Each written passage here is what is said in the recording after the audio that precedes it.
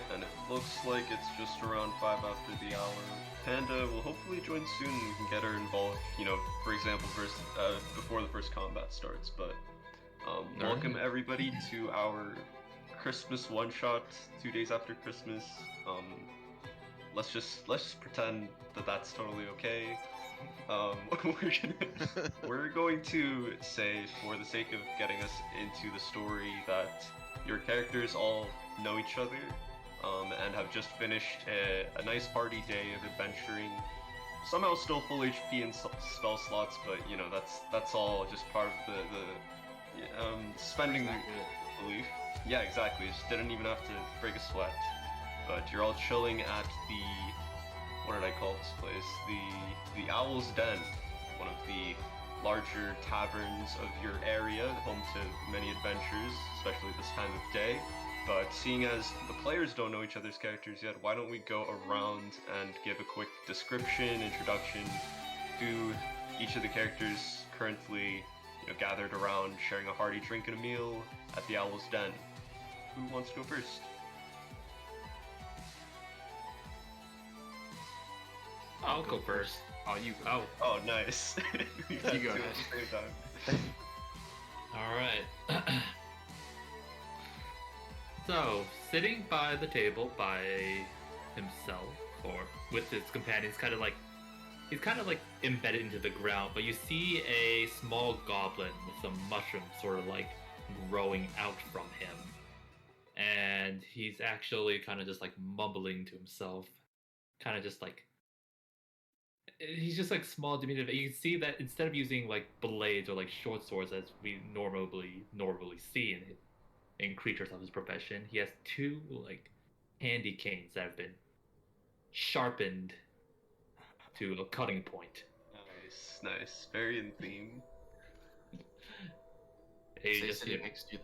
Sitting next to this little goblin, you see kind of a taller, very pale elf with like flowing white hair, a long, bright blue coat, and he has a drink in his hand. He just keeps shooting out little blasts of cold onto the drink to keep making it colder and colder. And every time he takes a sip, he makes a little sound. All right.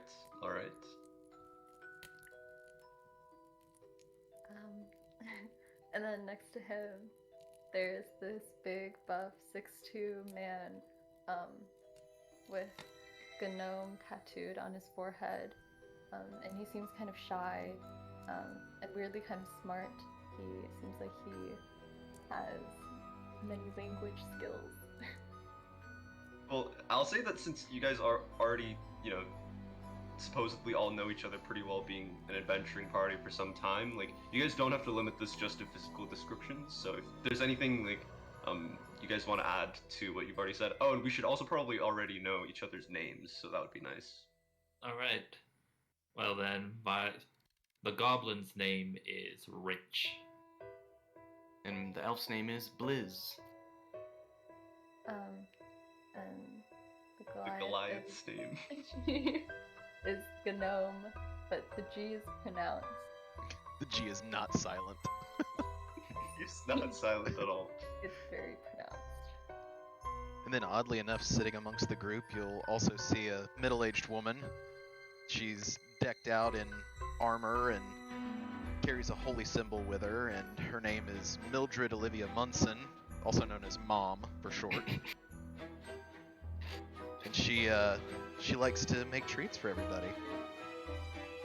So just to make sure, we have Wrench the Goblin, we have Blizz the Elf, we have Gnome the Goliath, and finally we have Mom the Cleric. Or Mom the... what is your race? Technically a shifter, but... Shifter. What is a shifter? Shifter is a humanoid, but they have the ability to Hulk out on demand. Alright. By the way, the music is a little loud compared to your voice at the moment. Let's see. There we go. Alrighty.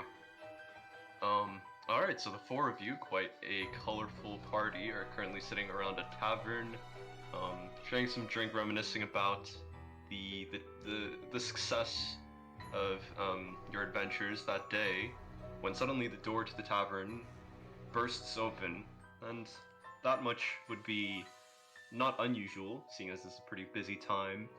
But what is unusual are that 5 very interestingly clad, stout little elves seem to walk in. Now, they're kind of different from very different in comparison to Blizz, for example, in that they all stand roughly between 3 and 4 feet tall, and are wearing some very brightly colored red and green garments. The 5 of them kind of walk in. They pay no mind to the sort of the waitress that's sort of asking if they want a table. They just start making their way directly in without taking a seat, just sort of walking around. And one of them, I'd say, catches your eye, and sort of you watch as they kind of hushed in a hushed whisper, kind of huddle together for a moment before they approach you all, sitting at your table. They come to about elbows height, even when you guys are all sitting down. The one in the lead, I'd say, will walks up to you, Mom, seeing as you probably are the most approachable from the group, and they say, hello, would it be possible to get some help from a group of adventurers? We're in a bit of a situation here. Oh, hello there, dear. Yeah, what can we do for you? Um, okay, I think it would be better for Thrin to talk about it. And she kind of elbows forward one of the I'd say one of the shorter of the elves at the moment. His face somewhat seems here it says shell shocked and withdrawn, whatever that means. He doesn't look like he's been having a very good day, let's say. Oh, you poor thing, you look like you could use a drink. Uh, and he kind of just seems to be faltering, kind of doing like the 2 fingers together thing. He's like, are we sure these people will help us? And he kind of looks at the others. Well, I mean, we're adventurous, don't you know? We're always up for a little bit of fun and a little bit of action. Well, there's been a bit of a problem where we live. Oh, you're gonna have to be a little more specific, dear. Uh, and he kind of just scratches his head. It's like he seems somehow very recalcitrant and unconfident in telling you anything. Oh god, let me guess. The North Pole. Is that where you need help? And at that, his eyes just light up, and he's like, how did you know?" Because I know you're kind, polar elf. You give us real elves a bad name, so you can fuck right off with your little help scheme. Now, there's no need for that language. I'm telling you, Mom, we can't trust these fucking little guys. Hey, One of the elves from the back kind of pipes up, and he looks kind of one of the more confident of the bunch, and he goes, "We're not polar elves. It's Kringle Elves." Ooh, Kringle, excuse me. In any case, Thrin here needs our help, so you guys better help us. And Thrin's just still kind of timidly sitting there, kind of scratching his head. Wrench will actually pipe up, and as he's kind of like playing around with the candy cane, he's like, "Yes, will there be presents given to us if we help?" And I'll say the one that talked to you first, the one that approached you, kind of looks like she's thinking for a little, and she says, well, we don't have much for coin, but we can promise you all nice list membership for life, as well as each one random gift from Santa's holiday bag of holding." Santa? Did you say Santa? Yeah, you don't know about Santa? Oh, I know all about Santa. The spirits of Christmas past, future, and present all whisper to me. I don't know what that is, but Santa's in the North Pole, and he needs our help. now I can't I like speak for Santa. everybody else. Oh, go ahead, dear. Oh, sorry, Mom. I'm down to go. Yeah, Santa seems cool. I mean, this time of year isn't always about the receiving; it's about the giving too. Yes, Mom. Wrench will just hop onto the table, drawing his sharpened candy cane and kind of pointing it in an elaborate flourish. I say, we go! This might be our one and only chance to meet Santa. And he stabs the table with the candy cane. Right, exactly. Yeah, you guys will be able to see Santa if everything goes to plan.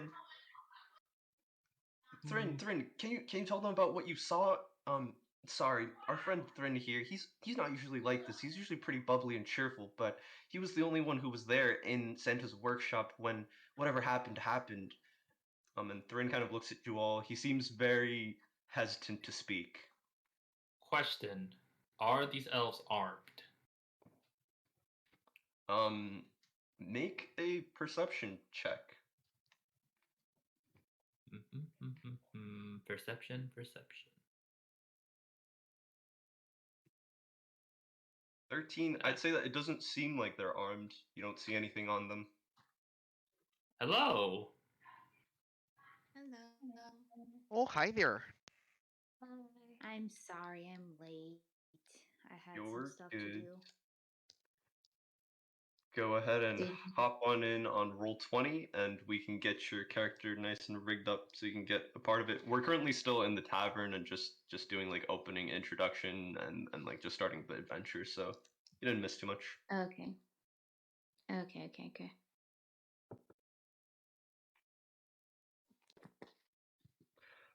And once you get in, I have a good way of getting you into all this. So Where is the yes. link to the campaign? It should be in announcements. Okay, I'm so sorry.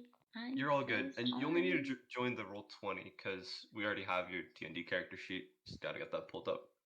But so yes, we just left off. No, they don't seem armed at all, Wrench.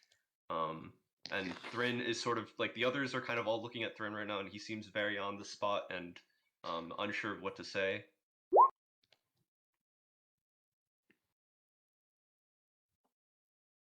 Well, I don't really like your kind that much, but I have to admit, Nice List for Life is a pretty damn good deal, so I'm down for this. Alright, would one of you like to try and make a persuasion check to get Thrin to open his mouth? I mean, I could try it since I've been talking Yeah, to I him. think you'd be the best suited Yeah, for this sure. moment. Let's just give that a try there. Persuasion roll. Oh, that's a 15. And Could I that's also guide just enough. myself? No need. That alright. just cuts it. And Thrin sort of taking a moment to collect his thoughts. I was in the workshop and we were getting ready with last minute preparations. And then monsters, um, frost spirits, some strange woman, Santa and Mrs. Claus are missing. We need to save the workshop. Oh, that sounds like an awful lot of creatures. Has there been a problem with that before, or is this brand new? And one of the others pipes in, it's like, this has never happened before. We really just don't know what's going on. We were out making some last second errands, and we really need some help from some capable adventurers, and we were wondering if you guys would be willing. Hold on just a sec. The great and mighty Santa was unable to deal with some puffs of cold and ice. I mean, Santa is pretty fat and old now, so. Well, Yes, now but he's the embodiment of generosity and grace and we're not all the sorts. spring chickens anymore. Some of us are getting older. Yeah, maybe he gave those spirits the win.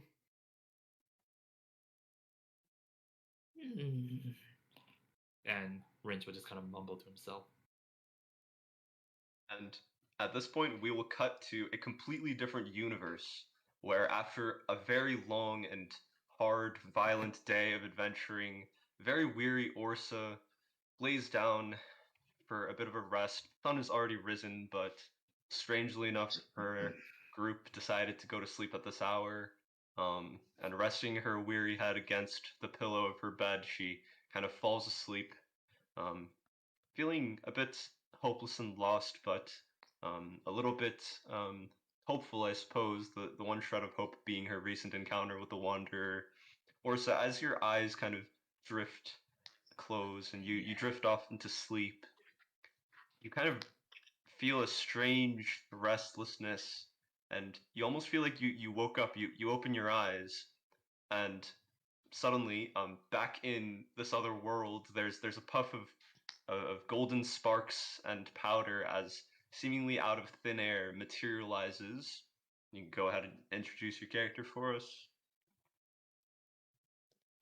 I appear as a not very tall figure, but I definitely compensated with my outfit being very not exquisite, but it's furry. It has bells. I'm carrying a flute in my hand, and you currently cannot see my face because there is a mask with 3 holes in it, and maybe sometimes you can catch a glimpse of my eyes through them, but most of the time they look dark, so you cannot really figure the emotions behind them.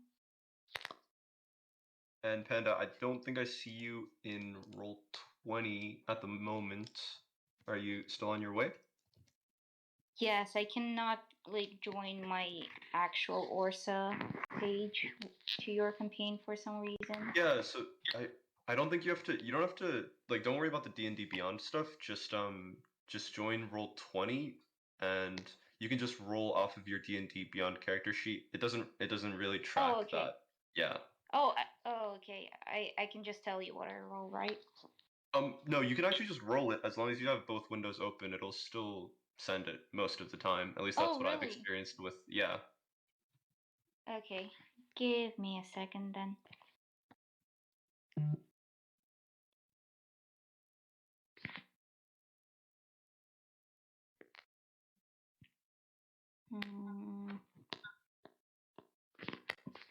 Okay. Launching right now. Ooh. Alrighty. Quick DM question. Would you say over this course of adventuring I would have had 2 hours to make treats? Yes, I believe you would have. Awesome. Perfect. Alright, Panda, I'll go ahead and give you control of your character. Hell And hopefully you can yes. move it. There's a wild Orsa appears out of thin air.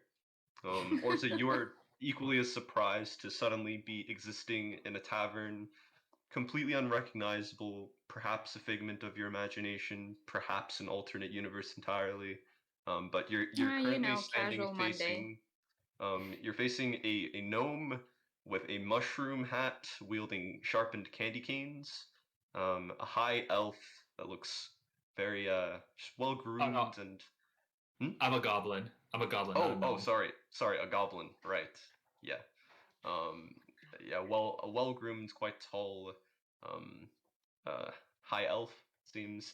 A Goliath, a hulking creature that appears to have gnome tattooed across his forehead, as well as a middle-aged woman in pretty darn nice sparkling armor. They are also currently surrounded by a bunch of small-looking creatures that you don't really recognize. They kind of look like elves in terms of their facial features, but they're very short. Shorter than you, actually. Oh, that's something new. Did she just appear out of thin air? I just appear out of thin air. Oh my God. You know how things do sometimes. Oh. Imagine like a Doctor Strange portal, and she just kind of steps out of it. Oh my goodness, look at you. Aren't you a cute little thing? Then Mom will come up and kind of tussle your helmet. Where did you come from? I just slowly turn my head up and say, "Hello, I'm Orsa. Nice to meet you."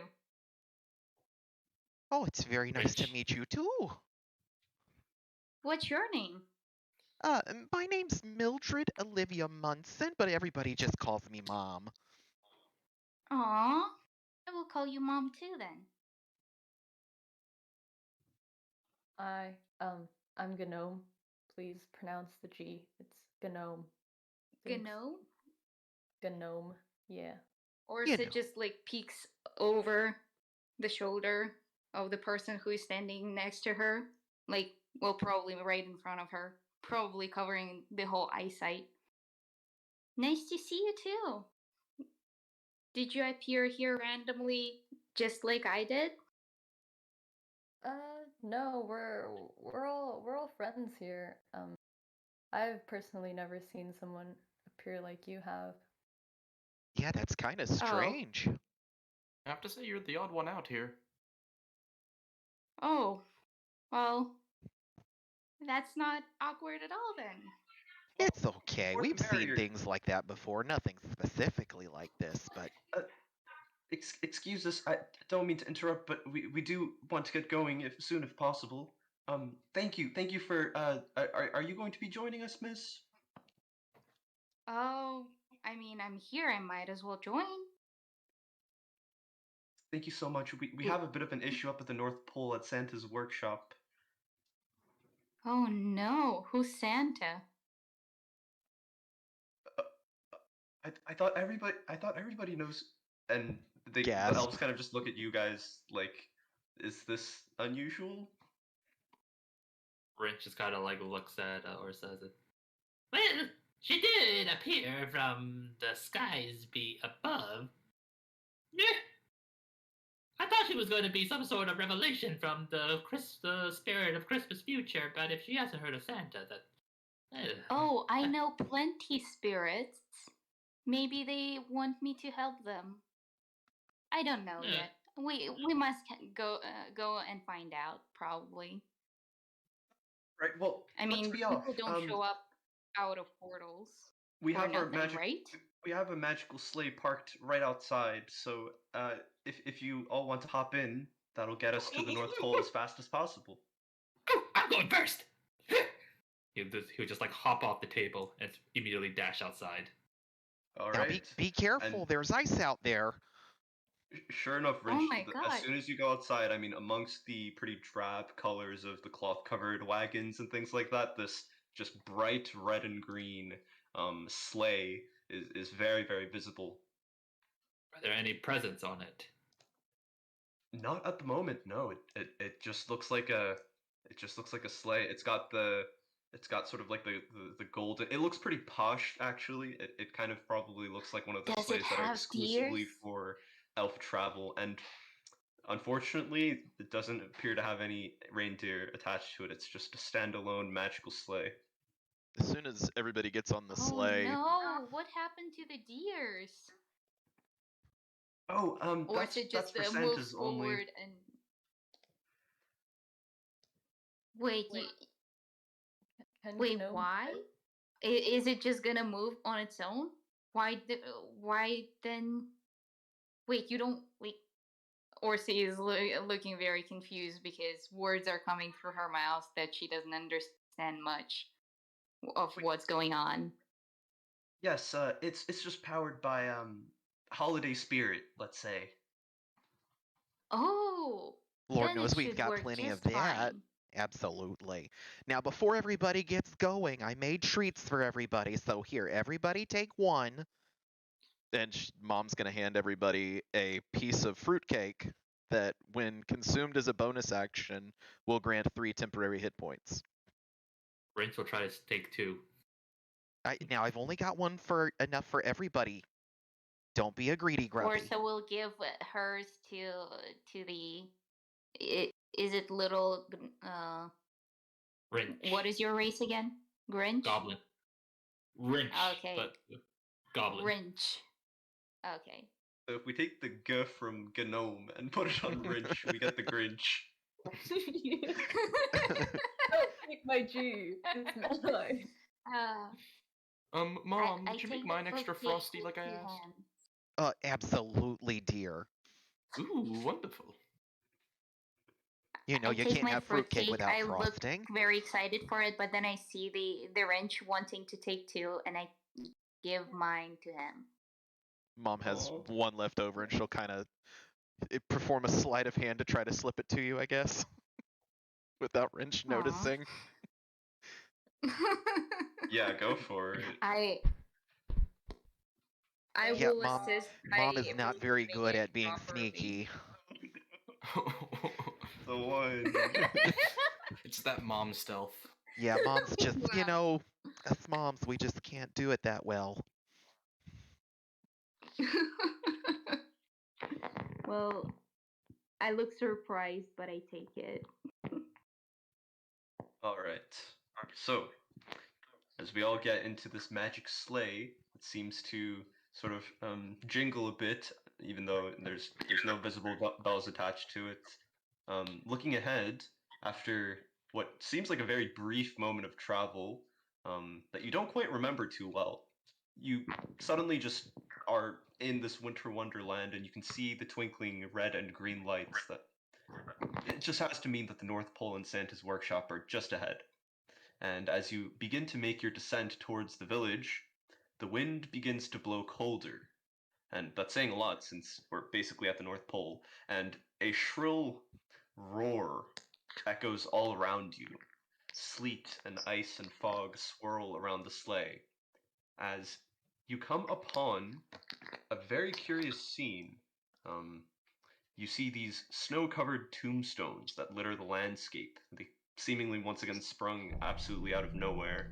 Um, Either the sleigh's moving incredibly quickly, or there's some kind of continuity error in the universe happening right now. But these gravestones covered in snow dot this snowy landscape with barren trees around, and suddenly everything seems a lot less jolly and merry than before.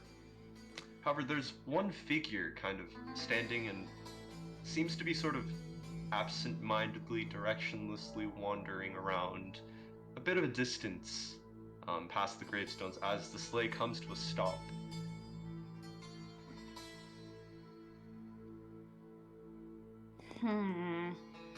That creature looks shady. Can I Those get of you who want better to, glance? go ahead and make perception rolls to go see what this figure might look like. Alrighty, give me a sec. Wait, sorry, is that under passive? It's under skills, so it's like the big column of all the abilities in the middle. You want to find I have a perception. total of 8.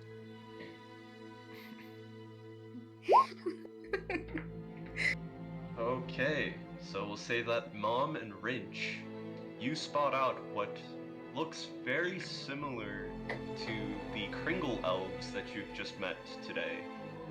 They don't seem to have even noticed the figure yet, though. They're kind of just looking around confusedly and saying, where are we? Why did we stop here? It's a shame. Oh no. It's the same shape and form as like the. So you said like it looks similar. Does that imply there's some sort of difference between them? Like even though I'd they say look you're similar. at a bit of a distance, so it's difficult to make out, the precise features, but they seem to be wearing the same kind of bright red and green clothing, probably about the same height. I'd say their face is a bit hard to make out at the moment, though, since you're a bit There? far away. Oh, it's just one. Just confirm. Yeah, it's just confirm. one. What's the surroundings like again? The surroundings are essentially just flat snow, with some snowy tombstones jutting out here and there. Can I get? Is there anything written on the tombstones? Yeah, you could go ahead and make an investigation check to see if you can dust some of the snow off. And how far is this mysterious figure away from us again? I'd say currently about 120 feet. Okay. And there's no cover between from where we are and the mysterious figure. Besides these tombstones, which I'd say are anywhere between a foot to maybe 2 feet off the ground, not really. Okay. Anything? Oh, with an 8, I'll say you try as you might, even sort of using your sharpened candy canes to scrape the snow off these tombstones. The snow, as you Take scrape it walk off, kind around. of just becomes denser and denser until you're trying to scratch it, and it's almost like the tombstones are made entirely of snow themselves. Now, would I be able to use my sacred flame cantrip and try to melt away some of that snow? I'd say, yeah. So you light up your sacred flame. We'll say that for flavor's sake, you can kind of, instead of making it a burst of fire, you can kind of have a sustained low burn going. Putting it up against the snow, you watch in surprise as almost the snow particles, rather than melting, you see frost begin to form around the flame of your hand. Oh, that's not good. Wrench will chime I in. mean, you're not Spirits are supposed in to play. fire tombstones, right? They just don't make snow like they used to. This would have worked. Back in my day, I mean. Excuse me. So snow works the same way? I mean, apparently not. It keeps frosting over my hands and I'm getting chilly. One of the elves Oh. calls from the sleigh, kind of poking you in the back. Do you have any idea why we've stopped? Do you know what that thing is up there? That big old shape up ahead? And I kind of pointed out to him. It's the spirit of Christmas past! I'm not Oh my god, sure, it's Christmas! but some kind of plot convenience is telling me that you guys should probably go check it out. I'm just gonna say hi. They're very friendly. Wrench will Oh charge. my god. All right. Wrench. Mom sees Wrench charge and she'll start shuffling off after him. Now don't go too far. So, as you start making your way towards this, what appears to be a snowy cemetery with this one lone figure, interestingly, the sleigh is completely staying put until you guys are making your way closer, and it kind of just follows slowly behind. The Kringle Elves are all still inside, kind of looking about warily, seemingly confused as to where exactly you guys are. And as you approach, something seems a little bit off about this figure. What you sort of thought was aimless walking around from afar seems to be almost more like a stupor, some kind of haze that it's fallen under. And as you get closer, you see that its features aren't really quite what you'd expect from a Kringle elf either. Incredibly sunken and almost dried out. I'd say around 70 feet away from him, in the middle of this cemetery, you guys reach sort of where the tombstones are the densest. There are these like pretty tightly packed lines, and it kind of turns and stares at you all, but remains standing there. How far away were we at this point? Around 70 70 feet. Could I... Do we have, wait, so you said we have no cover? At this point, I'll say that there are some lines of tombstones at this point, so if you really wanted to, especially being a goblin, you could probably crouch behind them for, I'd say, 3/4 cover. So with the 20 perception that I made, can I do a medicine check to see if something looks off about him? Yeah, go for it.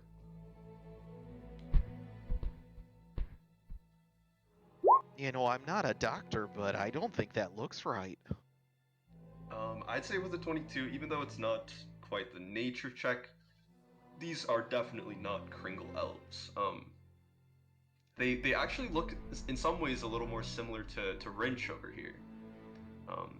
I'd also say that with the 22, you can spot out bits of sort of putrefied flesh that kind of show clear evidence of decay. Well, And yeah, it moved. that's... I'll The relay creature that moved. to everybody. Wait, the creature moved? I thought it stopped to look at us. It's Yes, kind the of creature shambling. is standing absolutely still now, but its gaze is just fixed on you all. Does he So it look did- scared? yeah. Does he look confused? Do we know? You can roll insight. Okie dokie.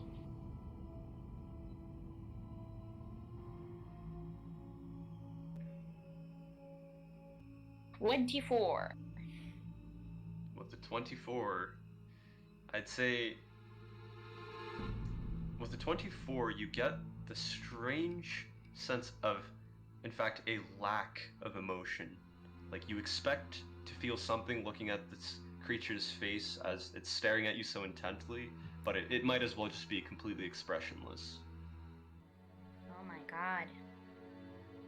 With mom's Right, so background, draw- Very perplexed. with mom's background, is she getting tingly from the sight of this creature, reminding her of anything? From your what's As mom's a cleric. background? I'd say Paladin, yes. probably. Yes. Okay. Yeah, with that medicine check and everything, you do get that bit of a sense that this might be something delving into the undead.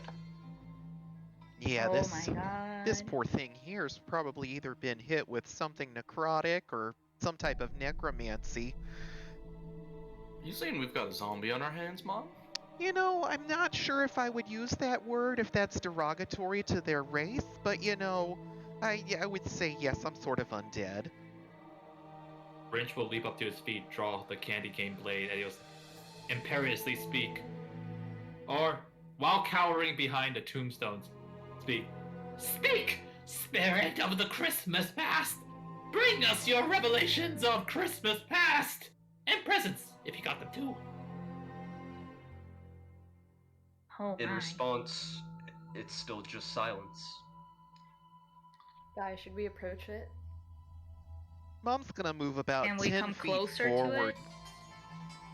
Yes, and as you begin stepping over some tombstones to make your way there, your footprints sinking about a foot into the snow. It's just still standing there motionless. Oh my god, it's more unsettling the closer we get. I'd say as you guys move away from the sleigh, the Kringle Elves sort of seem like they're debating amongst each other before one of them calls out, yeah, we're just going to stay here to keep the reindeer safe or whatnot. Question. We don't have reindeers. Oh, right. Insight check. Yeah, He's question. lying. So this, so this creature that we had before them. So you said it moved and all that stuff, but is there any like accumulation of snow on it? Like everywhere, I can assume there's already been some snowfall, So, right? So yeah, it's not snowing currently, but there's about a foot of snow on the ground. It doesn't seem to have any accumulation on it. So it's recently here. In that case, would there be any like sets of footprints that could be visible? Footprints. In order to investigate footprints, I'll say that you need to get within 60 feet. And so you'd have to be about 10 feet closer than the group currently, but you guys are headed that direction. Go ahead and roll Yep. investigation for me. Alright. Not my strongest suit, but yeah. Yeah, it's hard to tell. I'd say that there are a spattering of footprints just among the snow, but you can't quite get a sense of whether it's just, wild fauna making its way through, or zombies. Does Mom notice any holes in the ground from where a zombie may have pulled himself up from a grave, since we're around a lot of tombstones? That's Yeah, what go I'm ahead and make. I'll say for that. Any covers that it I'll say may it's have perception. came from. Yeah, Orsa and Mom can make perception rolls for that. That's just a 15.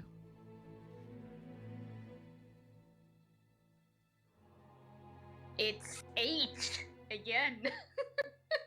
All right, so Mom, I'll say that sort of getting a better glance of the area and paying specific attention to the area right near this sort of undead figure is standing. You notice that the tombstone, sort of a few feet behind it, has a very characteristic area where there's no snow. It's sort of just a hole. Yep, this little fella's definitely undead. I'm gonna try to say something to him, and if he doesn't respond, I'm just gonna Sacred Flame his ass. Also, question: how dark Oh, is it right now? no. You see the moon in the sky. Yeah, Good characters without question. dark vision will be, I'd say, in dim light. Okay. It's a full moon, however, and that is enough to illuminate the area well enough that you can at least make out shapes and figures. So yeah, Mom's I guess gonna get within that 60 feet. She's just gonna call out and say, "Young man, if there's anything that you'd like to tell us, I need you to speak up now, or else I'm gonna have to hurt you." I'd say at Oh, that, that's nice thing to say. the figure just kind of cocks his head slightly, like he's trying to hear you better, but beyond that, he's just standing there. Huh. Wait! Nice. That It doesn't- moved! Yeah. Say something else! Say something else! So can you hear me? Just raise your hand. And I'd say that at this point, you guys are probably about 50 feet away from it. As you all sort of slowly make your way forward towards it as you call out to it, it actually somewhat begins to back away. Wait, is the sled still following us? The sled is waiting. No, there You guys are wouldn't. about 20 feet away from the sled at this point. The elves are inside. Did somebody also say that they wanted to make an insight check on the Kringle Elves? Because they can go ahead and make that as well. I don't think If anyone. not, then yeah. I will. Well, I mean, I can make an insight check. I mean, you I gave thought it I heard. away. I thought I heard somebody say that, but If The you offered it, spirits of blood convenience are talking to us. Mom's very interested in this undead thing. She's not paying attention to the elves. Yeah, I'm kind of Orsa done would messing around stop with the this. moment the creature would stop backing away from us. I'm kind of done messing around with this undead guy. I don't like where this is going. Me neither, to be honest. You know what, dearies? You just say the word and we'll light him up. Don't light him up, it's not nice. He didn't do Wait. anything wrong. let me see if I can catch it. I'm going for it! I'm going for the presents! And Oh. Oh boy. Wrench will charge. all right. And as you charge forward, Wrench, are you charging all the way to the goblin or to the undead figure? Yes. And he's going to be Alright. screaming out, "Wait! Spirit of Christmas past! You can't leave without giving me a revelation! That's not how this works!" All right. What are the rest of you guys doing? Mom's gonna jog after Wrench. I'm gonna cast I'm- magic stone yeah, and give I'm gonna myself 3 jog magic after. snowballs. Okay, you could do that. Also follow suit and draw my weapon. Yikula.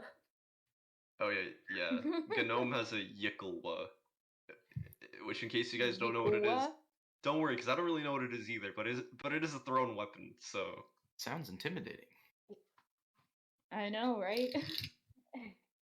All right, so saying as you guys are all sort of jogging, I'd say probably after Rinch. If there's any objections, let me know. I'd say that as Rinch, you're just probably dashing there. Mhm. Say you started about 50 feet away. If Rinch is dashing, you guys are jogging. I'd say Rinch gets there about 25 feet ahead of you guys. As you approach Rinch, it goes from backing away and then right around 20 feet away, it stops again. And as you continue charging towards it, you see its face break into a gruesome smile. Oh no. And as Can you I continue prepare to a charge dodge towards action? it, yeah, you can prepare a dodge action if you'd like. And as you continue to charge towards it, Rinch, you spot out of the corner of your eye 2 more of these figures that were sort of crouched behind 2 tombstones, kind of closer up towards it. And they as they emerge, they begin to sort of uncannily quickly make their way towards you, and it seems like you're getting collapsed on. I'm gonna have everybody roll initiative as we get into our first combat. Ooh boy. All right. But I have one dodge action prepared in case I don't go first. Yep. Hell yes. Jesus, Mom's just gonna bring up the back here, kiddos, okay? Wait, sorry, where's initiative? Oh, so initiative is in the top right-ish. It's just like its own little square that says initiative on it. Jesus Christ, I cannot find it.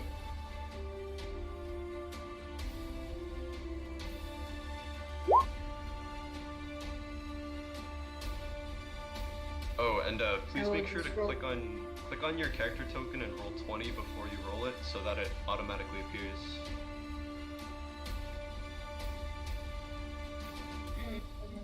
Do my roll here? No, I actually don't I see don't them, think- so I guess it didn't work. Yeah, can you just add me and rate 11? Mm-hmm. Wait, should I roll again then? Yeah, go ahead and roll one more time for me, and I'll just put in your 14, regardless of what you roll. Is Yeah, that it was very music's close. still an okay volume for everyone? Yeah, Okay, good. and thanks again to Brass. I asked him if he could DJ for our session today, because I'm not currently at my usual setup. Don't have all the music stuff. Alright, I'm gonna go ahead and move you guys to this sheet. I'm pretty sure it's pretty much ready now. This is the epic version of We Three Kings, so... Alright, Rinch, I'll let you make a quote-unquote surprise round against this this zombie goblin if you'd like to. I have surprise. Yeah, I'll say that you get a surprise round. What? Okay. All right. That doesn't bode well, but so Wrench will immediately say, "Try the blades. Very well. May the beard of Saint Nicholas smite upon thee."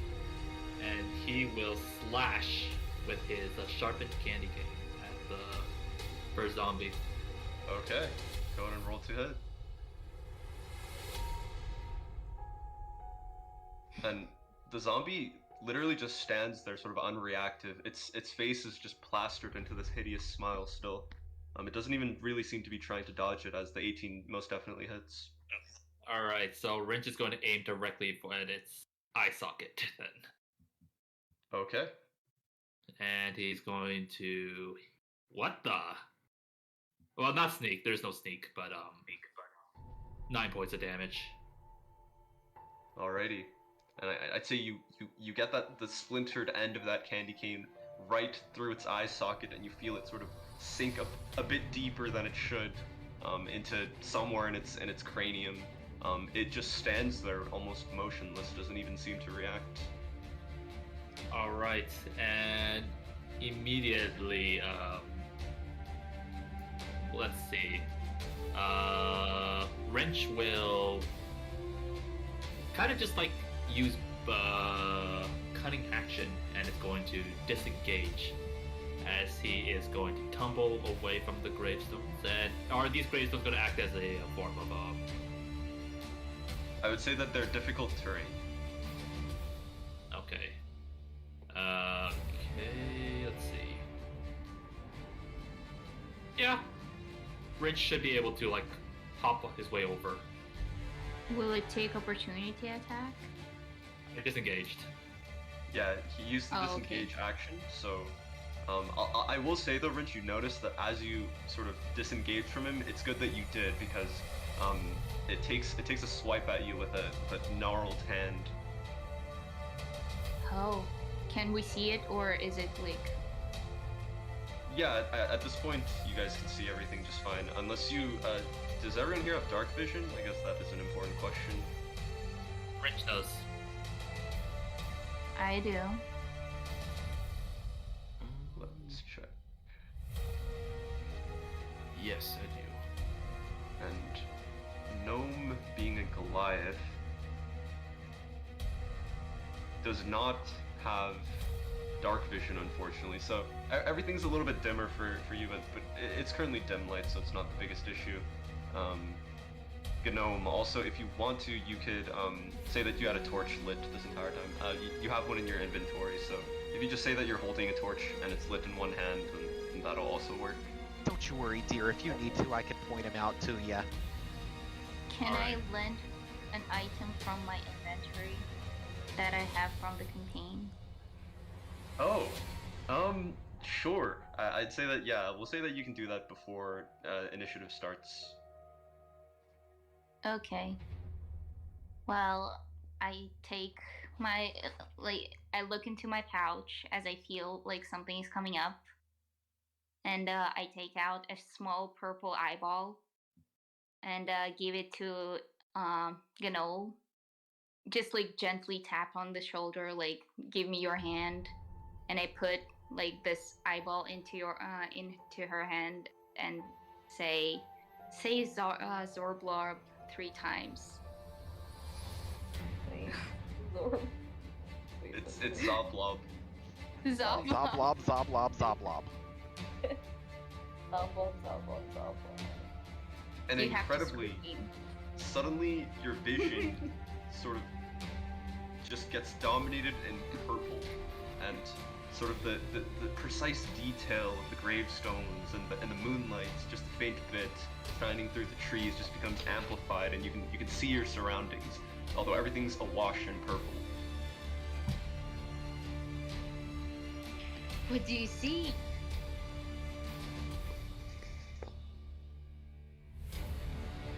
Well, either way, Wrench is going to take cover behind the nearest tombstone, and he kind of shouts out, "Fellows, the trial of the blades has continued! Each one represents the spirit of Christmas! Kill them!" Right as you say that, Wrench, and you get to the top of initiative, you hear the sort of horrendous sounds of snow being lifted from the ground as looking behind you from all corners rise from the snow more of its kind. It seems like they had lied in wait, making some sort of an ambush for you guys. As at the top of the turn order, we'll have we'll start with Gnome actually. Wait, sorry, my audio cut out for a second. What happened? So, as you can see on Roll20 on the battle map, more of its kind have emerged from behind you guys from the tombstones. For some reason, I can't see the turn order. I only see Orsa Yeah. and the zombies. That's weird. I know that that's been an issue before for me, but I don't quite know what causes it, unfortunately. It's okay, dear. You just let me know when I'm ready to go. Alrighty. Splendid. But yes, Gnome, so you have on your turn your action, your bonus action, and your reaction, as well as 40 feet of movement. For my action, can I attack with my... And you claw? seen purple. Yeah, you can see everything because everything's purple. So you want to attack with your Yakua? Yes. Okay. Let me take a look at the range on that really quick. It's 10 to 30. Okay, so it's 10 to 30, so basically what that means is you can hit things up to 30 feet away, but if you attempt to do that, then it'll be with just... That's a natural 20! We'll say that you... Nice. Sure, so since you want to be trying to hit things within 10 feet of range, basically because that lets you hit more accurately, right? So, go ahead and point at with your measuring tool, remember the ruler with the circle around it, at which one you want to hit. Wait, so I want to be closer? Yeah, you want to be within 10 feet when you throw the Yakua. Wait, why am I drawing? Okay, you're using the drawing tool. That's good enough though. I got it. So go to move yourself like 2 squares closer to that guy. That'll be 10 feet of your or 15 feet of your movement since you're crossing over Tombstone. Like that. You need to pick the exactly. Okay, great. You did it. And you go ahead and throw your Yikulwa at it. And for the purposes of this, we'll say that it looks like a curved blade, very exotic looking. It kind of boomerangs through the air, and with 16 piercing damage, it just lops off the top half of its head, revealing the grossly rotted and decaying brains underneath, but it kind of stumbles for a second, but other than that, it seems okay. Wow. That one is not kidding around. So much damage. Yeah, that's Gnome. He does that a lot. Really? Alright, so having thrown your Yikawa at it, you get one more attack on your turn. Okay. Wait, if I throw my Yikawa, is it just gone now? It's over So there. I'll say it sort of lands at the zombie's feet. So if you go and walk all the way over to it, you can pick it up and attack again with it if you'd like. But the zombie's still standing. Yep, Right? it's still standing. Okay, then can I walk up to it, grab it, and use the Yikawa as a melee? Yeah, exactly. So you can go ahead and expend another 10 feet and move that one square closer to it. And the reason why it's 10 feet instead of 5 is because we're walking through difficult terrain, which is like the tombstones, so you have to sort of carefully step over them. Make sure you have the cursor tool selected, yeah. Okay. So picking the Yikawa off of the ground, you can go ahead and make your second attack against it. And that is an 11, which still hits for 10 piercing damage. You guys watch as Gnome first lops off the top half of this zombie's head and picks up his weapon and then lops off the rest of it. With 11 damage, I need to make a Constitution saving throw for this guy. And meets it, beats it. So now you just have a headless a figure that is still somehow standing currently. Oh. It definitely seems like it's on its last legs, though.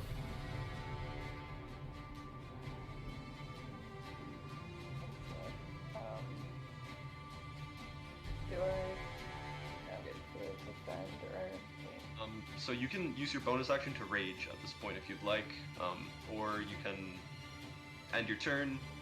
I believe that's probably it. Keep in mind though, you only get to rage 3 times a day, so you want to use it pretty sparingly. I think I'm just gonna end the turn. Alright, awesome. Alright, and then with that, we have Blizz.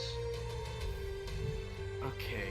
I think Blizz, he's gonna take his direction to the two undead on the top right there. He's gonna kind of point in the space in between them and cast Spike Growth, and he's gonna kind of pull out of the ground like thousands of little like ice spikes out of the ground into the area that they're standing on right now. And you said centered on Like right here.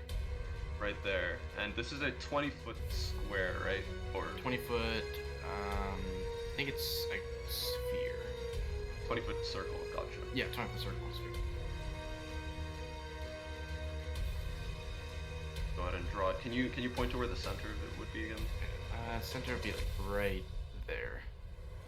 Okay. So I'll readjust it afterwards, but if it's 20 feet, and is that 20-foot radius? 20 foot radius. Oh, okay, so that's very large. We're looking at more like this. Awesome. Okay, so I'll go ahead and move that to where you wanted it, somewhere around. Would you say that you don't want Wrench quite in it? So... Yeah, I definitely. Yeah, make sure that none of our allies are in it. Okay, cool. So I'll just place it right here, and Wrench, I say you take a quick, like, one step back as you watch these ice spikes emerge from the ground. Now, every creature that moves within it takes 2d4 for every 5 feet it moves. And I'm guessing they take some, like, initially. Oh yeah, I think it's when they enter too, so go ahead and roll the damage for that. 5 that's damage. 5, and what type of damage is this? Oh, what is it? Piercing, I believe. Yep, you're right, piercing damage. Okay. And you watch as these icy spikes begin to impale the lower halves of these goblin zombies. Alright. So that's Yeah, and it's for every 5 feet they move, they take more damage. Oh, okay.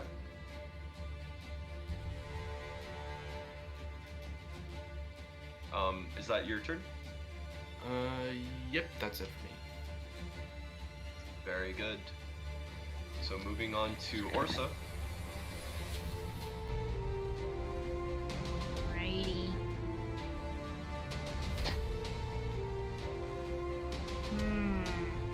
They don't look too aggressive. I mean, they don't protect each other like.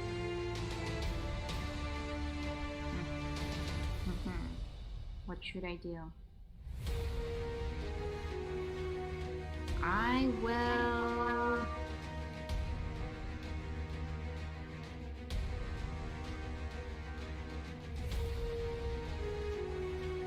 No one is been hit right yet.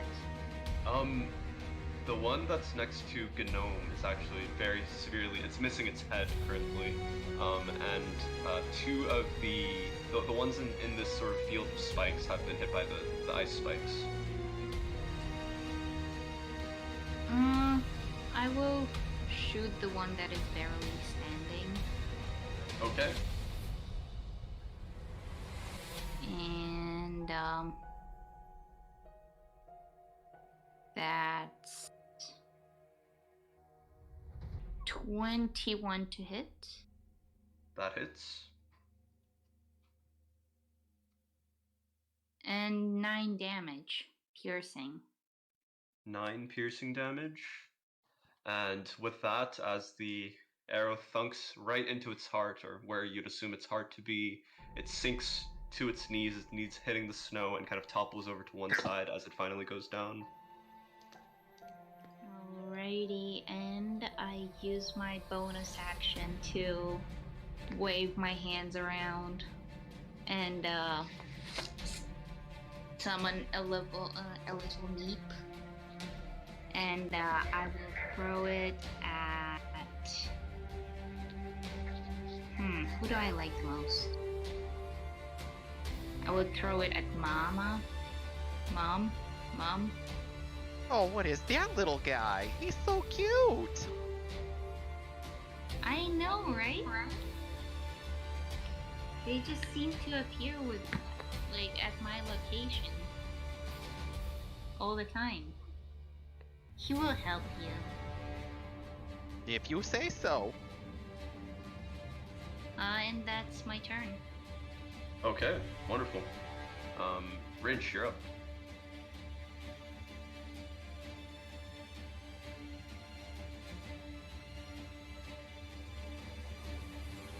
Rinch? Oh, sorry. Alright. Can I get a description as to what the other, where they might be focusing their attention? I'd say each of them is sort of making their way with arms outstretched towards the closest target to them that's not another goblin zombie. And with the ice spikes here, they're inhibiting their movement. So the spikes are impaling them every time they take a step, but other than that, I don't think does it inhibit their movement? Is it difficult terrain? Yes. I think it's difficult terrain for everything that's in it. Okay, so sure, it's difficult terrain. I'd say that looking at the zombies, though, they don't really show any signs of letting up. Alright, in that case, Rich is gonna say, "Great! Maybe there might be more than 3, maybe these might not be spirits. So, in the ancient tongue of goblins, there's only one solution. Murder! But before that, into the shadows I go." Bonus action, he's going to attempt to hide among the tombstones. Okay. Alright, so stealth check, correct. Yep, go for it. Alright. Very much noted. I'll go ahead and... I can do... I'll set up it. Well, actually, no. Yeah. And actually, Wrench is going to So the snow is about like 1 feet tall, correct? Yep. Or so actually this would be about maybe like knee deep or like maybe up to Rinch's waist. So Rinch is actually going to, using his stealth, he's going to burrow underneath the snow, and he's going to burrow kind of like right underneath Mom. And he's kind of mining around like a bit like a prairie dog. And Rinch is going to take the ready action, so that if any of these creatures get close to Mom, he's going to strike. Okay, that sounds good. So Rinch is buried under the snow, and I'll say, yeah, with the foot of snow, it's pretty hard to even tell that he is there. Alright, and that'll be Rinch's turn. Great. Alright, so coming up on the zombies' turn order, I'll say first, the ones in the spike growth are just going to almost like, as if there are no spikes here, just continue to trudge along forward. So every 5 feet they walk forward, they take 2d4, right? Correct.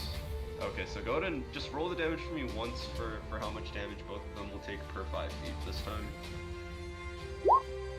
2. Oh So that's 2, 4, 6, 8. And that is all of their movement. I will go ahead and roll the save for them. Yeah, I'll say that as this first zombie comes closer through the spikes, each step it takes, the ice spikes just impale more and more of its legs until it literally starts getting shorter as it comes towards you guys. And Watch your toes there, boys. By the time it comes up to where it's standing right now, it's just almost completely missing the lower half of its body, but it still just seems like it's trying to come towards you as best as it can, but that's all it can go for this turn. I'll go ahead and move the same for the other one. This one was a bit healthier, so it doesn't seem quite as on its last legs once again, so to speak. But it's still looking pretty hurt. As for the other 4, I'll say that these 2 come towards you, Orsa, and these 2 come towards Mom, and this will trigger Wrench's ready action. So you can go ahead and you can strike against whichever one you'd like here. Alright, I'll just strike it whatever. They're pretty much the same, so Okay. So he's going to take a candy cane and he's going to like lunge forth like a viper, and he's going to jab it straight into the gut. And does he have advantage because of stealth? I'll say that you have. Yeah, I'll give you advantage on this since you are stealth with 13. Okay. In that case, the candy cane will go plop and is. Oh wait, let me just roll one more time. There we go. 17 hits. Alright, so Wrench is going to see how deep it goes. Wait. There we go. 15. Oh, whoops. It wasn't responding, so just go for the first one. Okay. Yeah, so the total damage is 15 first hit. As you sink your candy cane all the way through its gut, comes out the other end, kind of just snarls at you. And Wrench is going to actually use a special ability. As the candy cane slides through the flesh of the undead monstrosity, you're going to hear the faint tinkles of sleigh bells and a ghostly ho ho ho, as he's going to use Wail from the Grave. Alright. Can you put that in the virtual tabletop for us? Sure. Well, Is it just the 3 necrotic damage? yes. Okay. And is which creature are you targeting with this? Let's see. I'll target the undead creature right next to Mom as well. Which can you point to it? Like, So this one right here? yes. Great. Alright, so as these wails of death echo through the air, it's going to seem to get slightly battered by the effect. Nothing too terrible though. All right. Alright, so that is your ready to attack. Gonna go ahead and make the attacks 2 against Mom, 2 against Orsa now. It's a 20 and a 17 against you, Mom. The 20 will hit, the 17 will not. Okay. So it's a 4 bludgeoning damage. As they both take sort of vicious swipes at you with their gnarled hands. The other 2 are gonna take swipes against Orsa. Oh no. And it's a 12 and you guessed it, it's a natural 20. I'll say one of them, instead of a swipe, it decides to give you a chomp. It just tries to bite into your shoulder. Oh no. Or, Well, the first one doesn't hit, the second one hits. and that's going to be, with the nat 20, it's going to be 7 whole bludgeoning damage to you, Orsa. Oh no. As it just bites a solid chunk out of your shoulder. That's going to be the zombie's turn, I believe. Yep. And so we're at you, Mom. Orsa will look very confused and betrayed. So I sent you a token Uh-huh. in the DMs, but Oh, you sent me a token. I see. Yeah. So, Mom is not very happy with what these boys have been doing, and she's going to summon her spiritual weapon. Okay. Oh, what is this gonna be? So, Alrighty, where would you like to summon this? I'll give and you she's control. gonna put it What right. is it? She's gonna put it right behind this one right here. Here, go ahead and place it yourself. Oh. She's gonna summon it right behind him, and she's gonna give him a big old whack on the fanny. Okay. Cause that's not nice. Hold on, let me find spiritual weapon and cast it real quick. Go ahead and get that in there. So that's gonna be a 21 to hit. And that most definitely hits. And oh, it looks like it already rolled the Oh, damage. So yeah, yeah. it looks like it. So it's gonna that'll be 8 damage. 8 force damage to him. As what is this? A spatula? No, it's a paddle. It's a spanking A paddle. paddle. Yeah, you give him a good spank right to the butt. Your paddle. Is Kind he- of jolts forward. Is he still standing? Oh, yes, he is. Then I'm going to use my action since that was a bonus action, and I'm going to hit him with a Sacred Flame. And that'll be a dex Okay. save for him of 15 or more. And that's a 3. So let me go ahead and put that in the... So that's going to be a whole 4 radiant damage. 4 radiant damage, Hell and yeah. it's looking pretty beat up. It's still standing though for the moment. The 2 of them are looking quite similarly beat up though. The ones next to you, Mom. Oh, so he was attacking. So Wrench was attacking this one? I Yep. believe so. Oh. Yes. Oops. Never mind. Okay. What's done is done. All right. So this time we'll say Blizz, you can go first. All right, I've got just a few clarifying questions here. Mhm. First, would you say that here, kind of up in the North Pole, would it be stormy conditions out right now? Currently, the night sky is actually just like partly cloudy, and the full moon is visible. All right. And then second question, if I had something that does damage anywhere to anyone that's within 5 feet of it, would I be able to cast it kind of like back here on this square so it would hit these 2 and not Orsa?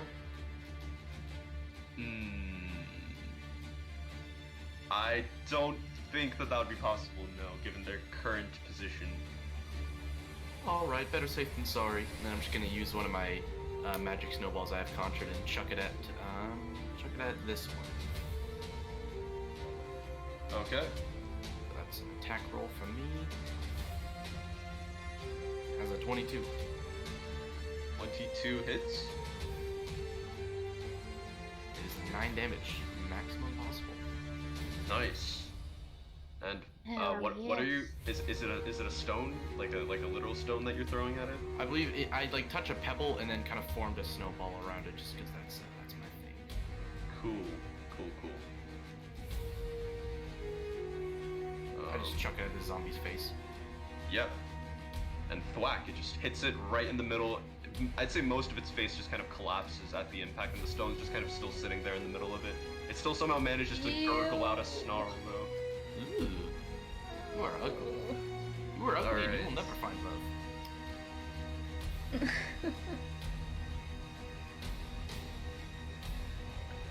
Oh, and I'm gonna use a bonus action to conjure up the Okay. Sounds good. plunge to 3. Alright, so if that's your turn then, I believe we're at Gnome.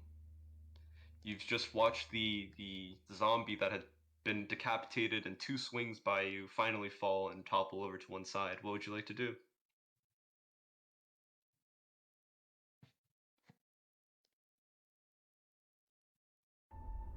Gnome? I am thinking. Oh, okay. I think.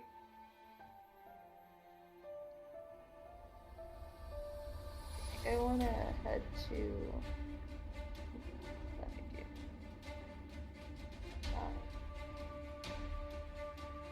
Did I help someone? So click on the cursor. However, because you are crossing over difficult terrain, I'd say it's that's 20 feet plus. Yeah, you can still get there since you have 40 feet of movement, being a barbarian. Okay. Yeah, I'm gonna go there. All right. And that one is currently just basically the upper half of its body. The rest has been ground away by these ice spikes. That's cool. And I want to whack him with my Dippola. Okay. Go ahead and give him a whack. And a 12 hits, and with the 4 piercing damage, go ahead and make a con save. You smack him with the Yikuwa, and it kind of smacks into its side, and you rip the blade back out, and it's still just kind of looking at you and snarling. Alright. Okay, and then. Wait. You get a second which attack on your action. Which one was the one that the Grinch was attacking? It's the one right there, yeah. Okay. And then I want to throw my Yakoa. Oh, go for it. And 9 piercing damage. Let's see. Plus.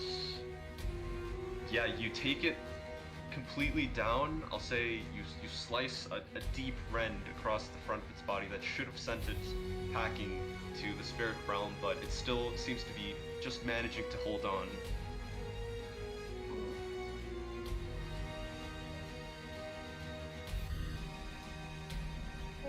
I think I'm done. Alrighty. Orsa, you're up. If I move right here, will it call? Will I be still like they will not take No opportunity opportunity attacks, attacks. right? No opportunity attacks, yeah. Okay, I will move there and I will thunderclap. Okay, so is It's that 15 Constitution save, and and it's an 18 and a it's 15, unfortunately. 8 damage too. Okay. Then. Okay. Then it's nothing. Oh, it doesn't do anything? Unfortunate. It does make a very I don't loud think so. roaring thunder clap, though. Constitution. Yep. And that's a cantrip, right? So that most cantrips, if they Yep. succeed the check, they don't take any damage. So, all right. So that's your action. Yep.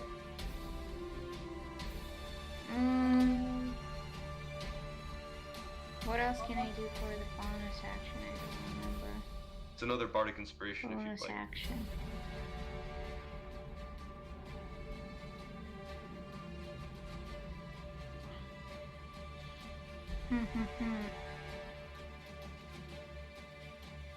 I will bardically inspire the closest person to me.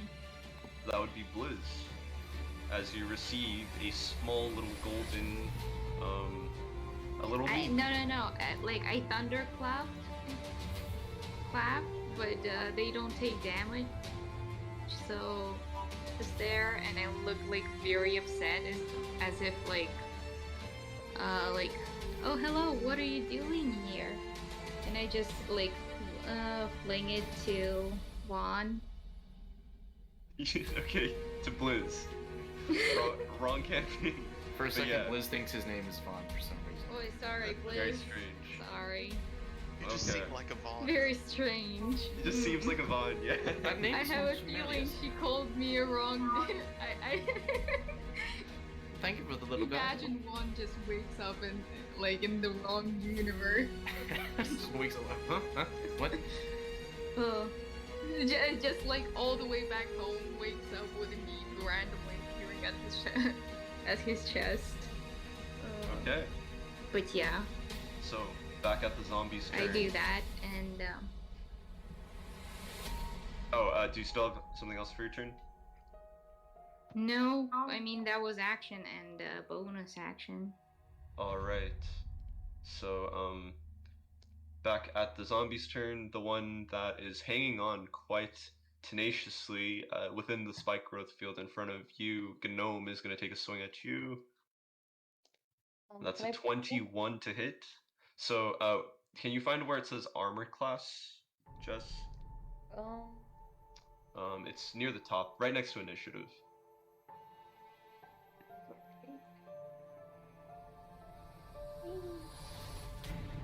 What's called? Armor class. You see like That the would be, 14 yeah. right next to initiative? Yes. So yeah, that's your armor class. 21 is unfortunately higher than it, so it will be able to hit you for 7 bludgeoning damage. And it just kind of rakes its claws across like your kneecaps at this point. It's very short, but still 7 bludgeoning damage as this one's actually gonna start making its way towards you. Blizz will say this gets it out of the spike growth for can you roll the spike growth damage again? Yes. 5 damage. Okay. As it takes a swing at you as well. That's another 21 to hit. Sheesh. Yes. Okay. These zombies have a +3 to hit, by the way. So that's 7 bludgeoning damage. Again, that's max damage. I don't code the random number generators, you guys. But okay, so that's 7 bludgeoning damage to the 2 of you. The 2 next to Orsa are also gonna make attacks. Okay. So we have an 11 and we have a natural 4, or natural 1. Hell yes. Okay. So no damage against you, dodge. Orsa. You dodge nimbly. Mom, you're gonna get 2 attacks as well. Another nat 1 and a 6. Those both will not hit. Okay. And you know what? I'll say with the nat 1s, the zombies kind of just decide to swing at each other. So I'm gonna roll 2 damage dice that they hit each other with, and alrighty. So that's 4 damage to 2 of them. And that will be their turn. Mom, you're up. Mom's gonna move her paddle over to this fella right here.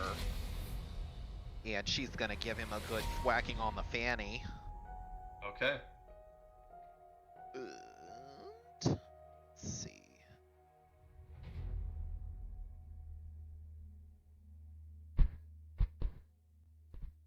That's gonna be a 23 to hit. That definitely hits. That's gonna be a whole 7 damage. Alrighty. And see what they roll for this. It's 10. And that actually takes it out. That paddle hit manages to just, it crumples to the floor, and it doesn't seem to be moving. And then with Mom's bonus action, she's going to cast Sanctuary on herself. Alrighty. And anything that wants to take a swing at her from now on is going to have to make a wisdom saving throw. Okay. And she's going to try to back up and go back to back with this Mr. Blizzard over here. Where are you going? You're my Alright. cover! It's going to be an attack of opportunity. He'll make the wisdom save and see how he does. That's a 5, so never mind. So he can choose to hit himself if he would like. I unfortunately don't think he'll quite do that, but it was a good attempt. Just checking. It's alright, Wrench, you've got him. I've got faith in you. Alright, so moving back to the top of the initiative, we'll start with Gnome this time. What would you like to do? Okay, this time I would like to melee attack Mhm. the one in front of me. Also, Gnome, I don't know if you're just doing this for flavor, but if you melee attack him with your Great Axe, it will do a lot more damage than your Gikula. Okay, yeah, then I'll use my great axe. Great. For 12 to hit, and it's the one right in front of you, correct?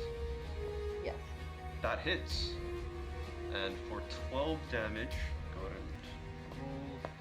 It still seems to be standing. This one is just apparently immortal, or it just woke up and decided that it was going to be immortal. You just thwack off. You just thwack clean through its torso, and it's literally just in 2 parts, but it's still snarling at you and sort of clawing towards you with its arms. Dang. Alright, then I will whack it again. Okay, go for it. And an 11 hits for the 6 slashing damage. And the 6 takes it out, actually. As, I'll say it's in 2 parts. You cleave it into 3 parts once more, and then it finally stops moving. Yay. Okay. Cover wrench. Okay? Hey. Aww.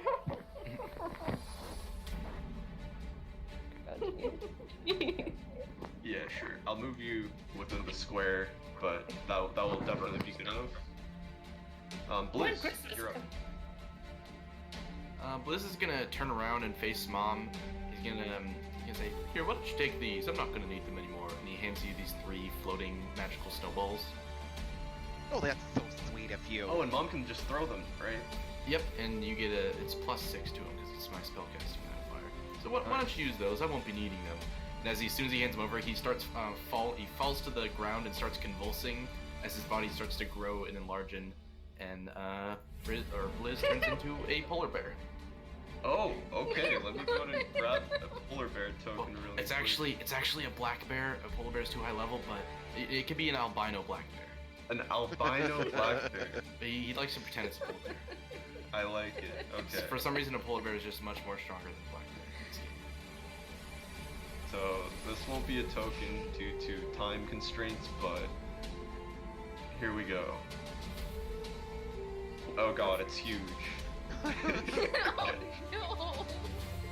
Alright, I'll go ahead and put you over here, but pretend you don't exist. You're just a polar bear. He just Oh, gives you a nice and it's large, right? So we're Yeah. going to make you big. Try to make it a square as best as I can. a black. Well, technically, it's only medium. If we're Oh, okay, cool. Never mind. Keep him big. He's a poser polar bear. He doesn't like to talk about it. He's painted white. He doesn't get out not a lot of sunlight. And that's my turn for now, because that takes a whole action. Okay. So as you enter your wild shape, we'll go to you, Orso. Oh.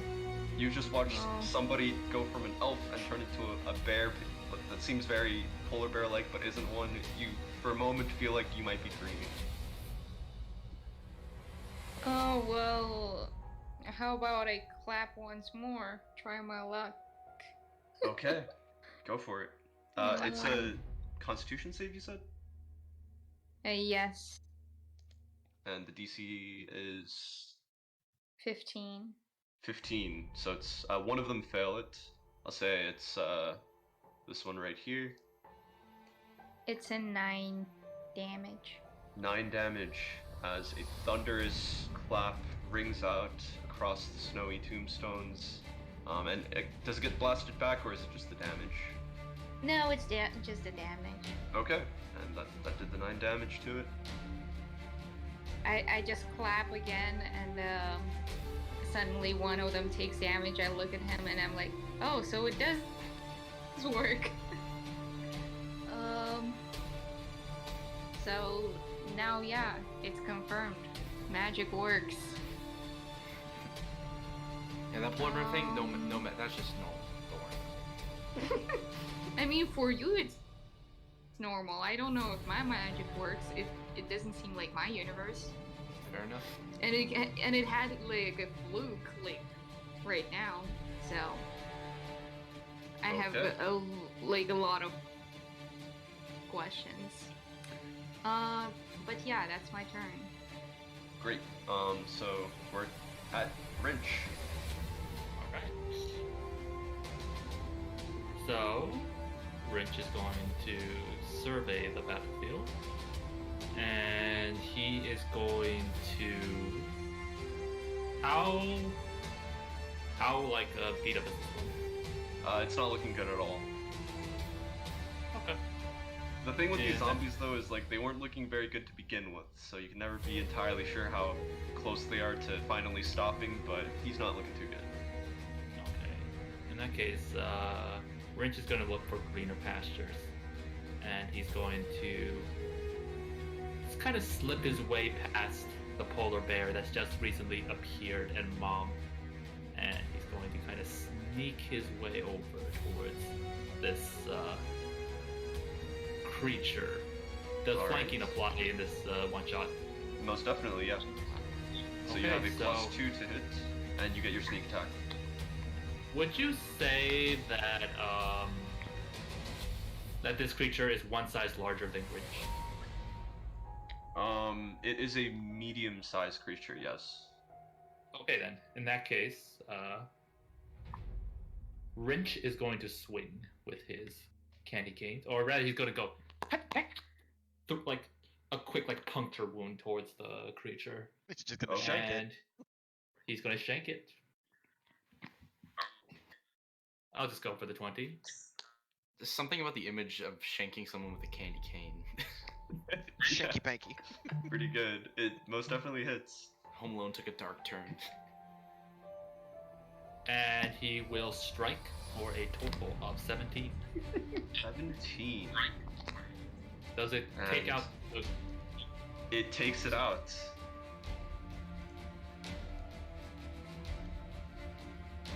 Alright, in that case, because Wrench is dual wielding candy canes, can he move to make another attack against another zombie? Yeah, you can.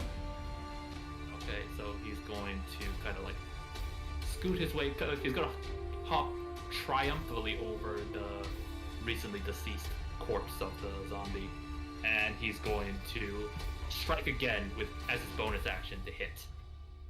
Okay. An 18 hits. You can roll the damage, but no proficiency bonus for this one. Yep, just 1 point of damage. 1 point of damage, and this shank wasn't quite as devastating, but still got that 1 point in. Mm-hmm. All right, will that be the end of your turn?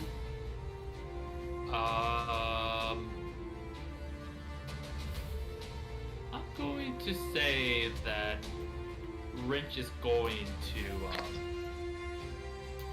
he's going to move without disengaging, but he's going to try and hop over this set of gravestones and duct tape cover.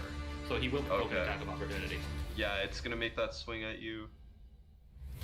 It's a 14 to hit.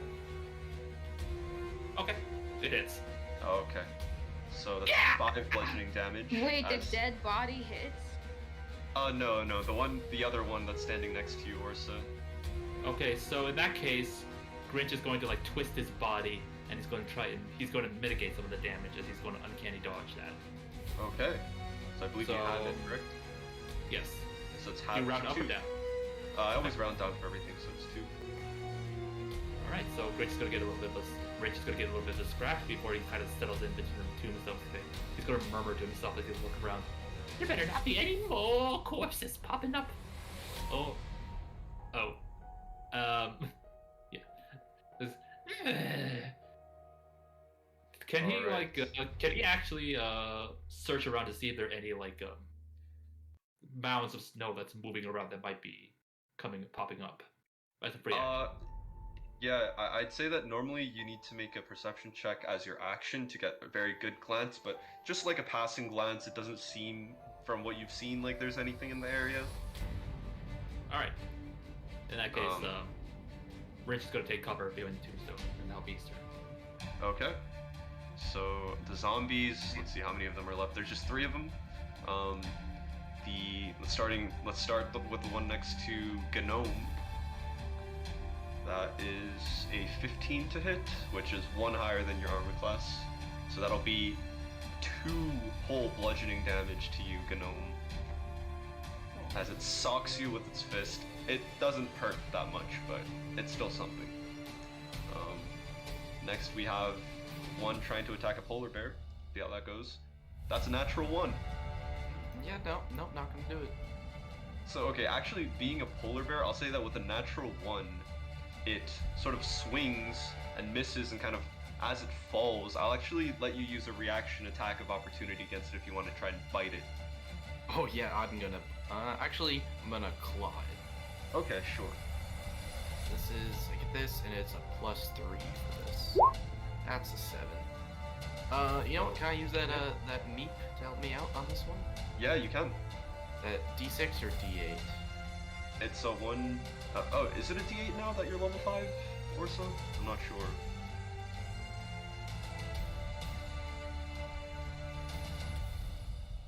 Let's see. I believe it's still a D6. Oh no, it's a D8 now. Yeah. Sweet. That's an extra 2, so that's a 9. Oh wait, no, 7 plus 3 plus 2, so 12. Yeah, and a 12 hits. A 9 would have hit too, actually. Oh wow, jeez. these guys suck. Okay, now I get 2d4 plus 2 slashing. That's 6 damage. And it's actually going to be 6 damage plus 1 radiant from as this meat explodes into a cloud of dust as you slash at it with your claw. And with that 1 point of radiant damage, actually, this zombie doesn't get to make a Constitution saving throw to see if it survives that attack. It is out. Ah. Oh, I just deleted it. Okay, it doesn't get deleted, but okay. It falls to the ground. It's not moving. As for this last one, it'll make another attack against you, Orsa. For 10. 10 to hit? Nope. Okay, so it's a swing and a miss for them. Mom, you're up. So, quick question. The spiritual weapon, if it hits, is that me attacking, and does that break my sanctuary? I don't think so. I'll say no. But don't, I will say, word of disclaimer, guys, this is the one-shot, so don't quote decisions that I make during this one-shot for the campaign. That Yeah, might Mom change, has- but I'm not really gonna I look was that like up right dictating now, so. everything you've been saying, so should I get rid Oh, really? Yeah, you should probably dump it. But, The only person that this would really apply to is Darius, but I don't even know who Darius is. Yeah, exactly. So let's go ahead and, yeah, this is its own parallel universe where the DM's So house we're- rules can be a little different. We're gonna smack that Heine. Okay. And just for fun, because I saw what that radiant damage did, I'm gonna pour on that 1d8 just for the little Okay. extra bit of radiant. Go for it. For an extra 6. It still That'd be a hits. 16. I'm just gonna go ahead and market that right now, if you if you don't mind. That's gonna be 11 damage plus whatever the little meat does. It was so cute. You know what? I'll say that. You actually paddle almost like ping pong. You paddle the meat into the zombie as it explodes into a shower of golden sparks, and it collapses onto the ground. Hell. And then just in case, so what was, I had it right here, right? Did I already move it 1 square? Yeah, you already moved it. Okay, so it's 1, 2, 3, 4. So wait, 2, 3, 4. So I'll move it there just in case I need to move it again next turn. Just Alright. depending on what happens with this other guy. Is that your turn?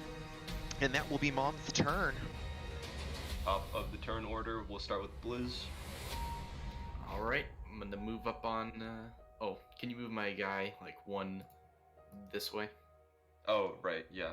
I should probably just give you the ability to move this, but it's kind of too late. I feel like this combat isn't going to be much longer. Yep, But you should be able to I'm move gonna- him yourself now, I'm also. gonna try and tear this guy up first with my claws. See if that kills him. If not, I'll go for the bite. So I get Okay. a.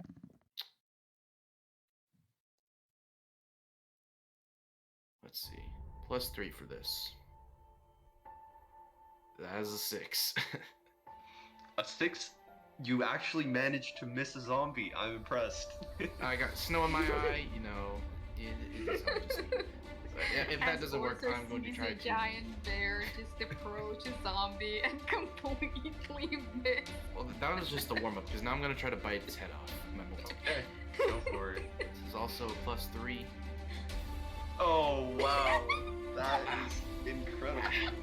That's okay, dear. Everybody has their mix-ups. Polar bear It's just kind of not- buries its nose into the snow a little bit. and Oh, buries- no. Oh, no. He's failed to miss a shambling zombie 2 times in a row. Oh, no.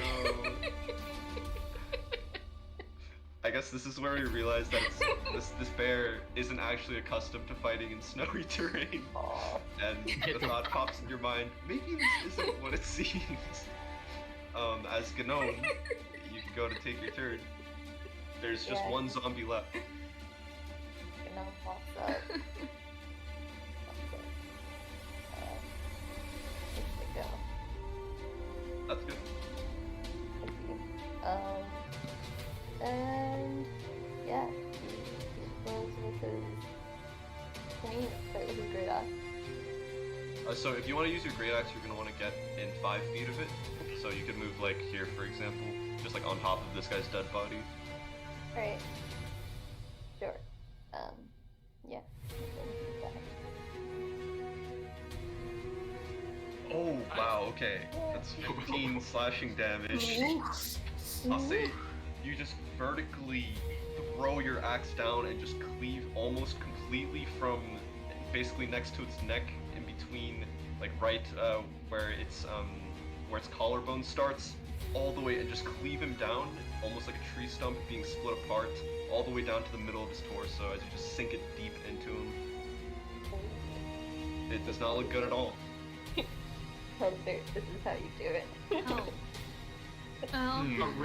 You're a sad Okay. growl. And then I have another is thing. he dead? Is he dead? It's still You're alive. still alive? Still alive and kind of flailing around, Oh. impaled on your great axe.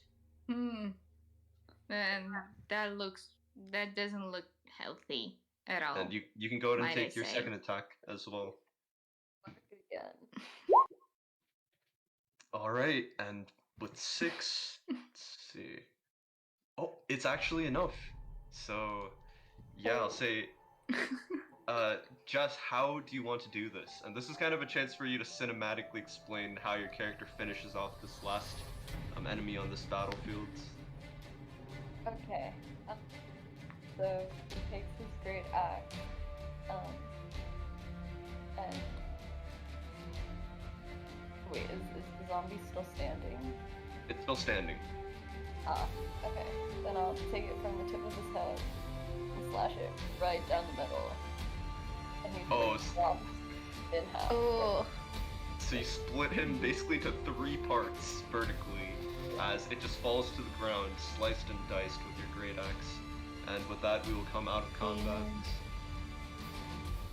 And I will come close to pet a bear. Bear's gonna start just munching on some of those good zombie guts. And as you turn around to face the sleigh that you have that you've left behind you, you're surprised to find that somehow, without you noticing, it has magically appeared, and all of the Kringle Elves are currently inside with a look of horror and disgust on their faces. Brent's just gonna shake a tiny fist at the. You didn't know about these clothes! It seems like that fixed our sleigh. Mom's just gonna and- kind of Weirdly angrily enough. shake her paddle at them and say, you know, if you guys aren't gonna start being honest, people who aren't truthful get spankings too. I'm just saying. One of them pipes up and goes, "Listen, okay, we were being chased by those as we left the place. Thank you for dealing with them, but we just didn't want to go anywhere near them. The North Pole is just across from here." Is there anything else Do we you need know to any know? of them? No, it's the first we've seen them, and not that we know of. We were just chased by a few of these hideous creatures as we were making our way out of it. I mean, do you know the cemetery exists? It's the first we've seen that as well.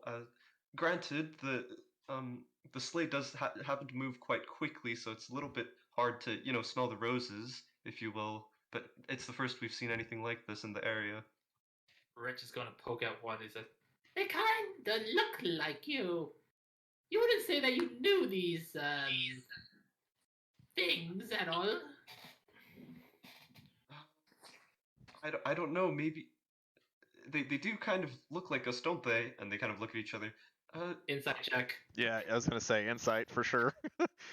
Okay, make insight. Can I make an checks. insight in bear form? And I would I like think I to. can. I would like to guidance myself on this insight what? check. Yeah, I don't see why not. I think Yes, a bear why? can insight. Sweet. That's a 5. Join me in my 5 solidarity. Mhm. Somehow we both come to the exact same conclusion. 17. Yeah, so Wrench and Blizz, you're just completely convinced. Like they couldn't have done anything wrong here. And Mom, I'll say that they seem unsure if they seem to be almost like second guessing themselves, like, did we maybe see this graveyard here? Because I mean it's there for all of you to see and they can see it as well, but they're kind of just all kind of confused. Well, if that's all, I mean, I'm used to cleaning up messes, but this is ridiculous. Well, hurry forward. I think time is of the essence here. That's fine, then let's get on the sleigh and keep going.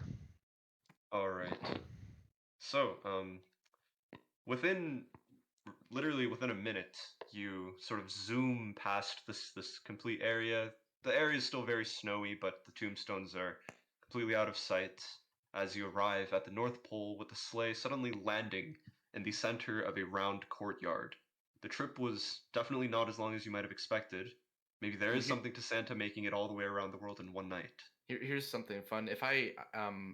So I'm supposed to stay as a bear. I can stay as a bear for 2 hours. So I want to get in the sleigh as a bear and see if I stay or if I am forced back.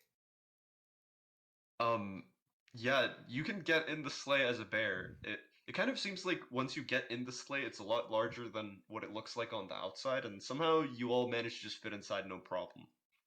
How long did this trip take? Less than a minute. Oh, okay. Oh, I'm not transformed back in my normal self when we get there. Not at all. Ooh, okay. So it's interesting. All right.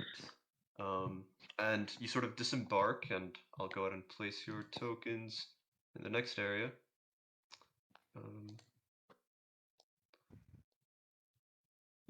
Let's see. I'll move the polar bear in a second, but you all arrive here, coming out of the sleigh. Gotta get the polar bear. Oh, wait, never mind.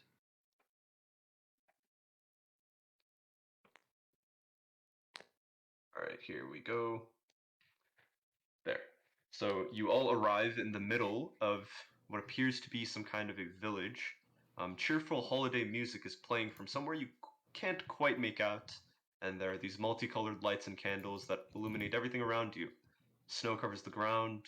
The buildings look as though they're made out of gingerbread and candy. Um, Nothing really seems amiss. In fact, the entire scene before you is joyful and merry, all except for a column of black smoke rising from what looks like a factory at the end of the candy cobbled lane leading to the south.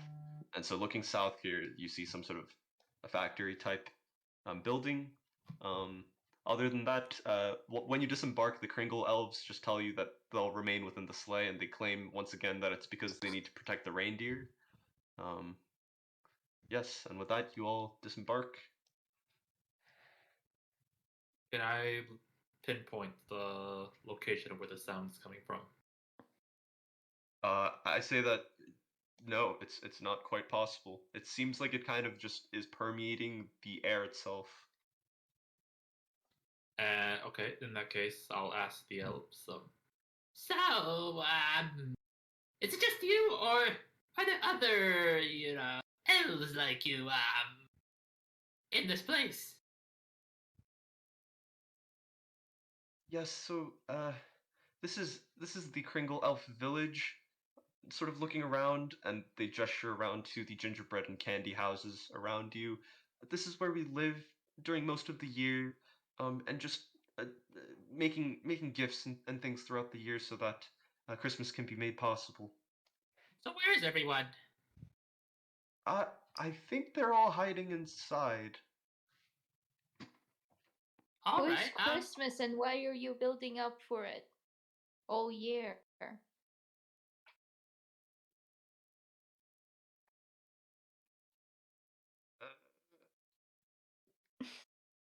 They just kind of look at each other. Uh, Chris, you want us to explain Christmas? I mean, is it a man? No, it's it's a very special day that happens once a year, and it sounds like they've given the spiel a million times. It happens once a year, where jolly old Saint Nicholas, also known as Santa Claus, makes his way around the world to give presents to all the children that have been on the nice list. Wow. That sounds like a very powerful magic. Oh yes, it's the holiday magic. Oh. Oh, and in case it Now, wasn't evident from the battle map, you also what's see going a on very with tall this? tree here. Yeah, so there is, in fact, all of the trees here kind of look like Christmas trees, and this one happens to be decorated with a number of ornaments, as well as these presents, these wrapped up gifts that lie at the base of them. Mom's gonna take a look and see if there's anybody's name on it that's in our group on any of these presents. Alrighty. Um, Walking up to the closest one, I'd say that no, they don't seem to be addressed to anybody. Are these Rince will these presents over Do here they seem spoken like for? decorational ones? Do they have something inside of them if we feel them? I'll say that you can sort of lift them out of the snow and give them a shake, and yeah, it sounds like there's something inside. You're not sure what. I I'll put tell- it Will ask. back and look very happy. Rince will gotta look. So what's with the presents then? If there's some sort of monsters running around. It's just one of the last batches that we were working on. You know what? You could probably just take whatever's inside if you want. Mom's gonna I make sure mean, that everybody they gets were a made present. for kids on the nice, and we're not really kids, aren't Well, we? you're forever on the nice list for helping us, so I'm sure Santa Claus won't mind if this helps you all complete your mission. So here's one for you, Hmm. and one for you, and one for you. Mom just like starting scrapping. Thanks, Mom. Okay, That is so so assuming that we're all each adorable. taking Thanks, Mom. one gift, 6 Oh, gifts. now this one's from Santa. This one's not from Mom. Oh wait, I put 6 gifts here. One of them just suddenly disappears out of existence, so there's only 5 of them. So each of you guys roll a d20, Oh no. or at least each of you that would like to open a gift. Hey. Wait, how do you Nice. roll d20? Oh, you click on here. I'll just do it for you in this case. Just keep things simple.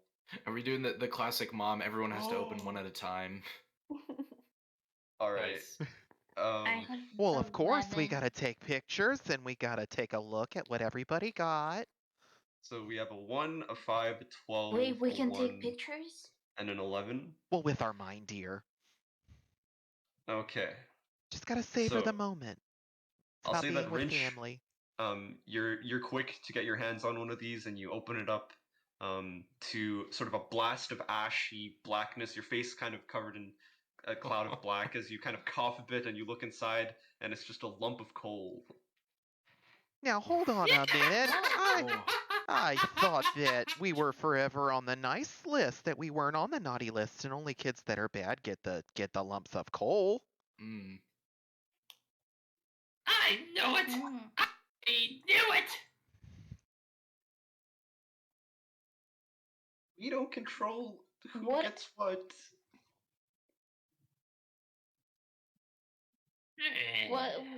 What did he get? What is it? I mean, by the just look at his Absolutely face, nothing. dearie. And he's gonna throw the Christmas container at the tree. Okay. So I'll say it lands Oh, right at no. the base of the tree. Was it a bad gift? Look at my face! This, It's all black now!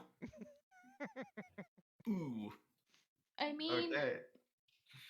it Mom, could go ahead be and open yours. like a face job. So like, All right. So the 5? Oh no. Right. Yeah. With a 5, you gain 1 gold piece worth of spell casting material, or just a one gold piece, just a coin. Mom will just It's flick a it up in coin of the air, Schrödinger. and as it twirls in the air, she's gonna open her pocket, and it's gonna fall right in there. Alrighty. Blizz, go ahead and open yours. That's a 12. You pause it open. You find inside a frosted snowman cookie. Mm. It's unclear what it would do if you would eat it, but you have one. Am I able to carry items as a bear, or will I have to go back? You know what? I'll say that you can just eat it right now if you want, or you can have someone else carry it for you. Blizz will de-bear. Ooh, this looks like a nice cookie. I'm gonna save this for later. Maybe I can eat it Okay. with that fruitcake you gave me there, Mom. Yes, no problem.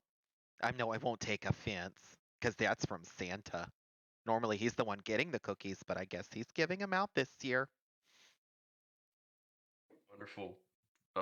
So go ahead and just note that you have that. I haven't like homebrewed any items for these, but you said Orsa got an 11.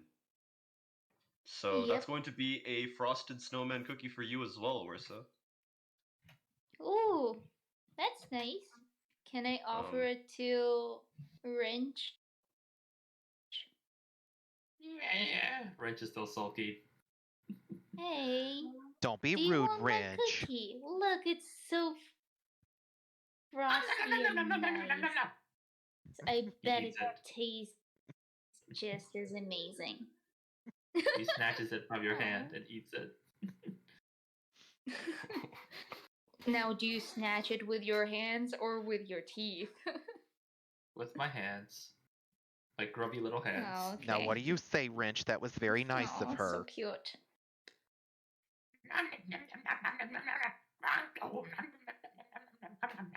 I'm pretty sure that's Goblin for thank you. And finally, Gnome, Really? as you open yours, it's another puff of ashy blackness that covers your face as you receive a lump of coal. Oh yeah, it's cold. I'm gonna rub it on my face. So I have these like football streaks on my cheeks. Nice. Now see, Wrench, that's taking lemons and making lemonade. Wrench is too preoccupied with his little treat. All right, Wrench. So when you eat this treat, go ahead and roll me a d4. All right. Oh no. Roll a nat one. Roll a nat one. Explosive Roll a nat one. diarrhea. No. All right. Okay. So with the 3, this is basically just like a regular potion of healing. So go ahead and well, since you're using your action to eat it, you get to heal 10 HP. However much of that actually matters for the small amount of damage you've taken so far. Yeah, I'll just get healed from full. Cool. Okay. Um. Would All eating right. one be a bonus action or an action? So the potion of healing rules will just apply here. So, bonus action heals you for the d4 that you roll, the 2d4 plus 2, and if you take an action to eat it, it's the full healing, so maximum. Mhm. But clearly Wrench here was taking his time savoring it, so, or whatever he was doing, making those noises, so he gets the full healing for that. And with that, you've all received your holiday gifts. What would you like to do next? Can I try and use my bear nose to sniff out if there are any people nearby? I'm gonna use Oh, the restroom yeah. real quick. BRB. Yeah, sounds good. Oh, also, guys, do you guys want to take a break? Because if not, I'm down to just keep going till the end. But if you guys want to take a restroom break or something like that, we can take one as well. I'm good to keep going. I don't know about everybody else. I'm okay. Yeah, I'm good. All right, hearing no objections, go ahead and roll me a survival check. Dirty Ooh, 20. it's a 20. Okay. So, sniffing around, you get a very strong scent of sort of movement towards pretty much each of, or the majority of these little buildings that you see in the Wait, village. I just remember I de-bared, so I'm doing this as an elf. I'm sniffing the ground. Yeah, you are. I am sniffing. Yep. So Mom's also gonna try to look around where these the walls are, I guess, over here, and see if there's any movement or if there's signs of people or. All right. So, looking through the sort of gates that are actually ajar at the moment, you see that plume of smoke that's kind of ominously looming from above one area of the building. Is it like from here? Yeah, I'd say it's from around here, Oh, actually. okay. And uh, it's actually a much smaller building that you sort of expected based on the size of the walls. It is red and yellow on the outside. Go ahead and make a perception check for me. I'll guide myself. Which I'll probably need, because that was straight duty. I rolled a natural 20 on perception. That's an All right, it's So a it's nat 11. 1, 25. but it's an 11 total. So with that, I'll say you do manage to notice that it's painted kind of like a present, wrapped with red paper and a yellow ribbon on top. But there are these 2 heavy wooden doors leading you inside. One hangs off of its hinges at the moment. Other than that, you don't get a sense that anybody is inside. With an 11. I'm assuming And that the this wrench is. to get a look. All right, you can also roll perception. All right, one sec. No, where did my tab go? God damn it. Let me. There we go. Well, that doesn't make anything better. Okay, give me one sec to pull back up my character sheet.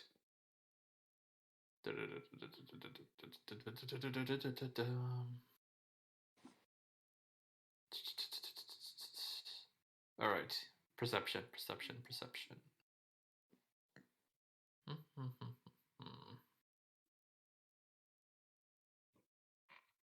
Ooh, with a 19, I'd say that you hear faint, desperate sobbing coming from inside. Oh no. I hear sadness behind those doors. Christmas heresy! Nobody should be crying during Christmas! Mom's gonna go back to the sleigh real quick and just ask the fellas. So, when you ran out, did you happen to leave some other people inside? Give me 1 second. I'm getting stuff prepped a little bit here. But Hey, yeah, I'll Orange. say you head back over to the sleigh, and they kind of just peer up, like, "Oh, do you really need us for something?" But when you ask the question, they say they all point to Thrin, the one that was sort of timid and kind of pieced together some semblance of a story at the beginning. And they said, "Well, Thrin's the only one who was inside when it happened. And he ran out all by himself. Thrin, did you see others in there?" And he kind of just slowly nods. Inside check. Yeah, make the insight check. I have to roll good sometime. Nah. 12. Yeah, he seems pretty forthright. And about how many of the bad guys would you say were in there? You don't have to say it out loud. You could just hold up your hands. Just count with your fingers, sweetie. Thrin's just like, I don't know. There were a lot of them. What's a lot? Like 10, 20? It was dark, and I was running away. I don't know. Well, you're just a whole boatload of information, aren't you? And Mom's gonna walk away before she gets mad. Yeah, Thrin seems a bit shell-shocked at the moment.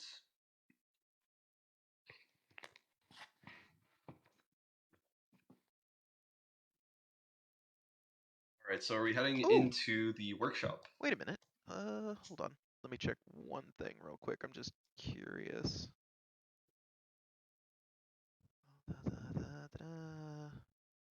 Actually, Rich is going to actually inspect the nearby the nearby house to see if it is occupied. Yeah, Mom? go up to one of the houses. Do you want to just, like, knock on the door? First, I'm going to peer if there are any windows to see if there's anyone there. Okay. Go ahead and make a perception check.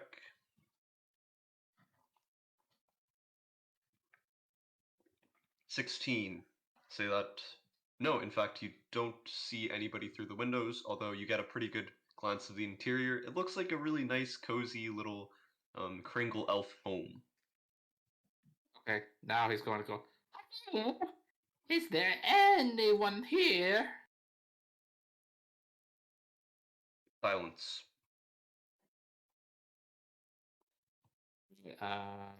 Mom's gonna. Wrench ahead. is going to try and. Wait, do I have a thieves' tools kit? Oh, you're a rogue, so we'll say that you have it. Alright, I'll attempt to pick the lock.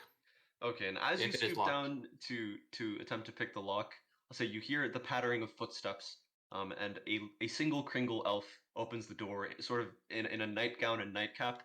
They're like, "Thank you so much for coming to help. We're gonna go back and hide," and they're just gonna quickly close the door, and you hear them pitter patter back away into their homes. Wait, what about all the other ones over there in the south? Why are they crying? Answer me! So you said is Thrin, right? The one that was trying to give the story. Yeah. So would you say that he has a condition afflicting him since he is shell shocked? Oh I boy. don't say it's a condition, but if you want to use something that cures a condition, I'd say you could remove his shell shockedness, even though it's not technically one. So Mom's gonna ask him to just come here, dearie, and Mom's gonna use a little lesser restoration on him to see if she can get a little bit better information out of him, since he was the only one Okay. in there. Yeah, go for it. Okay. And so yeah, So just sort calm of down and seeming tell to me what snap out of it a little happened. bit. Yeah, he kind of starts to snap out of it a little bit, and he says, "Oh, oh, it's terrible in there. We were working on some toys in the lower level of the workshop when suddenly out of nowhere, this big furry white creature appeared and started attacking us. So we ran outside, and then the rest of it's still kind of hazy to me. We were running away from it, and a couple of them, uh, weren't as fast as I was, and I just didn't turn back. I just kept running. Okay, because one of our friends still hears some crying in there, so we were just curious to see if some of your friends might still be in there alive. Oh, I think they are. I think they are. We need to do something. Thanks, that's a little more helpful, and Mom will use a bonus action to do her harness divine power, and she will regain that second level spell slot. Nice.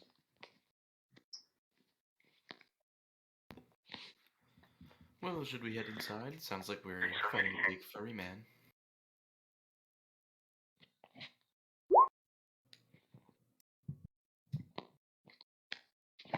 All right. That sounds like a plan. Sure. The wrench is going to say, Hey. "Lead on ahead. I'm going to scout out the area first. See if there's any naughty children that needs to be punished." As he will brandish his sharpened candy canes. Ooh, real quick, can I do can I see if I know what like a furry white creature that lives in the North Pole would be? Sure. Go ahead and make a nature check, or actually, yeah, it would just be a nature check, I think. Come on, baby. That's a 10. All right. With a 10, the first thing that pops to your mind is a polar bear, but you're not quite sure if that's exactly what Could it it have is. been me? All right. But Rince, you said you're surveying the area. Can I make a stealth check as I approach? Yeah, go for it. And definitely, as you get closer to this building, I'd say with your perception check from earlier, that sort of desperate wailing grows louder. I'll say that for the whole group, you guys can all hear it at this point. Also keep in mind that my passive perception is also 18 too. Okay, cool. Good to know. Wait, what? Passive perception of what? Is 18. Mom's is also 17. Oh, okay. Vigilant mom. Always vigilant. Yes, yeah. With that 17, that's yeah. Your footsteps are very deft and almost inaudible. Okay, so I assume that's a window, correct? That is a window. And as I peer into it, I definitely see presence, but do I see anything else? Peering inside. One second. So you see chairs and benches and tables that are overturned and broken. Um, and it sort of looks like it was supposed to be some kind of a common area for the Kringle Elves that work there. Um, there are presents, unwrapped presents that are sort of scattered around. Um, they are in boxes with the lids on, actually. Some of them are empty or smashed or burned, but sort of the ones that you see here are the ones that are intact. It looks like the aftermath of a gift giving gone right, except the destruction around outside the scene in context is just being all wrong. These gifts were not opened in joy, but with malice to destroy their contents, none of which can be found. Just ashes, char, a few small remaining presents, and some fires. I'd say also, if you kind of move yourself here, and you can see that tree over there, that tree is what seems to be burning. There is a burning holiday tree in the far corner of the area, and that seems to be the source of the smoke. Wait, the tree's burning, but the rest of the building is not burning. No, yep, pretty much. Are there any signs of like a struggle, like anything that might indicate like if there were claws used or anything like that? Go ahead and make an investigation check. I gotta roll high sometime. I gotta roll high sometime. I gotta roll high some. Oh no. The place is actually like while it's not burning, most of the wood and is covered in ashes of some sort, and it's pretty difficult to tell if there's been anything. Okay, I'm gonna start making my way over towards the side. All right. And as I'm moving, do I see anything in particular? Uh, actually, I'll say that here. I'll reveal this part. Sorry, 1 second. Why isn't this working? There we go. You see a single Kringle Elf sort of huddled in the corner and crying for help. Wrench is going to ignore the Crinkle. He's going to continue surveying the entire area. Yeah, Mom's so gonna looking make through sure to that follow window him. there, you can see a staircase that leads downstairs, presumably further into the workshop. But that's pretty much it. And then what about this room? All right. So at this point here, around halfway around the building, I'll ask the rest of the party what you guys are doing while Wrench is surveying the place from the windows. Well, I'll leave her while on the right nobody side of is the building. looking, I'm gonna cure my wounds if Okay. nothing So are you else is casting Cure happening. Wounds? Yep. Okay, you go ahead and do that. Oh dear, I'm so sorry. I didn't even know you were Hell hurt. yes. Solid 5 healing. I'm good. Great. Wrench, as you approach that window that you're in front of right now, you find that it's actually been boarded up from the inside. I listen in to see if I could hear anything. Yeah, you could do that. Yeah, it'll be another perception roll. I'll give him guidance since I see him putting his ear up to the window. Okay. He says.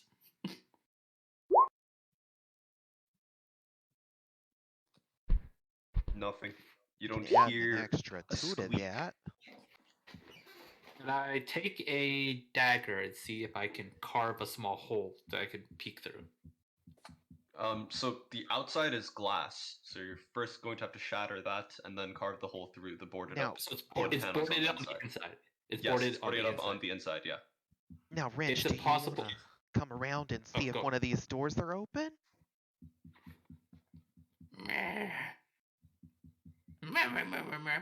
He murmurs as he kind of goes around. And he's going to actually test this door over here to see if it's locked. That door, here, let's see. That door is, in fact... Oh, the door has actually been smashed. And sort of Smashed. turning the corner, right as you round that corner inside, peering inside, you see...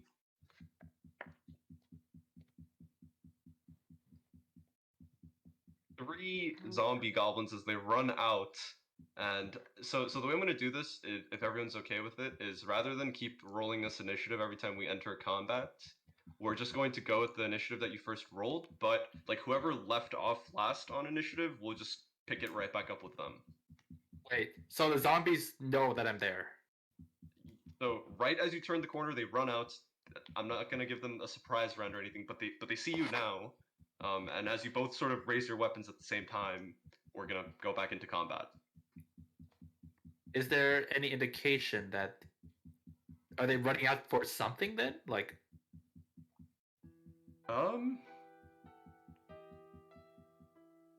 It seems like they're just running out. I don't know. It's just maybe they saw Blizz over here standing by the side of the building, but they have emerged after doing whatever they did inside.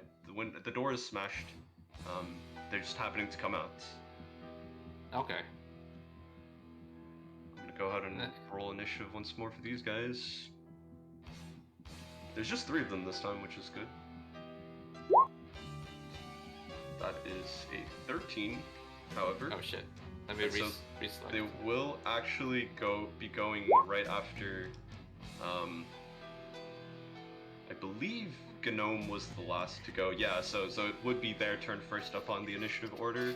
The 3 of them are kind of just going to, or they're kind of going to run out here and take attacks against you, Wrench. Alright. It's an 18, 18, and 13. Okay, 2 hit. Okay. Okay, each do 4 bludgeoning damage. Okay, so Wrench is going to uncanny dodge one of them, so he'll take 6. Cool. Ouch! Mom! You gave them away with your big clunky armor! I've been spotted! Retreat! Retreat! I knew I Alright, and shouldn't with have worn that- my mom armor. Orsa, I'd say that you can clearly see them running out.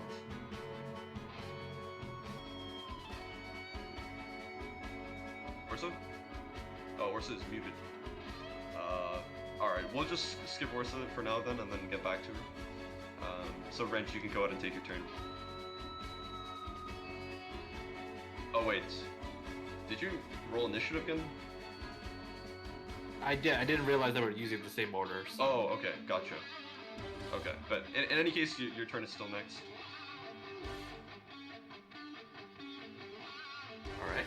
So, turn is on me, correct? Mhm.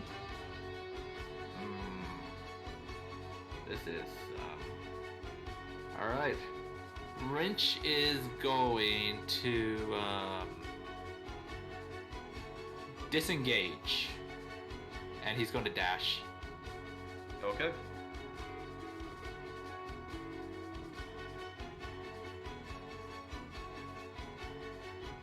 And he's going to run all the way over towards this elf who's crying for help. And he's going to say, "Hey! Hey! Hey!" Okay, and with that, I'll say the elf looking up into your goblin eyes. You look very strange and came out of nowhere. He's just gonna shriek and turn around, see the burning tree behind him, and then kind of just Wait. like crouch. Yeah, what's up? Never mind. There is a never mind. burning tree. Yeah, Yes, there's a I burning would tree just, behind him.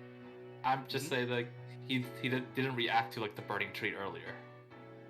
Oh no!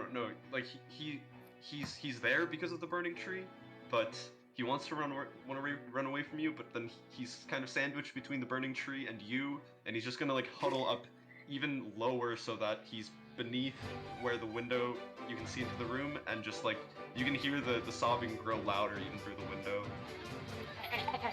I'm here. Thrin sent for us. You know, Thrin and a bunch of other elves. We're here to help. And that's still just about it for now. Orsa, we skip your turn, but you can go ahead and take it right now. Alrighty. I'm standing quite far, so do I see the Yes, you see zombie? you see the zombies come out of the door.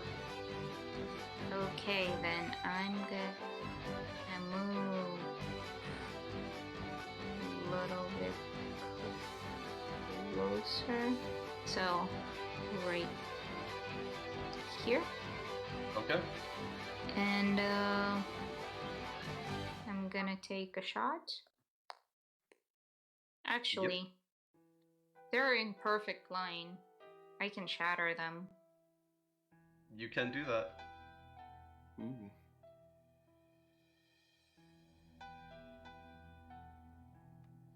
And it's Constitution save of 15.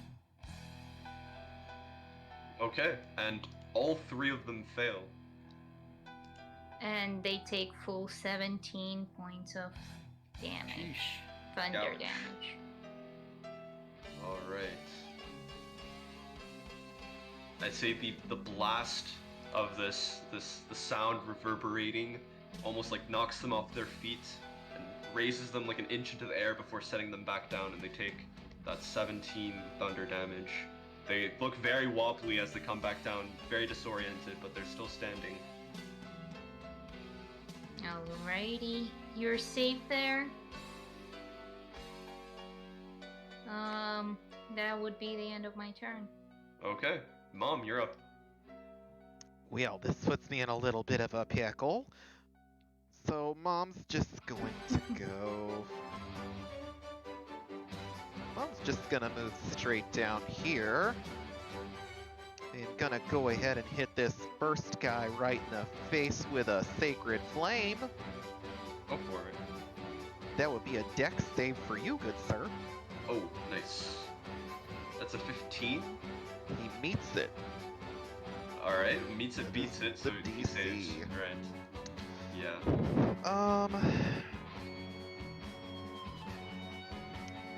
Yeah, Mom's just gonna move another 2 more that way, and that will be her turn. Okay. Bonus action, I'll go ahead and eat my treat. Oh, okay. So you Give me gain your, what is it, 3? temporary hit points. Cool. And with that, we are at Blizz. All right. Can I get a quick weather update? How we looking up there? Wait, is this because one of your spells requires for it to be stormy out? Not necessarily requires, but it would be much better with it. I'd say it's not storming out. There are a good amount of clouds. There's a solid amount of cloud coverage, but it's not raining or storming at the moment, unfortunately. Alright, good question. So these walls here, these would happen to be doors, but they over here are these are just walls. Those are just walls, yeah. Okay. Jesus. Okay, probably shouldn't do that. Let's see.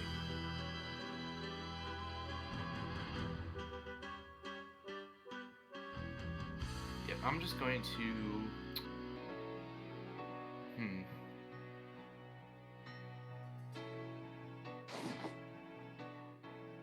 You know, I'm going to first. I'm gonna use a bonus action to create 3 magic snowballs by my side. Okay. And then I'm going to cast Ice Knife on this first zombie that's running out. Go for it. As a 25. That hits. First takes 1d10 piercing. Ooh. And then each creature within 5 feet of that knife has to make a dex saving throw.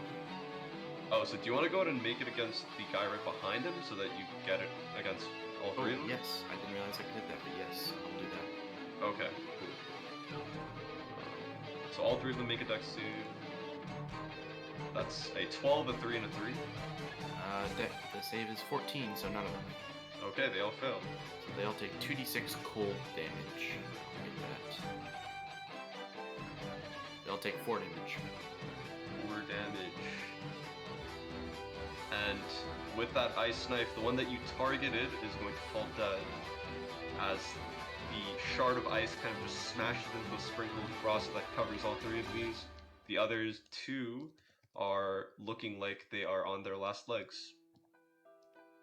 Sweet. That's it for me. Okay. Gnome, you are up. Okay. Do I get to see the commotion? I'd say at this point you definitely hear blasts being thrown, a zombie snarl, all that stuff. Okay, yeah, I want to move closer. Can't really walk through the house. So you can actually get to right here, so which is within 10 feet of the closest guy. Okay, awesome. Yeah, I'll go right there. For my... Get him.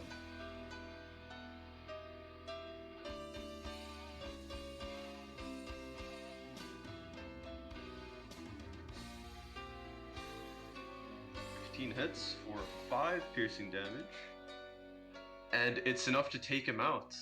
These zombies don't seem quite as fortified as the other ones, apparently, as it goes down.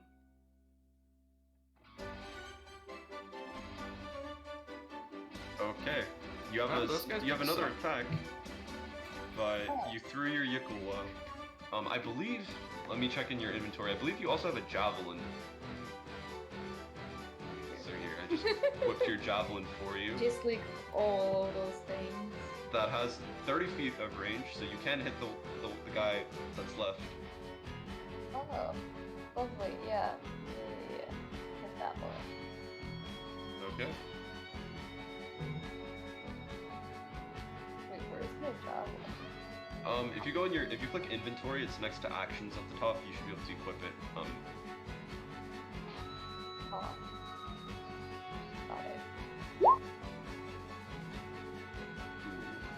So chucking the javelin through the air at it, it lands for the 7 piercing damage. And that is also enough. And so you've taken down the other one as well. How do you want to do this? So this javelin, it pierces straight through his skull. Okay, and he slumps dead. And also behind him there, you spot a glimmering candy cane sitting on one of the shelves. Ooh. And that will bring us out of initiative.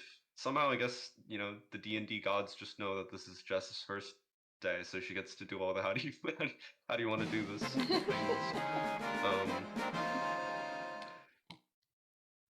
Yeah, okay, so sort of looking into the room, Gnome, I'd say you see you see a candy cane that's somewhat glittering and glowing sitting all the way in the back corner of that room.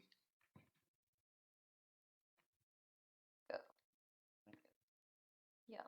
Now just be careful, Gnome. Don't go too far. Hey, Mom.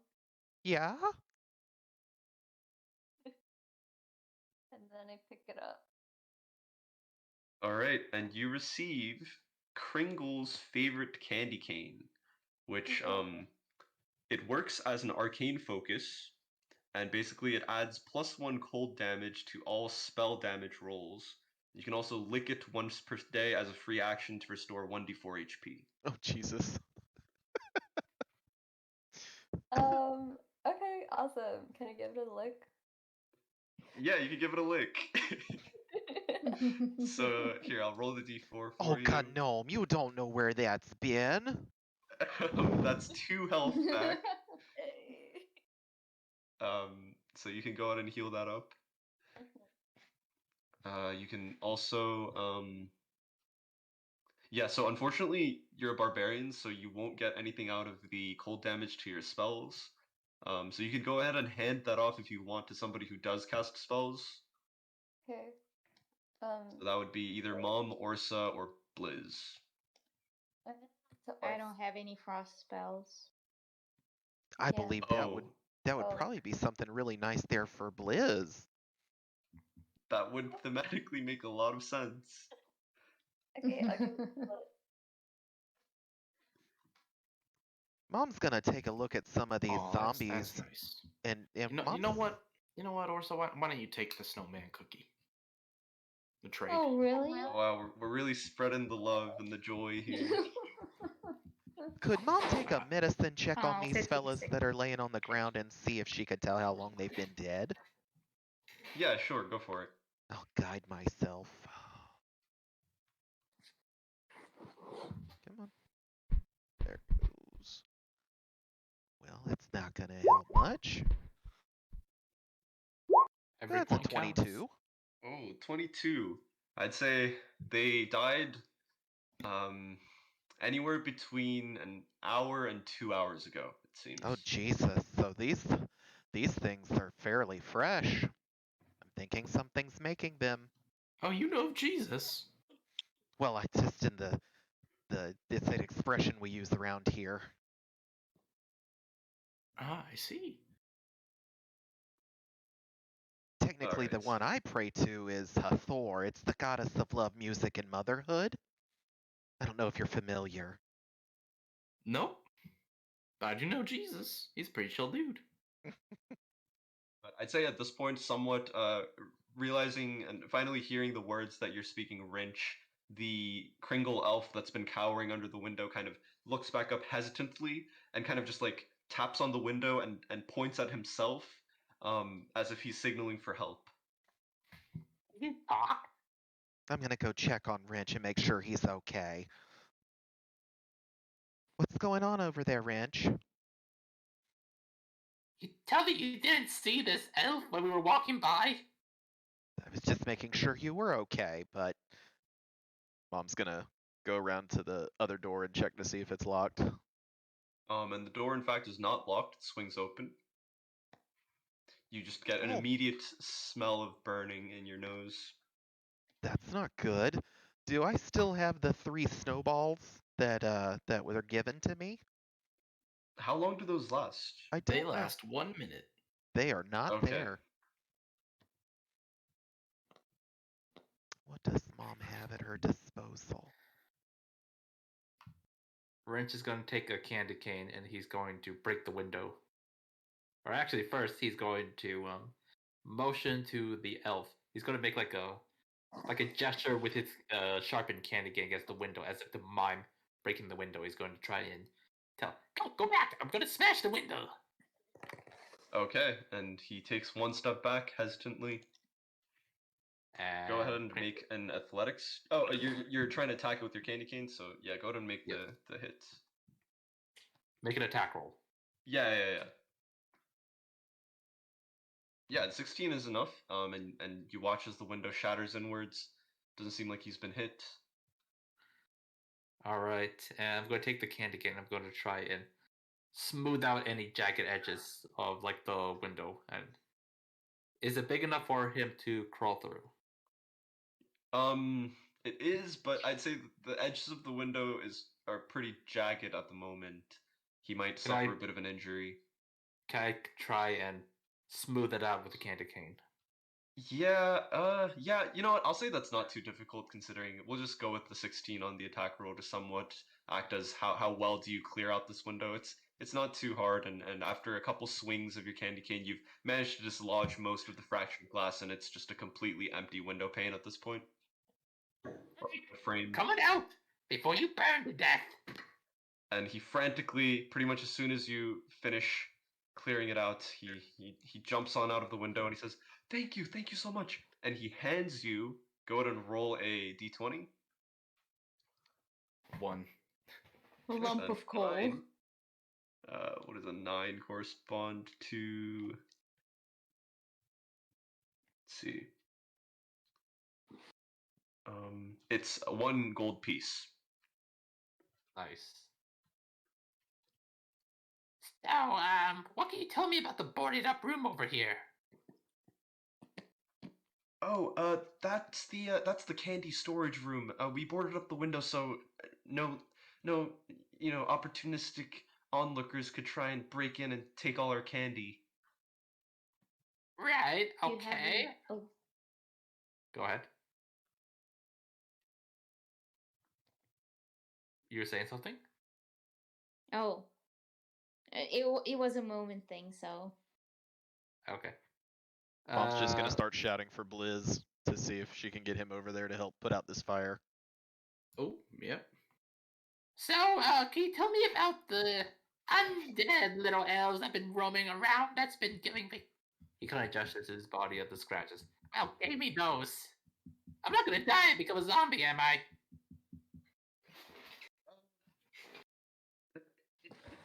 The witch. A witch? Yes, the witch. The witch? What witch? The Christmas witch. The Oh, no. Christmas witch? Trent mentioned something about these icy monsters that have been on the prowl. Do they have anything to do with a witch? Yes, they came with her. I saw them. They're somewhere downstairs in the workshop. You need to hurry. Santa Claus and Mrs. Claus are down there. Right, as soon as we put out the fire. Alright, can I insight check to see if he's telling the truth? Sure, go for it.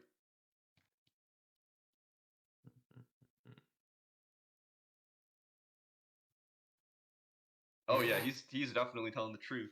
We ain't gonna trust nobody up in this bitch without an insight check.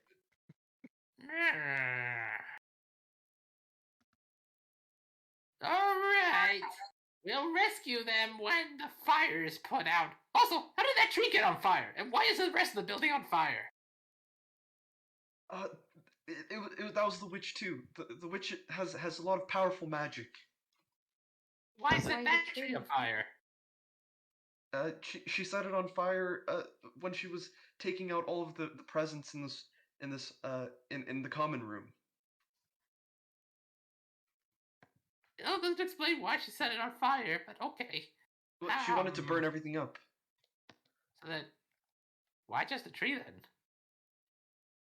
Oh well, the tree's still burning. Everything else here burned up pretty fast. As you can see, everything's covered in ashes.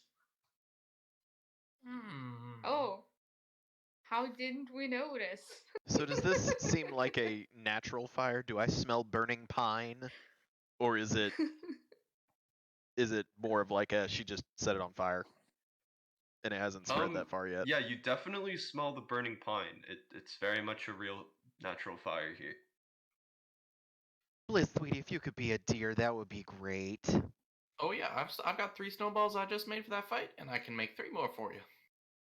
That's fantastic. Here, I can help throw those at that.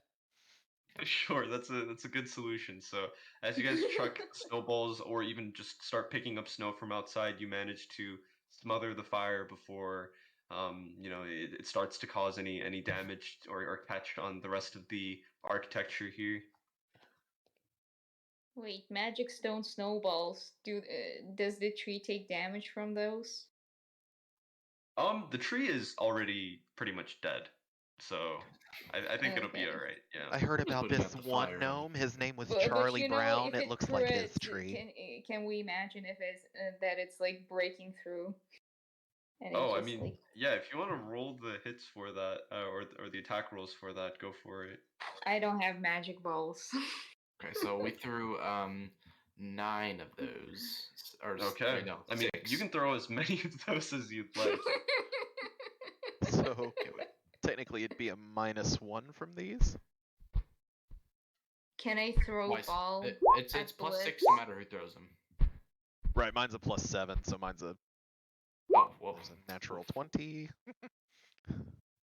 So those are my 3. Move myself to the window over here. Okay, yeah, I'll say in the process of putting out the tree, you also blow a bunch of holes in it and pretty much reduce it to tinder wood. But hey, we stopped the fire, right? That's a win. As always. Oh, looks like there's some presents in here that didn't get burned up. That's a plus. Ooh. Hmm. All I mean, right. we already opened our present. It And would be not nice to open extra. Gnome, what have you been up to while people are taking out this burning tree as well as saving this Kringle elf? So this window is boarded up, right? Right. I'm gonna yell over to Grinch and ask him if he thinks it's a good idea if I break the window. Yeah, the elf's right here. You can ask him yourself. Oh, we'd appreciate if you didn't, but anything to save Santa Claus. If it'll help you save him faster, then we don't mind. Windows can be fixed up. Not our dear Santa, though. Okay, then can I not damage the wood and just crack the glass first? You can try. I mean, if you use the butt of the great axe, you could probably crack that glass. If I hear Gnome yelling, I'll yell back out the window and say, Gnome, I think there might be a door on this side on the inside. I just want to take a peep. So, yeah, you can smash the glass with if you want to use like the butt of the great axe, that's a good idea. Instead of rolling an attack, then you can even just like try to just shove the glass panel until it breaks. It would just be an athletics check at that point. Okay, I'm down to do that. Okay. Natural 20, she breaks the wall. Oh, shit. So you rolled it twice. The first was an 8. So with an 8, I mean, I can't really see a Goliath failing to break a window pane. So I'll say that it takes you a couple tries, as we can see here, but you managed to smash the window. But right behind it is the boarded up wooden panels, essentially. Are there any cracks in in between the wood that I could peer through? As far as the boarding up, they did a pretty solid job. Go ahead and roll me investigation to see if you can find just like one little angle that lets you see through 2 of the cracks. Oh, natural 20. So I'll say you just find the tiniest little slit that you can look through. But unfortunately, because you don't have dark vision, it's pitch dark in there. So yeah. Wait, don't I have a purple eye? Oh, Yeah, wait, you you do do. have purple eye, but I don't think that works forever. So the purple eye unfortunately only works for. Let 1 me minute. check. Yeah, it only works for 1 minute, and it can be used once a day. And so the purple eye is worn off at this point. As soon as Mom hears that window shatter, she's gonna go over to where the door is and see if it's locked, and if it's not, she's gonna take a little peeky poo in there, hoping that if there's something in there, they might be going to that window. Okay.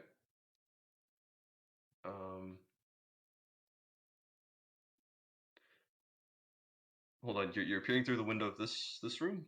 Well, so if I hear this window break right here on the outside, and I know Yeah. there's a door here, Mm-hmm. I'm hoping that if there is something else like the zombie folk inside Mhm. there, that the cracking of the window will draw them that way, and I can make a peek in without being spotted. Oh, okay. So peeking inside. Let me reveal areas. You see what appears to be. Oh, you see more than that. You see what appears to be a kitchen. So cakes and pies and more cakes have been smashed everywhere. Someone definitely did not like what was being prepared for dinner, apparently. Hot cocoa is pouring from jars and overturned mugs, and marshmallows have been smashed on all surfaces and make everything sticky. Oh, Oh. that looks tasty. Shame it's all on the floor. Can I open my present? Oh, right. You're opening your present. Go ahead and roll a 1d20. Or so why don't you go ahead and grab another one of those? 2. It's a 2. One of which? It better not be a coal. I'm gonna be mad. And as you pop the lid open, you get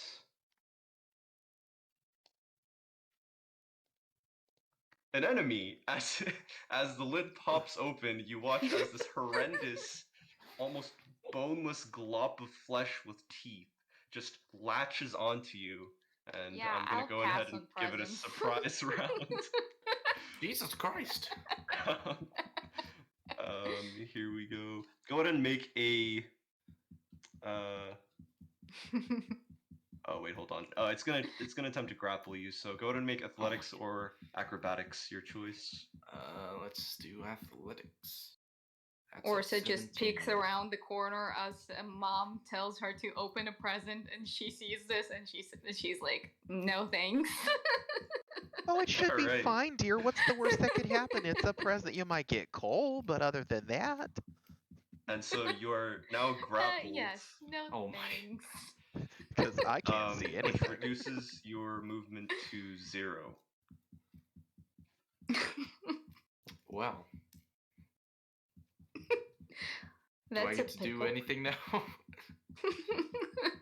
Oh, and also as this boneless creature begins to wrap its body around you, you are blinded because it pretty much it just completely wraps around your entire body, and you also, Oh, most boy. importantly, you cannot breathe. Oh my god. Oh boy, no. And I'm gonna go and add them to initiative here, I suppose. Oh no. Now you said them, plural. I mean, there are 4 presents. I don't know, this Santa guy seems kind of like a dick. He's giving me a monster for Christmas. He gave us Coal coal. What's up with this and fucking guy? We're monsters. supposed to get on the nice list for life. What The is this fact bullshit? I mean, you did open the So that's a second 9. present when you were not supposed to. Oh yeah, I try initiative roll. We're gonna be rolling with your 14 still. Right. So, yes. So we have Orsa up next on initiative. You watch as this horrendous creature just comes out of this present box and envelops Blizz. Oh my god. How far is he? 30 And- feet. I'm just able to get close to it, but do I really want to? Let me see what I can do. Yes.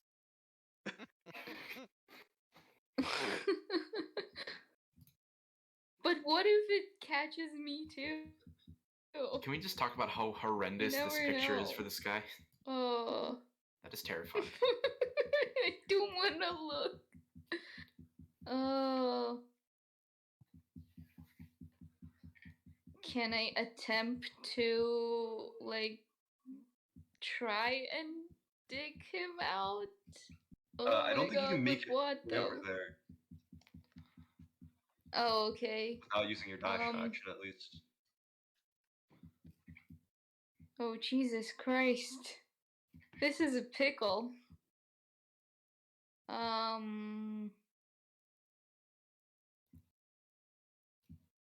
I'm gonna just call Mom because I don't know what to do. Mom, something is enveloping the bear transformer. Okay, I mean, if you want to try to shout as loudly as you can to get the attention of the rest of the party, that could be a pretty good thing to do on your turn right now. Okay, well, I'm gonna shout. The boxes are Jinx. Help. And I'll say that from outside, you guys hear Orsa screaming about something. Boxes and jinxes. And I'm gonna try and move closer to it, hopefully. Very weary of this box right there. Yep. I like tiptoe around it. Yeah, it seems like it's staying put for now. Okay. I'm gonna keep my distance, but I have no idea what to do. Because I don't want to shoot him either. So that's gonna be my turn. Okay. So it's now the Boneless's turn. So at the start of its turn, it's going to try and constrict around you and sort of crack your bones. Oh my god. And so you need to make Oh, a no. strength saving No. throw. Come on. This is where boys become men. 12. Mm. Oh, the DC is 13. Oh my No. Just the most sickening crunch. So that's going to be 5 bludgeoning damage. Oh. I think As we you need to take hear- a short rest. Blizz shout in pain. But it's muffled though, that's the problem, it's muffled. Oh yeah, it's muffled, and you also still can't breathe. So I have no What- mouth, I don't what's your- scream. what's your Constitution modifier, Blizz? Constitution is a +0. Oh, okay, so you get 10 rounds before you go unconscious due to the suffocation. I think Yeah, you get 1 minute. Yeah, I think it'll be all right. But more importantly, the Boneless gets to make some attacks against is you he now. actually bone? Does he have no bones? He has no bones. Jesus. That's One would gonna wonder be how he's crushing me, but it's a D&D. 23 and an 18 Yep. Yes. Yes and yes. for a total of 13 bludgeoning damage. Ooh, I am barely no. alive. I am barely alive. Oh no. No. Thanks, Santa. Really appreciate it, Santa. Great All present. right. And you know what? With your passive perception wrench, I'd say you can hear the snapping of bones Oh, and God. the muffled screams of Blizz from inside. I mean, I can see it. I'm by a window. Oh, that's also true. Yeah, sure. And you can Just like you cut most to outside. and conveniently, it's you did Christmas just music cut playing. a perfect hole through it. So Yeah.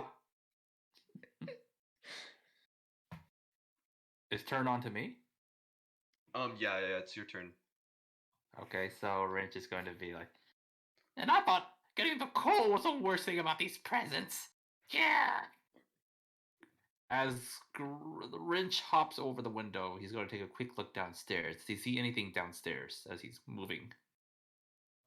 The corridor kind of turns and goes quite a ways downwards. You don't really glance anything. You don't get a glance of much of anything. I think I have a description of the staircase though. Hold on, let me just pull that up. Yeah, never mind. Yeah, it's just a pretty regular wooden staircase. But you don't see anything on the levels below that. It is very Okay, dark though. So Wrench is going to sneak up behind this monstrosity, and he's going to take his sharpened candy canes, and it's going to give it the 1-2 puncture, shank shank. Okay, and you Yeah. get flanking, so. All right. How is that flanking? It kind of is. Alright. Okay, so the 19 to hit. Yep, that hits.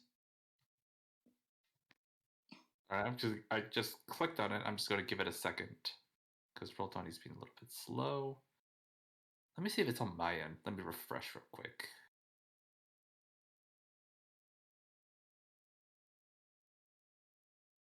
I'll click again. Hey, Mom, what is the effect of your fruitcake again? It's 3 temporary hit points. 3 temp HP. Okay. Let me see if I could just roll the damage separately. Hold on. Piercing. Yeah.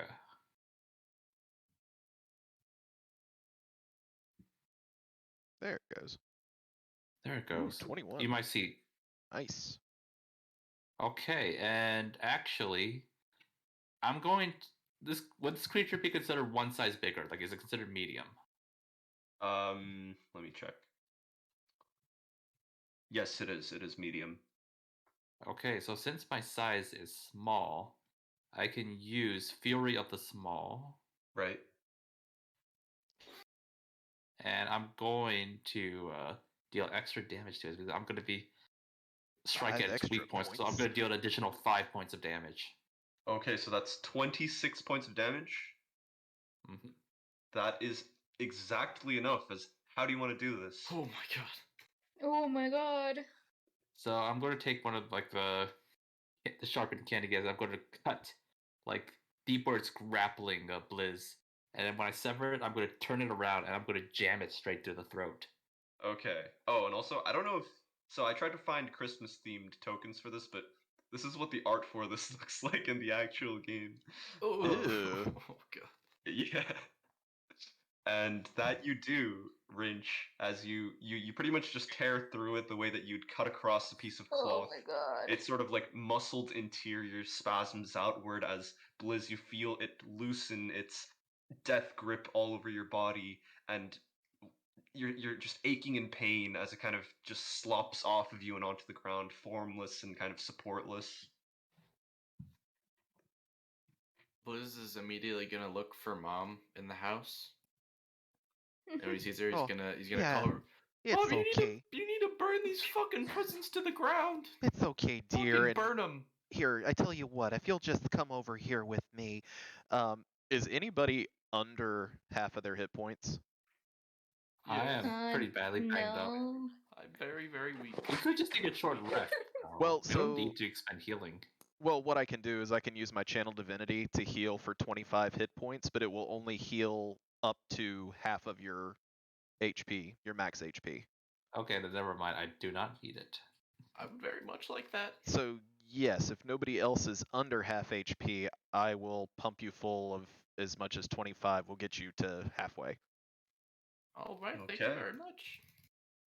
So, and then I'll look at you and I'll go, "It's all right, dear. You're gonna be fine." And I'm just gonna give you a little extra healing word on top of that. Oh, you're so kind, so kind. And that... Actually, I'm sorry. I'll use a Cure Wounds. We'll just use Cure Wounds. So this is actually going to be plus 3 additional on top of this. As this is happening, So Gnome, you also 13. heard these shouts of, yeah, you sort of heard the commotion from inside at this point. Are you heading inside? Yeah, I'll go in through the window. Okay, Near. cool. You can squeeze through the window just fine. Yeah. Oh, shit. perfect.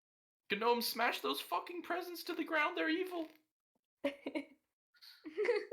They spawn demons. Santa is a demon worshiper. He creates demons and puts them in presents. Is this thing over here on the floor dead? Oh yeah, it's dead. I just Oh, haven't And marked it I'm off. just gonna hit it with a sacred flame just because it makes me feel better because it hurt one of my friends. Ooh.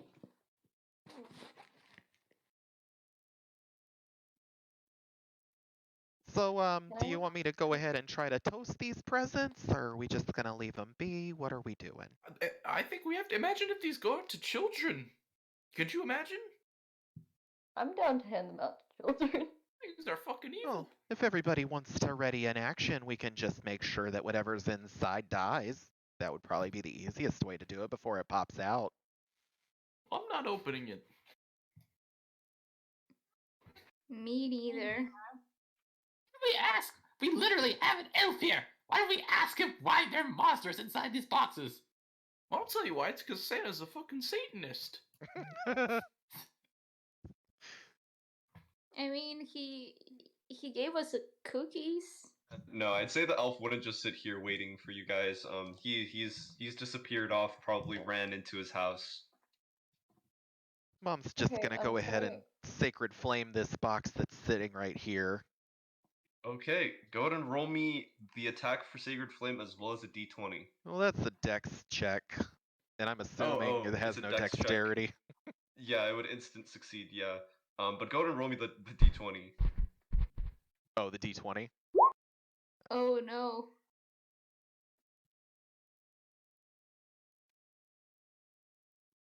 That's a 1. Very well. And as you... it's 13 radiant damage to start, so sure.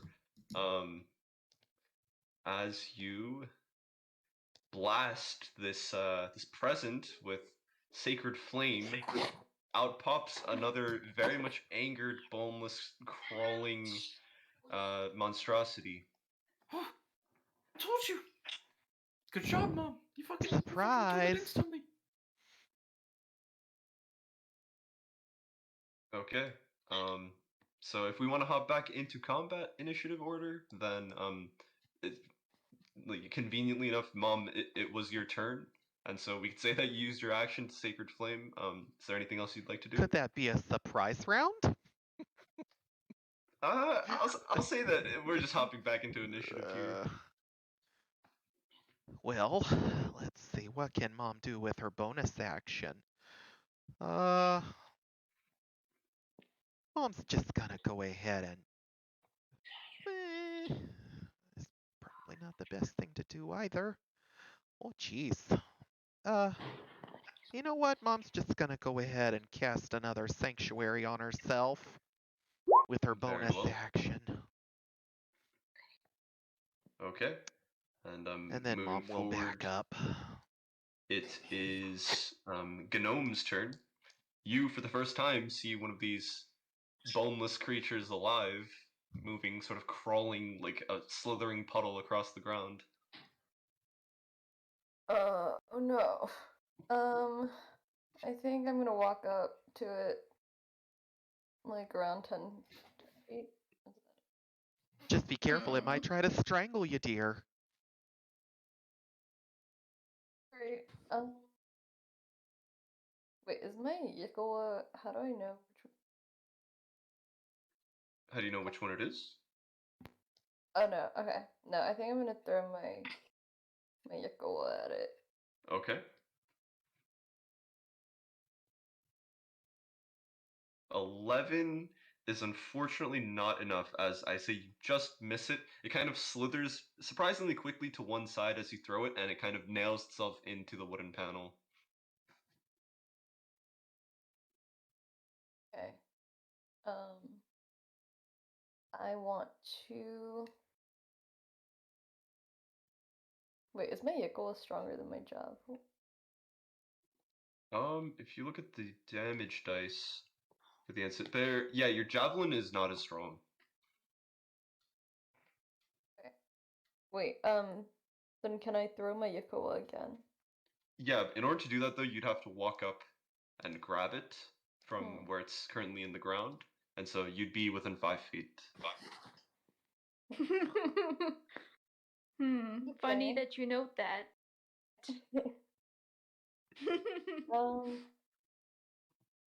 Okay, then I'll throw my javelin. Okay.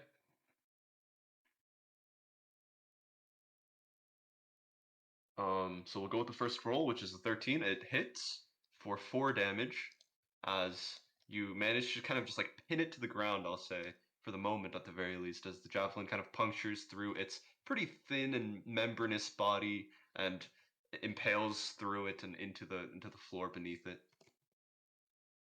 Okay. Wait, so it's pinned to the ground. For the moment, sure. After that, can I also... Actually, never mind. Okay, cool. I think I'm done. Okay. So Orsa, back to you. Oh boy. I'm gonna shoot it.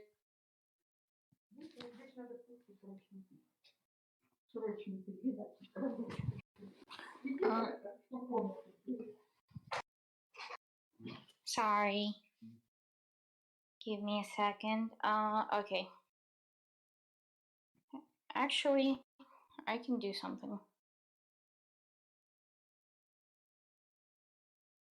Yep. Sorry. It's 11 to Worries? hit. Okay, and what are you shooting it? Yep. Okay. Oh, an 11 just misses actually. Okay. Well, that's gonna be my turn for now. Okay. So, coming up on the Boneless's turn, it's going to slither up to you. Oh no. To you, Gnome, and it's going to attempt to grapple you. So go ahead and make an athletics or acrobatics check. I think for you, your athletics is better, so go ahead and roll athletics for me. Could I, by any chance, use my tail to block it? That's if you if you need to have raged in order to gain that feature. Oh. Okay. Athletics. Oh, and that I actually got a 22 for the Boneless's Ooh. athletics check. So you are just strong enough to kind of, I'll say you just give it the arm bar as it tries to slither up to you. You just kind of push it back with one arm, Oh no. and it fails the grapple. That's And what I with that, love that about will. Gnome. It's a barbarian. He very rarely rages, and yet he's still so strong. All right. So that will be the Boneless's turn. And Rinch, you're up. Alright. Wrench is going to quickly scoot on over. He's going to slide across the wooden boards and it's going to get into a nice flanking position. Nice. And out comes the candy canes and he is going to go for the hits. Cool. Alright. He stabs in once. And so it wouldn't be with advantage. You'd get the +2 on it. So it's a 14 to hit, which still works. Okay. And you get the sneak attack damage, so that'll be 12 damage. And with that, how would you like to do this, Rinch? You are apparently the boneless player. Well, I'm just going to see if I can carve a hole in it with my candy cane so I can try to pepper like a smiley face with it. Wonderful. And that you do. You get a nice smiley face cut right into it, and it flops over on the ground dead.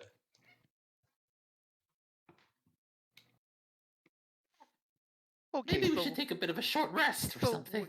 well, while I've still got this spell up, we might as well go ahead and already in action and just toast these assholes that are hiding in these boxes, yeah? No. I think we're kind of on a time crunch, so that makes sense. Oh boy. Okay, I well, mean, I'm so gonna just ready a so if sacred you flame again. right, if you guys want to, you can all go all the way through the initiative order and all ready in action against one of the presents, and then as soon as the boneless pops out, you'll all be able to swing at Oh it no, or I'm shoot at it. drawing. I'm sorry. I want to go You're outside good. real quick and just grab 3 snowballs and then pop back in. Okay, wonderful. Alright. Wrench is going to ready in action to stab it. Wait, Okay. is somebody gonna be near me? Because I need to proc the sneak. All right, there we go. All right, good enough, I suppose. And Mom will Alright, so just go whoever first wants so to go that way it first. fails its dexterity saving throw inside the box. Okay, so Mom, that most definitely true. It fails the dex save. Go ahead and roll me a d20. Here we You go just again with slaughtered a all the cookie. d20s. You gotta love 5 people just getting ready to and being cautious of a present sitting on That's the a ground. 16. That's a 16, and as you sacred flame this present, it basically evaporates, and inside you see the charred remains of a stuffed teddy bear. Is it a magical Oh, stuffed teddy That's bear? definitely cursed. Good job. It appears like it was just a regular stuffed teddy bear meant for a present for some poor child who was expecting a Christmas gift. Well, then I guess let me go ahead and we'll do the same thing on this one. Better to be safe than sorry. I'd rather him not get a teddy bear than to get one of these gooey things to jump out at him. Okay, go for it. Another d20. Yep. That's a 2. And Oh, here we go no. again. Oh gosh, here we go again. So that's a sacred flame How on are we it. so? And I It guess what automatically everybody hits. else is gonna be doing, that's a really awful roll there. That's only a 3. Okay, that's 3 damage. Everybody else, go ahead and here. I'll say first we have Blizz up. You can chuck a snowball at it. Eat snow, you fucking carpet. For 20. Okay, 20 hits. That's max damage there, baby. Oh, nice. You're not getting past me. You channel all of your hatred for these boneless carpets and nail it right in the face with the snowball. Do it in its Nice. own mouth so it can't breathe. See how it feels. Next up, we have Gnome. Yeah. Okay. Yeah. Throw. I'll walk up closer and throw my Yakul. Yeah, sure. I'll say that you can do that. Yay. Oh. Is that okay? Yeah, it's okay. There you Don't go. worry. We don't quite have rules of accidentally hitting people unless you natural one. But unfortunately, a 9 won't hit, so it misses. That will be your readied action attack. I actually will let you take one more here, since you would have 2 attacks per action. Oh, nice. Okay. I'll throw it. I can't throw it again, right? No, you can't throw it again. It's embedded in the floor next to it, so if you want to go pick it up and hit it with something, you can. Do I have my javelin back? Yeah, you have your javelin back. You would have picked it up pretty much as soon as that last combat ended. So Okay. I'll throw my javelin. cool. And unfortunately, it also misses. As I'd say, you just hit one, too far left, one too far to the right of it. Not my day. All right, so that will be your readied action, and Orsa. Well, I'm gonna crossbow it, and it's 22 to hit. That hits. You hear me? Yeah, Yep. yeah, it hits. Alrighty. And for the whopping 4 damage. Nice. Takes a crossbow right into the fabric of its body. Who do we have next? Oh, we have the boneless up next. Okay. So the boneless is going Oh to. no. I'd say. Wait, didn't we all take ready actions to strike it? Oh, right. Never mind. You're right. Yeah, go ahead and make your hit. Sorry, I forgot about you. All right. Stab. Okay. An 11 unfortunately misses, and you don't quite get flanking in this situation. All right. Alrighty. As you take that jab at it, though, this boneless creature is going to turn to you and attempt to strangle you alive. Go ahead and make athletics or acrobatics. All right. Time to tumble my way to victory. Oh, that's nice. 20. Had to roll good sometime. As you deftly avoid its embrace by jumping to the side as it lunges towards you, that's going to be its turn. And right up after that, we have Wrench again, actually, so. All right. Round 2. Ah! And a 15 will hit All right. for 15 damage. And we have the Boneless Slayer once again taking out his third victim.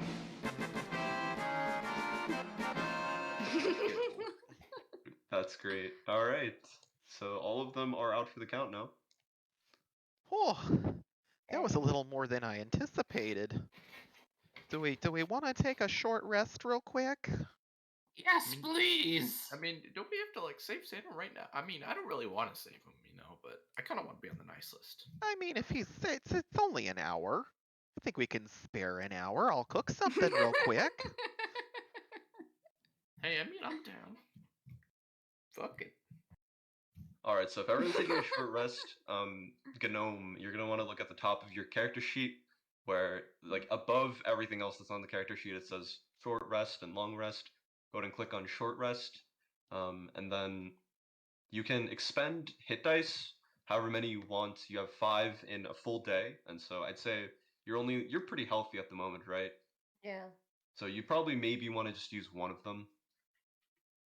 And whoever uses a hit dice gets an extra 3 HP on top Awesome. of what they roll. Because of my chef feat, I'm gonna make you a little something. So Gnome, you get that 8 HP. I think that tops you up at max health. Thanks, And Mom. I'll take 5. Oh, is it everyone that's within the aura? So I can do up to 1, 2, 3, 4, 5, 6, 7. I can do up to 8 people, so everybody. All right. Nice. And what are you cooking up over there, Mom? And that's just healing. Well, yeah, it's just an extra 3 points of healing if you decide to use the hit dice during your short rest. And, yeah, 4 plus proficiency at the end of a short rest. Any creature who eats the food and spends 1 or more hit dice regain a hit point equal to 1d8. So that was the 3 that I rolled. But yeah, I'm just over there. Whatever they've got in the kitchen. What do I find in the kitchen? Yeah, so the kitchen is mostly destroyed. There were a lot of cakes that had been in the process of being made or completed well, and sort of kept there, but Yeah, they've no, been smashed fruitcake everywhere. seems to be something I've got a real specialty for, so I'm sure I could just whip one up real quick. Sure, I'd say during the short rest, and don't worry, you still get your short rest. This is just for flavor. You clean off some of the cake crumbles and the batter and stuff from the used utensils and cooking equipment here, and whip up some fruitcake for everyone.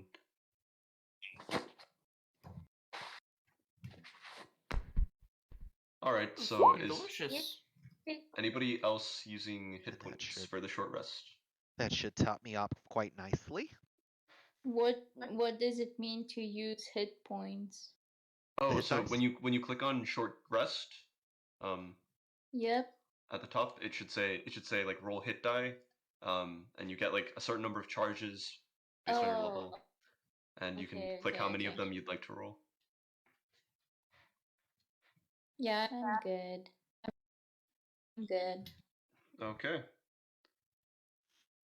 And so I think with that, we are coming up on the end of the short rest. It's been an hour. You guys have been heartily enjoying Mom's fruitcake. What would you like to do? All right, time to deal with this witch. So do we want to go downstairs, or do we need to make sure this candy room is okay? Well, we should make sure there's nothing that's going to try and kill us. That's Good true. point, there could be more demon presence. That's also true. Mom's spell would have worn off by then, so Mom's gonna just go up to the door and take a listen and see if she can hear anything on the inside. We're just gonna Yeah, hop without on. having to roll perception, I'd say it's just completely silent in there. I'm down to venture in. Is it locked? Nope. It is not locked. Well, does any one of our little beefcakes want to come up and open this door? I am not a beefcake. All right, It's Gnome. okay. I can go and open the door. I'm right behind you.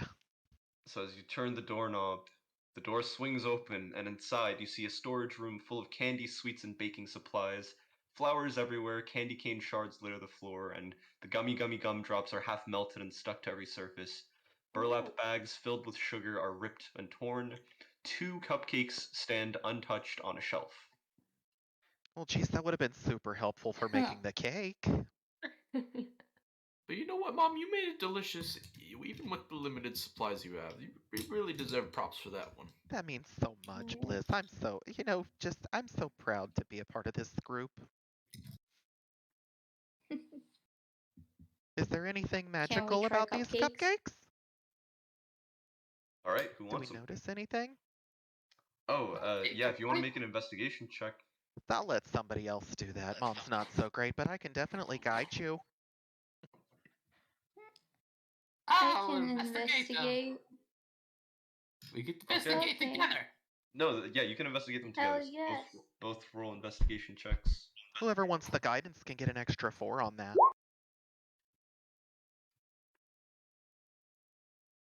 Oh my god, I got 21. First time on the So that'd be a investigation. 25. Wrench, the cupcakes just look so enticing that like you can't even start to use your brain. You're just basically drooling at this point.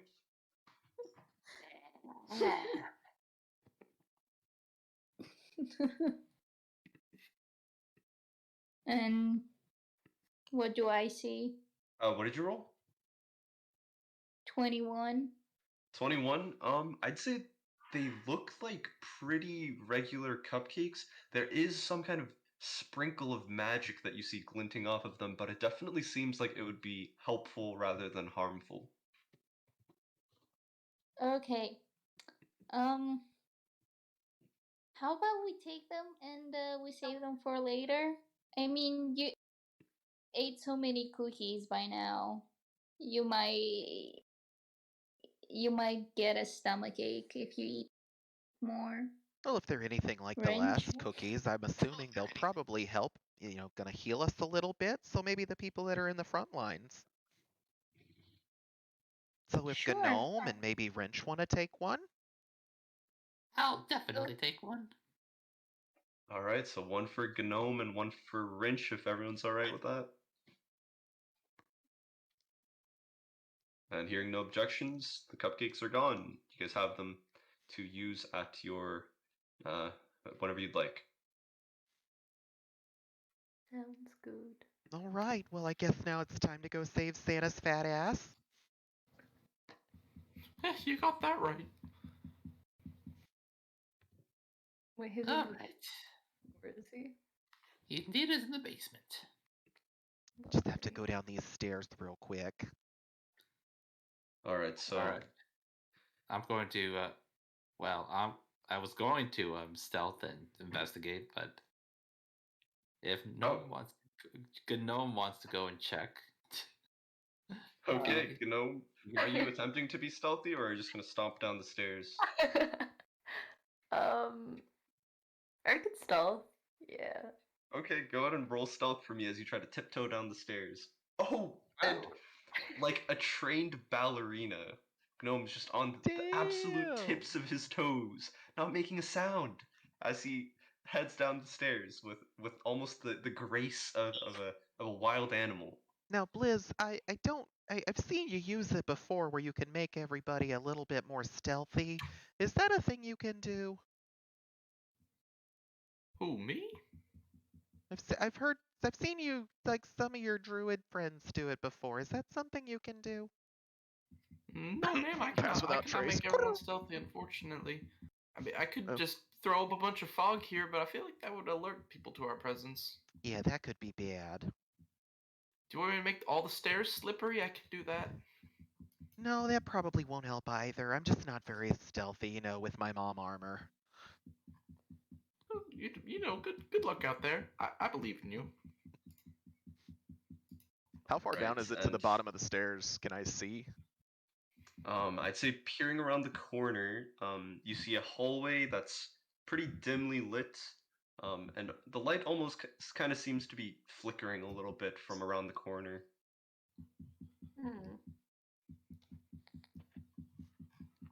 Okay. Can I go farther? Yeah, so if I'll say that Gnome, gonna you head attempt- down the stairs, everybody will kind of follow behind. I'll move you guys to this next area here. And yes, this place essentially, the door that's right here, contrary to what is depicted in this battle map, this door has been blown off of its hinges by force. The hallway is dimly lit, and any illumination comes from shattered and flickering bulbs lining the walls near the ceiling. Okay. I'm just gonna go straight for the door. Okay, Gnome, marching up past. So this door's been blown off its hinges. There's another door beyond it that you can go ahead and try if you'd like. Can I just like peek? Or is it Um, locked? So you can walk up to these doors here, um, and they are just closed at the moment. You're not sure if they're locked or open. Okay. Can I try them and see if they're locked? Yeah, and they are not locked. All right. I'll take like a small crack and peek through, see what's Okay. up. So if you're trying to peek through, I'll say that you can see. Let's see.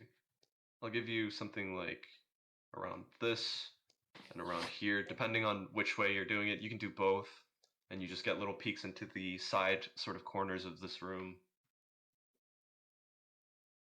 Whoops. Cool. Okay.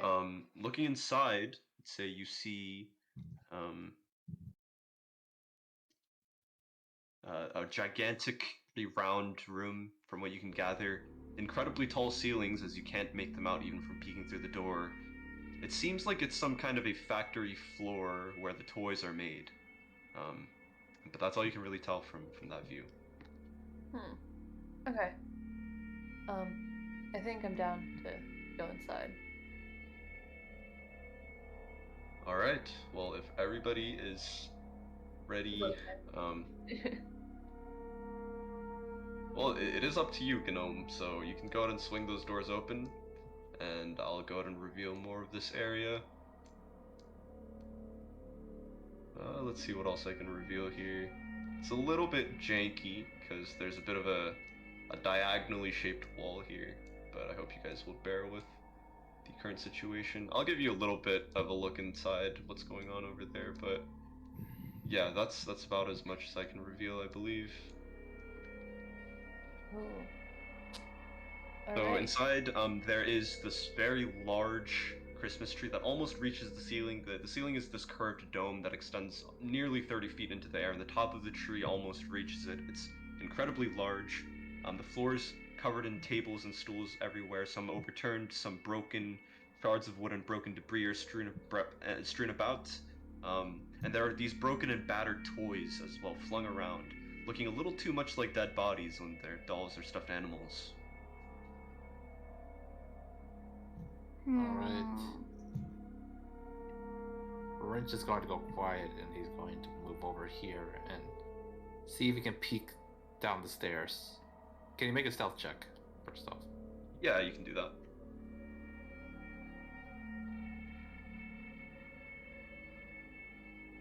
Okay, 22. Well noted. Alright, so can you peek down the stairs? Yeah, so peeking down the stairs,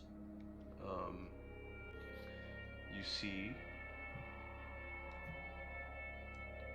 more of this room here. Say you can. I'll give you a glance at pretty much everything inside. Alright, he's gonna cautiously make his way down. Okay, and you also see this staircase here. It leads lower into the depths, and the same once festive lights illuminate the way down. It's not entirely dark, but it definitely doesn't look very inviting. He's going to move up to each door and see if he can listen past each. Okay, make a perception check.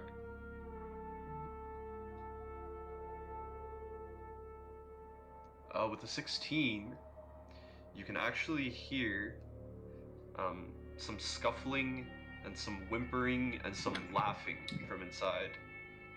Which one? From inside here. Okay. We're just gonna make his way up. Say, shh!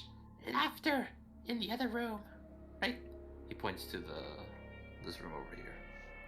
I'm right behind you, dear. Oh, and Blizz, are you walking right next to that present there? You know what? Yes, Blizz is. All right. Oh, that's fine actually. I was just asking. Oh, God. God damn it.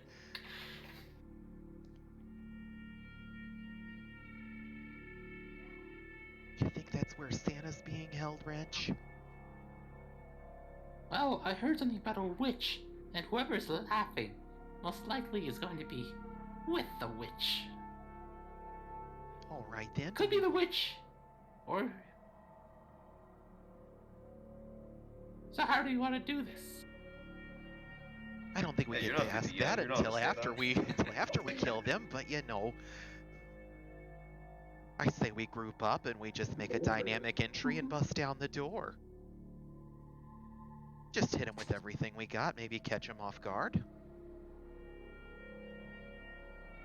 All right. Let's get a beefcake up there. Oh, gnome. Sorry. Wait, what am I doing?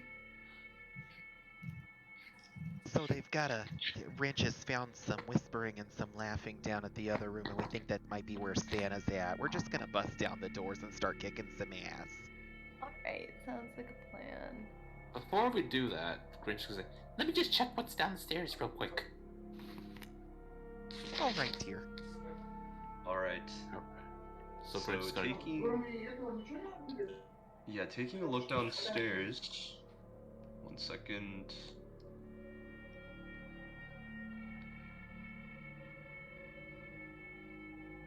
You essentially see what appears to be the beginnings of another floor. It's a much smaller room. Hold on. Okay, so the room down there is nearly pitch black. Do you have dark vision? Yes. Okay, so you can also, I'll say without having to roll perception, you also hear some scuffling and whimpering behind a door somewhat in the darkness into the room. Is there a map for this room or no? There is, but it's a little bit difficult for me to move just you there at the moment, so... Okay. And I hear scuffling, correct? And whimpering. Actually, if you'd like, yeah, I can move you down there. Hold on. Now just give me a second. so the elf told us that Santa was in the basement, correct? Yes. Okay. So we assume it would probably be at the very bottom. You would assume, right? Okay. If that's the case, then I'll start moving up with him. Oh, are we going up? Going down. Hi there, two God, horses. it's so confusing in here. I think there's two moms. Okay, I'll go ahead and move you. I revealed the area. If you guys scroll down here, oh, this is where I can use this. Here, that's where sort of these stairs lead down, so I'll go ahead and place you here. And just for the record, both of these staircases on either side here lead further down, into another level below this one. But right as you are you coming, all the way down to this area? What you were talking to? To Wrench. Oh, actually, wait, I'm mistaken. So you came down these stairs here, so you'd be right around here at the moment. Yes.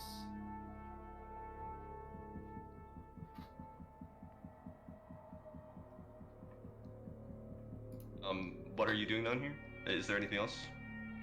I'm just basically investigating, and I'm going to... If I hear whimpering... I hear whimpering and scuffling, correct?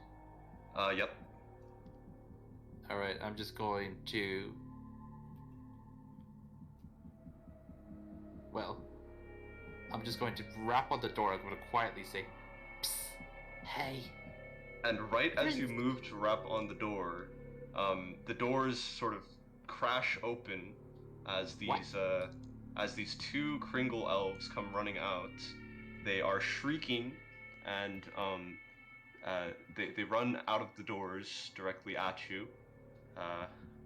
And behind them, squeezing through this relatively narrow door, I'll place him right here. He's kind of inside of it, but whatever. We have what appears to be this giant white, fluffy but terrifying-looking creature that roars and comes out of the room after them. And I'm gonna go ahead and roll initiative for him, and we'll get right started once again. I'd say the moment he roars, all of you guys from upstairs definitely hear this, so you'd be able to make your way down these stairs. Don't know why there is a little bit of extra mom peeking out there, but I'll go ahead and delete that. Okay. Wait, hold on. Yeah. Did it seem that this creature was here to begin with in this room? Yeah, it was there to begin with. The sort of revealing of the room order was just like a roll 20 thing more than a... Yeah. Wait, so that... What were the elves doing in a room with this creature? You know what, that's a great question. Maybe you can ask them yourself after you deal with the imminent threat. So can we move into the room? Like go down? So currently you guys just know, like you guys have heard, but we'll be hopping right back into combat here as this Yeti gets its turn on the initiative order. Let me just roll that real quick. It's a 19, which actually in this case isn't that great. But actually it's pretty good. It's pretty good. It goes, Mom, you're gonna actually get to go first with your 1. So you hear the scream from downstairs and make your way down there if you'd like. So yeah, Mom's gonna come downstairs to see what all the ruckus is about. Yes, definitely. I'm assuming I would be somewhere about... Oh, yep, you got it. There, maybe? Okay. So yep, Mom's gonna get a good beat on this thing, and, well... Does it look like it's been hurt at all? And I'll just say that the elves ran all the way over here, so that they're not in the fray, but no, it looks perfectly good. Well then I guess we're just gonna see how dexterous it is and hit it with that sacred flame. If I see Mom trying to do Sacred Flame, can I put a hand on her shoulder and say, hold on a second, I want to try something. Oh, okay. Oh. Is it my turn to do it? Do I need to wait? Yeah, you would need to wait. So currently it's Mom, then the Yeti, and then you, Blizz. I just want to let Mom know. Don't hurt it. Okay, well if that's the case, then Mom's gonna cycle a little further around to where this other elf is and... Alright, and protectively mother it. Do I want to... Yeah, you know what? We're just gonna go ahead and... We're gonna cast Sanctuary on Wrench there. Okay, very well. So With that my is your bonus turn. action. And then I'm gonna hold my action to Sacred Flame if whatever Blizz does doesn't work. Okay, so right at the end of Blizz's turn, let's say. Sure. Okay. So on the Yeti's turn, it's going to let out a roar, and targeting you, Wrench, it's going to stare at you with the might of a primal apex predator out in the tundra. I'm going to need you to make a Constitution saving throw. Would he have to make that Wisdom save? Oh, I don't think so, but... Yeah, so Sanctuary is for attacks. Yeah. Creature who targets a warded creature with an attack or a harmful spell. Oh, okay. In that case, wait, is this a spell? It's just an action, so you know what? I'll say that it's considered an attack. So I'll make a Wisdom save here, and that's a natural 1 on the Wisdom save. So it needs to target something else, correct? It needs to target someone else. All right, and unfortunately, Mom, that's gonna be you. So go ahead and give me a Constitution saving throw. Yeah, no, that's what mothers do. They step in the way. It's gonna be a 13. And that just meets it. So meets it beats it. And so nothing happens. You meet its eyes and it sort of just glares at you. That's cute. You're real fluffy. And however, it's going to then step. I don't know how it's going to do this, but it'll retreat back into the room, step like this, and then come out this door, and then make 2 claw attacks against you, Mom.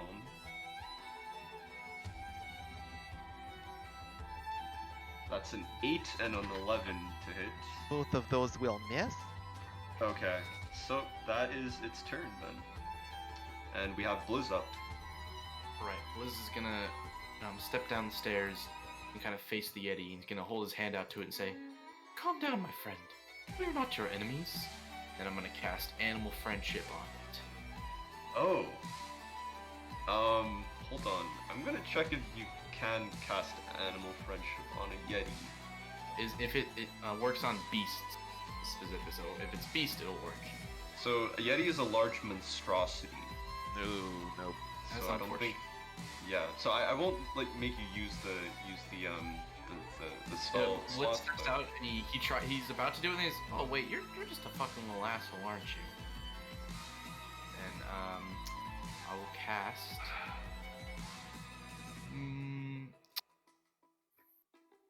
yep, I'm gonna ice knife this guy. He doesn't want to be friends with me. Okay, and I'll say right as the ice knife comes out, you get your ready to attack with the Sacred Flame, brass. So I'll go ahead and roll a dex save. It's a 20, so that unfortunately saves. But the ice knife, a 19, will definitely hit. Yep, and that piercing. So Okay. so with the cold damage, it's 16. So it is. Let's see. Oh, is that cold damage though? The piercing is the knife part, and then the explosion is cold damage. Okay, so it takes the 7 piercing damage, and then you watch as the frost encasing its fur almost just doesn't seem to do anything at all. Oh, figures. That's my turn. Alright, Gnome, you're up. From upstairs, you hear this commotion. I'll say with Fortitude of Movement, you can actually just jump the side of the staircase and make your way down. I'll go ahead and here. Place you right here. Would that be somewhere you'd like to be? Yeah, that looks about right. Okay. Okay. I think I'm gonna take my nice great axe. Whack him. I will ask, would you like to rage as your Ah. bonus action? So you can do that. Yeah, I'm down. Okay. So raging, you can pick between bite, claws, or tail. I'm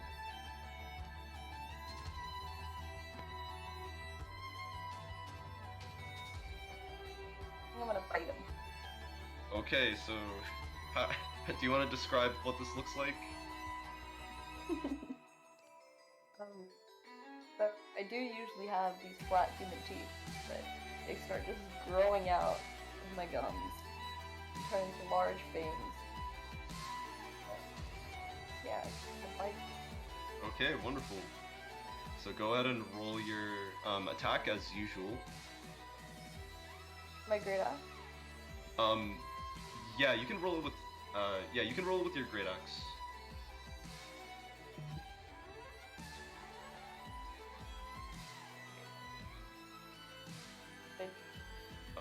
Yeah, so the 21 and the 25 both hit. So it looks like you took a swing with your great axe and then you gave it a nice chomp for a total of 18 slashing and piercing. Okay, putting it at 26. It's not looking too good. We're gonna go ahead and move it over to Orsa then. Alrighty.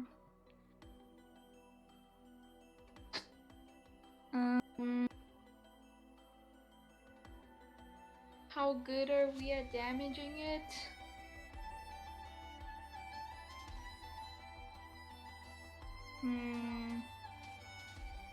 can try and shatter him.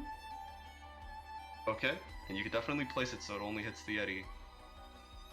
Yep.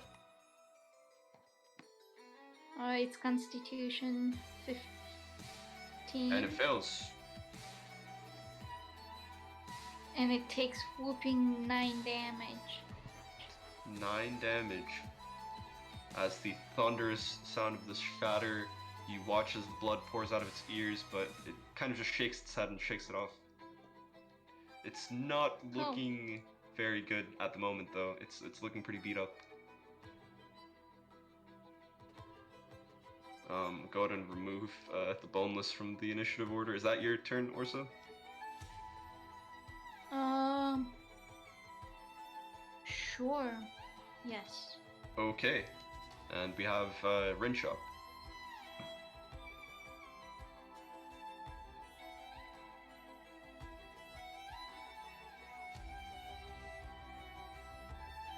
Rinch, you're up. Oh, sorry. Alright. Blades are out, and Rich will attempt to finish the job. He will slash, once and twice using one bonus action as he's going to dual wield. Okay. Roll your hits. Okay, first one definitely hits. Alright, he's going to roll for damage. Okay. Let's see if this actually kills. Do you get the sneak attack? And with 21 damage, how do you want to do this, Rinch? Oh, the good old-fashioned French special. Right through the eye. Okay, and you nail him right through the eye and impales him deep into its brain as it just topples over and falls dead. It just looks at this. I think I'm discovering parts of myself I'm not fully comfortable with here. I'm not gonna respond to that. You're doing such a good job, Wrench. I'm proud of you. Alright. And Now you've still got that shield for a little bit if you want to keep exploring. yeah, I'm gonna go explore, but you better question these two little shits. What were they doing with just a monster just lying around? Excuse me. And why do they have to burst out now? Excuse me, little elf. Can you tell me where Santa's at? Where are they keeping him? He's downstairs. He's downstairs. There Thank we you go. so much for saving us. Have you seen our mom or our dad, and if they're okay? I'm not sure, sweetie, but just go upstairs, okay? Keep going all the way up top and you'll find the sleigh with all your other friends. Okay. Okay. And they head up the stairs, past you, Orso. I'm gonna move you to the side here to grab this little one. And they are out of sight. Don't Someone should touch the also presents! check to see if the laughing is. Never mind, I'm going down. Can I remake my stealth check? Yeah, go for it. Alright.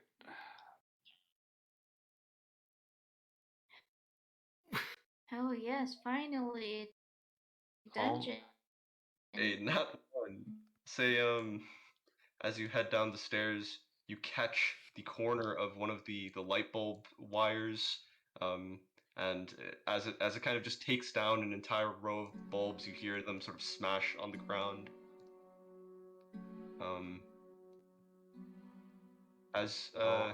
I would be around here-ish. I think. Okay, hold on. Let me look at the staircases. Mom here. hears the smash and it's gonna come down after him. I think, yeah, so you would be right here. This is the staircase that you're coming down, Rinch. And as you descend them, the scent of pine and cinnamon wafts over you. You hear the jingle bells very lightly, a fire crackling, and the air becomes ever so slightly warmer and cozier. And entering the room from where the sensations emanate, you see a crackling fireplace built into the curved wall, with no smoke rising.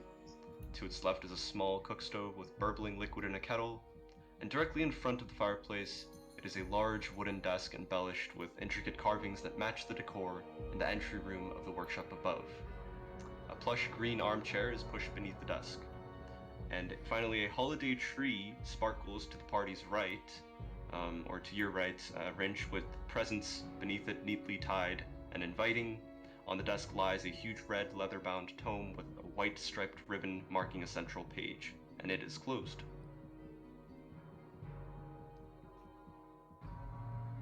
Oh boy. Can I Wrench, perception I check to heard see you if run there's into something. Are you okay? Oh my. Oh god. Alright.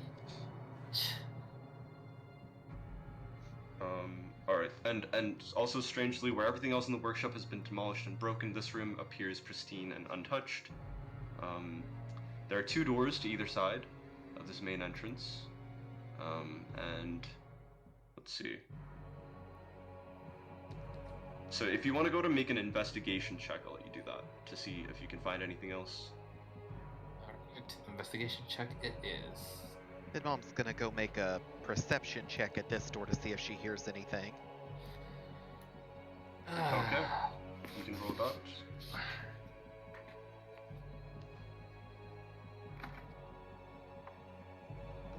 Wrong one. I'll give myself guidance.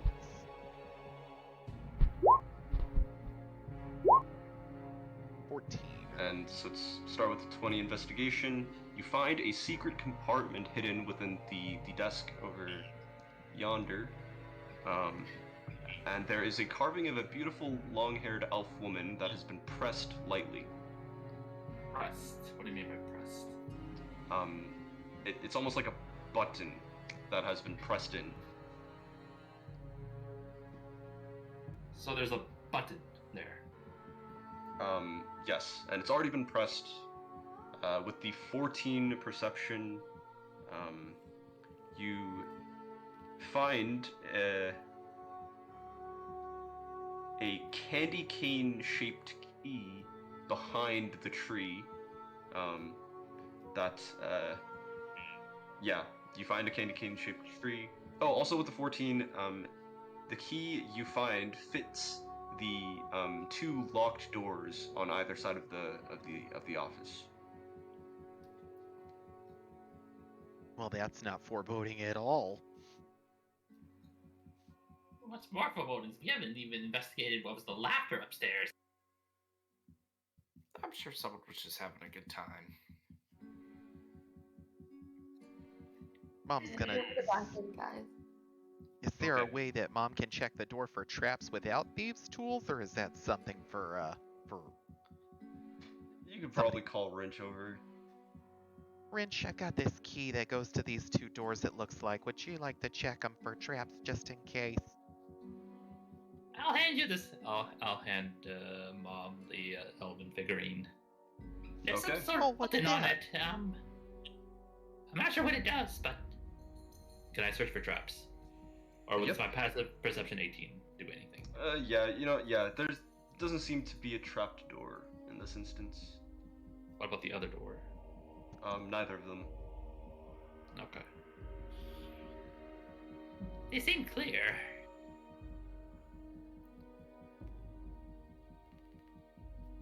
Okie dokie.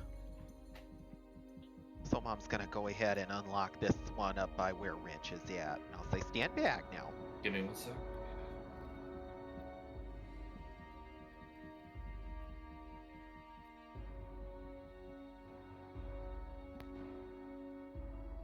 So, we're unlocking the door? Yes. Okay. Yes. So, looking beyond, the first thing you see is a large sack of red cloth filled with all kinds of baubles and trinkets. It's almost spilling over the brim, and it's pretty much blocking the entirety of this doorway. And it looks like you found Santa's holiday bag of holding. Oh, well, that's a really nifty thing right there. We should probably just leave that for Santa. And then I guess I'll go ahead and I'll also check this door over here. Alright, and I don't have a nice looking token for this one, but essentially opening this door, you find a pile of wrapped presents with names attached to them, and you see Sif, Thrin, Miles, Brock, and Akari's name on them. Well, those don't belong to us either, so I guess I'll close that back up. Okay. I could have sworn he said Santa was down here. I just don't understand. Is there another way to get down through the basement? Moving this Santa's bag of holding, presumably out of the way, you see that it clears the path towards another set of stairs that lead further downward. I guess we'll just keep on going downward. I wanna stick my hand in the bag of holding. Okay. Go ahead and roll me a d12. D12. That's a 4. That's a 4. With a 4, Don't tell me You something comes out to swallow him. obtain yourself a fruit cake of greater healing. It's basically a potion of greater healing. Whoa. Come on, check this out. Presents. Wrench I think whispers those he's gonna seem reach in as okay well. to take if you'd like one, Wrench. 1d12.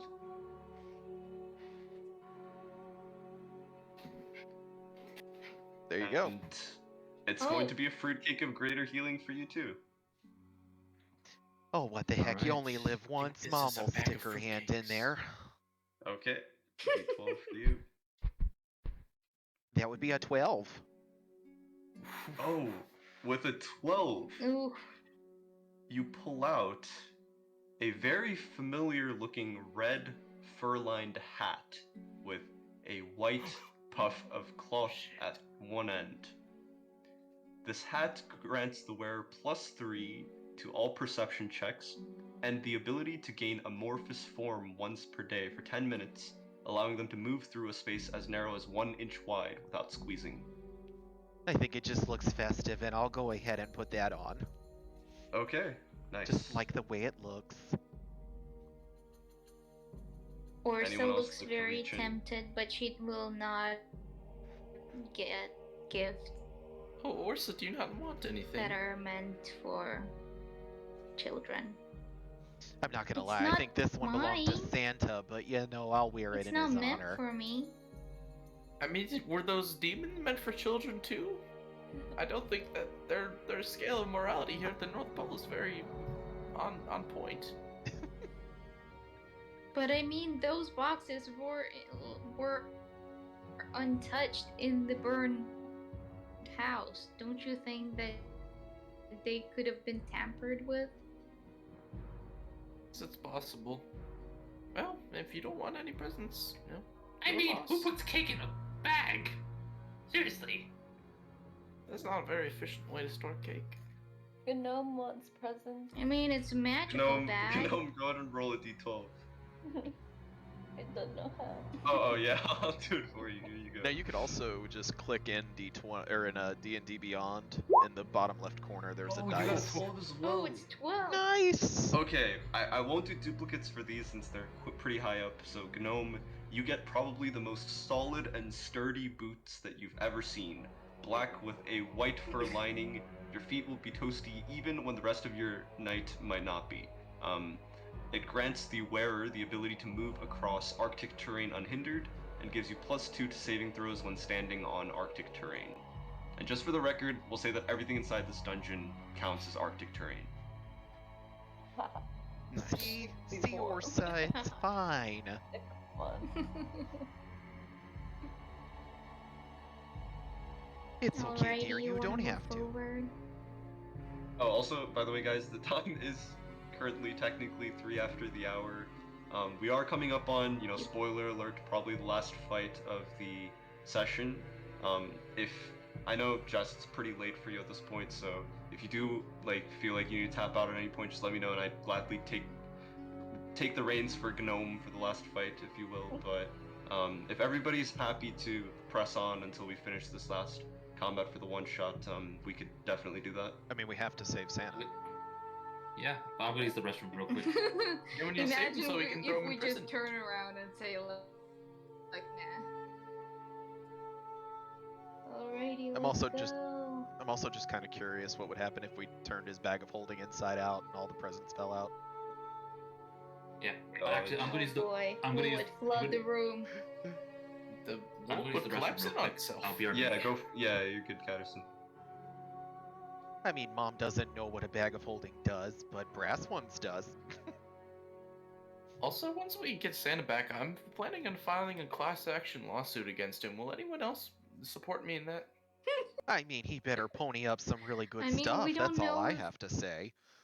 the present that you opened is the present that was made by Santa. But is he not liable for what happens in his workshop? Hmm? I mean, I'm He sure is the there's gonna sole be proprietor of I this mean, There's he gonna be a got lot of- assaulted. there's gonna be a lot of workman's comp flying You around can for sue sure. the witch. You Well, can sue the witch. It depends. Is this toy factory a corporation or is it a sole proprietorship? If it's a sole proprietorship under the class name, then he could be very liable. Well, it also depends on whether or not these elves are unionized. I doubt it. Alright, Santa Claus is fucking ruthless. I don't know how this conversation spiraled into this. Alright, so Orsa, you're not taking an item from the bag of holding, the holiday bag of holding. No. Okay, No. Can Mom So reach despite- in and get her one? you can reach in. When you do, you're gonna have to first roll me a d20 though. Oh, Oh, no, God. that doesn't. I was just asking for for clarification. Oh, just kidding. You know, just kidding. Let's do this. Alright, Okay, so let's allow me on That's this fine, staircase, no I guess. worries. alright, so heading down this final staircase, the air around you begins to grow cold. Not in a North Pole kind of way, but in a something is very wrong here kind of way. I'll go ahead and copy. I'm just gonna go ahead and move Santa's bag of holding a little over here so I can copy and paste all of y'all to the next area. And I'll just go ahead and reveal the whole thing as you'd see it the moment you come down the stairs.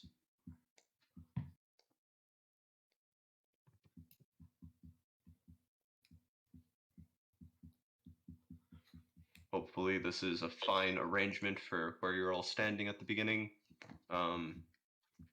Ahead of you stands a very tall Kringle Elf woman, and clad in these very culty looking dark ashy robes with a very peculiar looking giant brooch around her chest that glows a blood ruby in the dimly lit room. And the light from this room essentially just comes from these 4 snow globes sitting in each corner of it.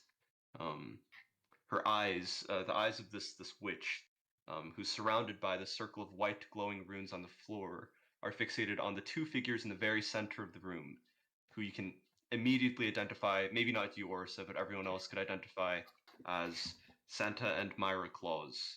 Their joyful red clothing in tatters. The Clauses are bound and kneeling, surrounded by the same white runes as are around the witch. These, however, are not all aglow yet. These white globes of magical energy pulse in the 4 recesses from the snow globes on the pedestals. The Clauses scream, and your vision goes momentarily white. And as the room returns to normal, the red of the Clauses' clothes appear more muted, while the witch herself appears more radiant. And the last of the runes illuminate, and the Clauses scream. Their clothes and bodies turn a sickly shade. I really hope as that's not what those tokens for are over in the corner. as Eldara laughs and sighs happily, lowering the staff, seemingly relaxed.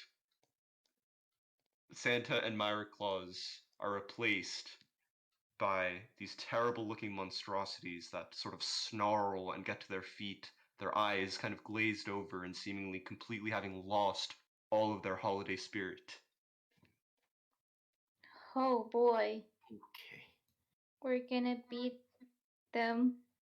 Or what? I'm confused. Well, it What would you doesn't guys look like good. to do? So can So- I inspect the orbs again, real quick? Yeah, so like as this is happening, I'd say you guys have a solid like 30 seconds while this transformation is occurring to do whatever you want. I'll tell you basically right now that if you try to No. enter this area, it's pretty much like there's like essentially a force field that's preventing you from entering without incurring some kind of damage that exists pretty much right where the square corners of these snow globes are. Well, I know what Mom's gonna do, but if anybody else would like to go, that's fine. And somewhat inspecting the And we snow smash globes. the orbs. Yeah, without having to make an investigation check, I'll say that it seems like these arcane snow globes in the room's corners are what is keeping this barrier going. All right. How tall are the ceiling in this room? It's about 20 feet. Ah, perfect.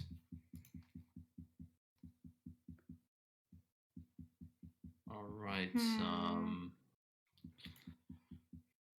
Well then, in that case, there isn't anything else that Wrench can think of. Well, I mean, I can shoot the orb. Get down and dirty. Okay, So, yeah, go ahead as and soon as position yourselves where you want to be to crack these orbs. All right then. I think Wrench Mom's will gonna take be one. able to. But yeah, Mom, what are you doing?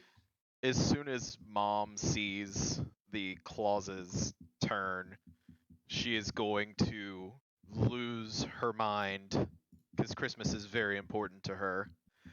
And she's going to start almost convulsing. And you see her armor start to pulse and her body starts to swell. And she turns almost into a bestial form of herself as she will shift, and she's Oh, going hell to yeah, Mom. she's going to gain. Oh, I don't know why it rolled that. That's weird. So I'm supposed to get 8 temp hit points, and then because of my shape, I will get an extra 4. So that's 12 temporary hit points. Nice. And then that's her bonus action.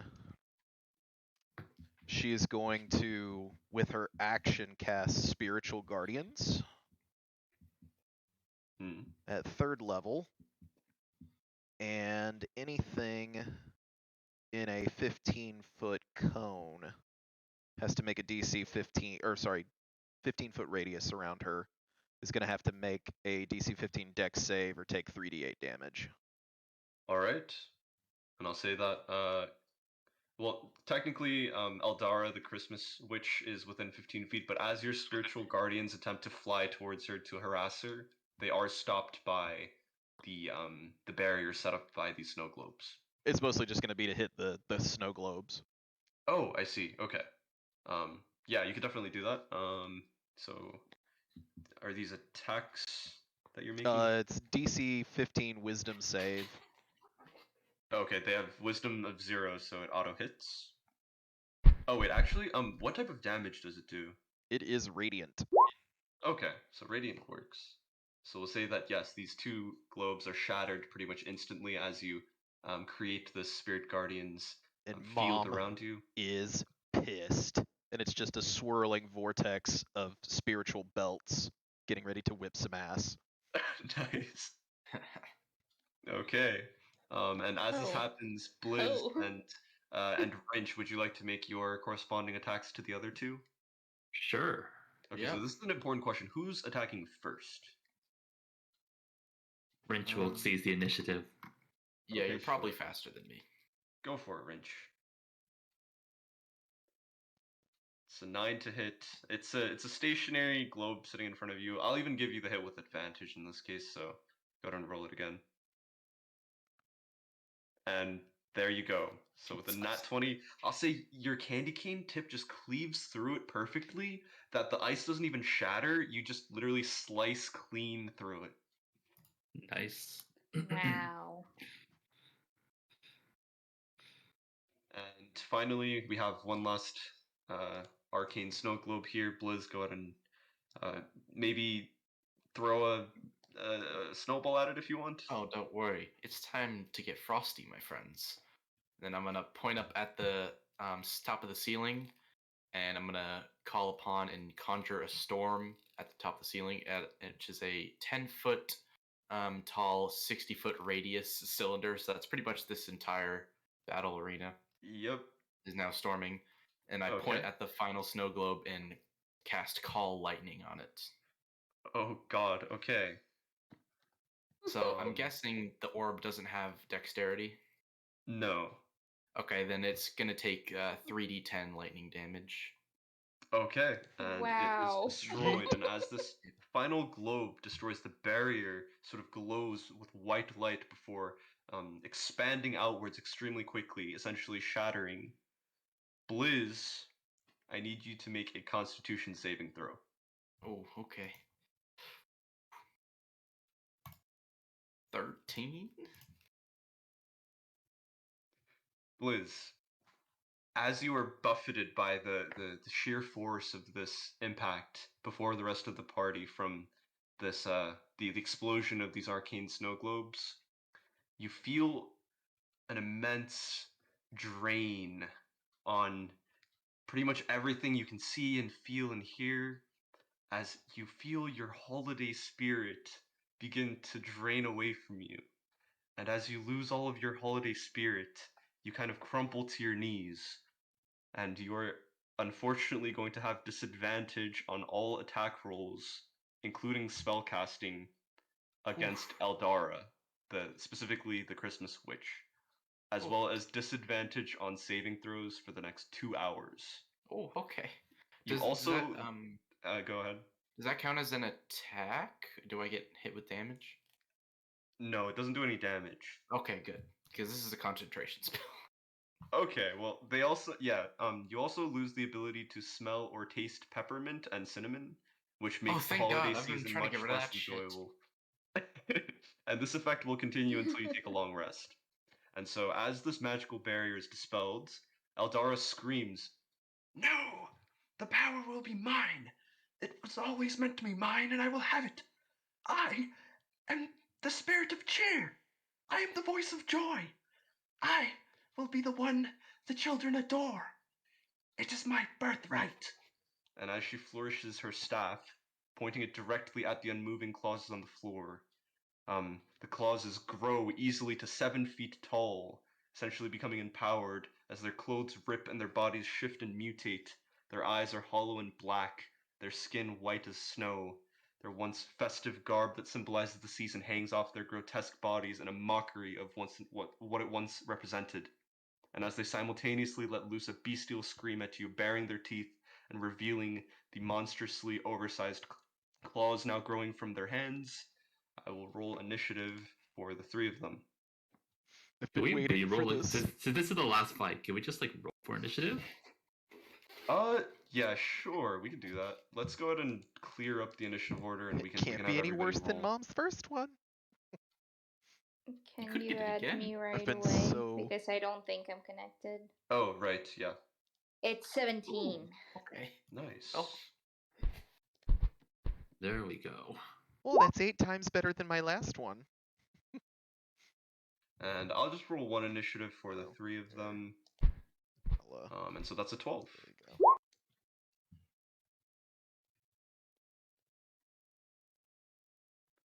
Wonderful. So, at the top of the turn order, we have Rinch. All right. There we go. Okay, so Wrench is going to run over towards Eldara as he raises his sharpened candy cane. He says, "You perverter of the spirits of Christmas! Have at thee!" And he will get 1 good shank on Eldara. Okay. And a 23 will hit For 10. for 10. Alright, and you get a nice little shank in. What, do you have anything else on your turn? He is going to disengage and tumble away behind Bob. And he kind of point from behind and shout, Okay. And Gnome, it is now your turn. Yes. Alright, so I think I'm going to rage. Okay. and then I'll walk up. Are you doing bite, claws, or tail? Alright, wait, so for tail, if that's supposed to be able to block something? Yeah, basically when you get hit by something on your reaction, you can roll a d8, I believe, and add that to your AC, which in a lot of cases will cause the attack to miss, and you can do that once per round. Right. Cool. So are you doing tail then?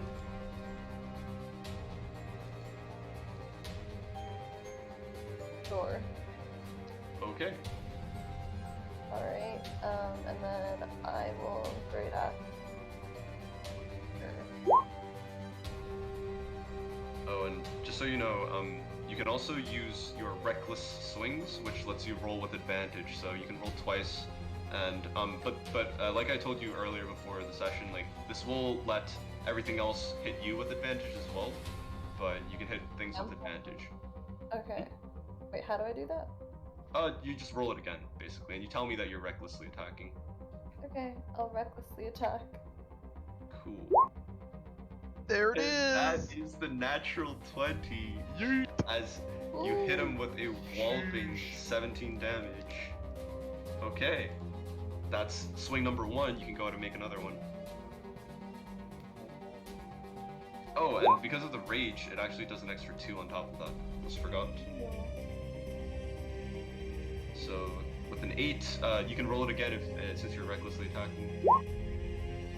22 hits for 10 slashing damage, plus 2 from the rage.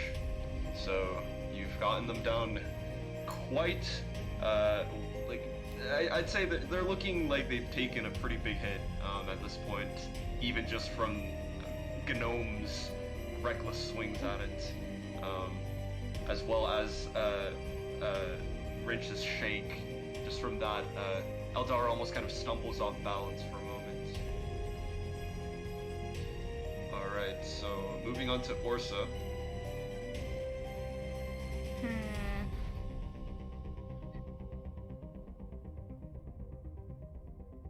I bet those Santa Clauses are gonna attack me, whoever they are.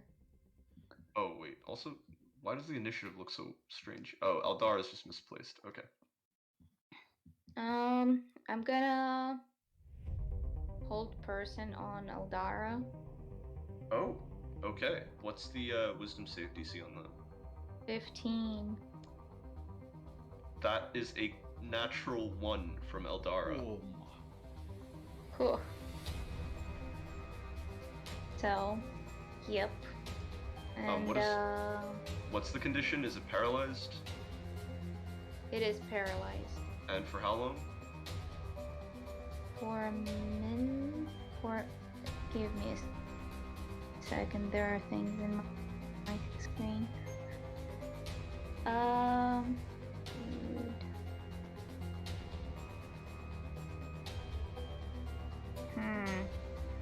Okay, It here, doesn't say It says exact concentration up to a minute, and then at the end of each of their turns, they Okay. can make another wisdom save. So that's duly noted. Okay.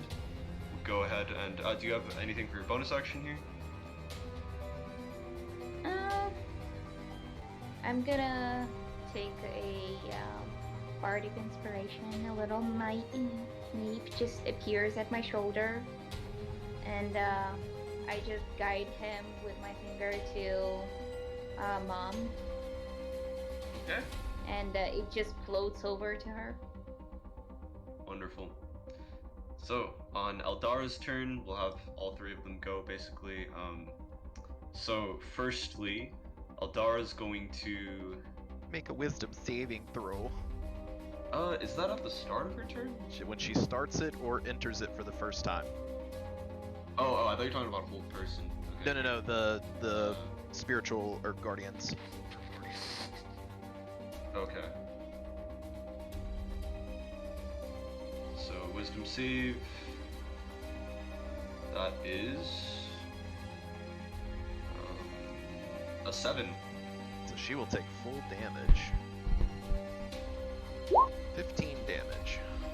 15 damage from your spiritual guardians. You said they're belts that are whipping her, They're just basically? belts that are flying around in the air. Okay. So, being paralyzed, Eldara can't move or speak. Meaning, I can't cast a spell with any verbal components. I'm gonna check and see if she has any without that. Seeing none, I'm gonna go ahead and have Eldara turn to, let's see, we'll say Eldara, actually being quite intelligent, is going to turn to look at you in the back, Rinch, and assume that the one in the back is probably the one that she needs to hit. Go ahead and make a powerful beam come from her staff towards you. That's a 20 to hit. That will hit. Okay. And that's going to be 16 force damage. As Alright. this essentially dark laser shoots from her staff and just slams right into you. Alright, Wrench is going to uncanny dodge it and have it. Okay. So it becomes half to 8. That is Eldara's turn. Next, first of all, Santa Claus with a W, growing these massive, grotesque claws from his hands, is going to first of all step into the circle here. So he needs to make a Wisdom save, correct? Yes. That's an 8. So I will roll his damage.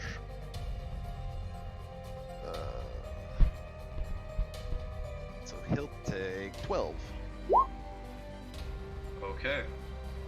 And taking that 12 damage, he's going to let out an unbecoming roar of a man of his stature and renown, and he's going to create an icy blast in a 15-foot radius, essentially hitting Gnome, Mom, and Wrench. And each of you need to make a dexterity saving throw. Alright. Oh, if it's paralyzed, any attack that hits the creature. Right? Yeah, but Santa Claus isn't paralyzed, it's Eldara. Oh, no, I'm just saying. Oh, yes, that's true, though. Also, can I try to block him with my tail? Oh, so this isn't an attack, this is... The crit. Oh, Horse turning into a robot. But, wait, sorry. What did you say, Ursa? We didn't quite hear you.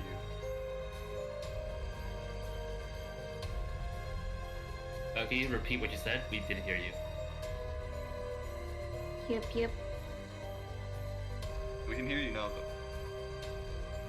Yep. What did you say? We didn't hear what you said. No, we didn't hear what you said, Orsa. Oh, really? Yeah. No. Well, I said that I didn't hear what you said. Oh, okay. Yeah, Okay. I think there might have been a connection issue for a moment there, but anyway, moving right along. Okay, so what are these dex saves? We have 11, 13, and a 4. The dex save DC is 12. So Wrench, you save against this. Everyone's going to take 16 cold damage Okay. on a failed save, Oh. and half as much on a successful one. Right. Oh boy. Wrench is not doing too hot. And that's going to be Santa Claus's turn. And finally, we have Meyer Claus, who's going to turn to look at you, Orsa, who's currently holding down her commander, basically. She's going to attempt to break your concentration by... let's see. She's going to attempt to... let's see, magic missile, so it'll probably just work. We Then I have- maintain concentration on Spirit Guardians. Okay, cool. Oh right, yeah, that is concentration. I probably should have remembered that.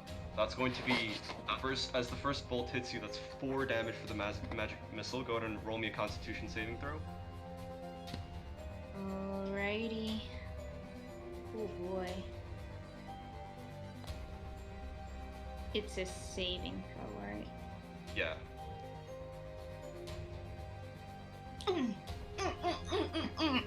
Five. Oh no. The DC is 10. So unfortunately, as the first magic missile comes in and strikes you, you lose concentration on hold person, and Aldara is no longer paralyzed. The next two missiles deal 5 and 3 damage to you respectively for a total of 12 force damage.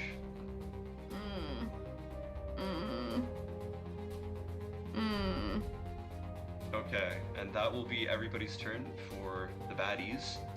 So we have first up Mom. So, Mom, as she hulked out, she's gonna look at all of them and go, You don't fuck with Christmas. Oh my god. What? Oh dear. and then Oh my Mom's going God. to use her. Well, first of all, how bad does Aldara. Orsa and well, I was gonna say Orsa and Wrench. Wrench is on like very badly injured. And Orsa, I believe, hasn't been hit too badly yet, right? Didn't she just take like 12? I mean, Magic missile I got damage? hit Yeah. twice. Okay.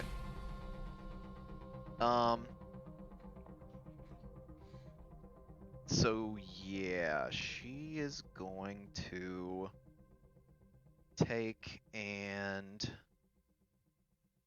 use her bonus action to healing word wrench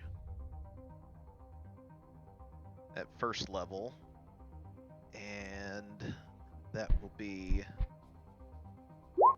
9 plus 3, so 12. Right. 12 healing to him, and then we'll use her action to let's see how dexterous she is. We'll do a sacred flame Okay. at At Chiquita. Christmas Switch. That's a 13. That is a fail. Okay. So she takes 7 radiant damage. Nice. And then I am going to move up to here. And that will put Mrs. Claus in the radius. Very true. It'll be a So she wisdom will do a save. wisdom save. That's a 4. That is a fail. So she will take 16 damage. Oh, wow, okay. These belts are really packing a punch. As she wails out in pain, belts coming down, whipping her. I told you, don't fuck with Christmas. Damn. Who is this mother? Mom is pissed off right now.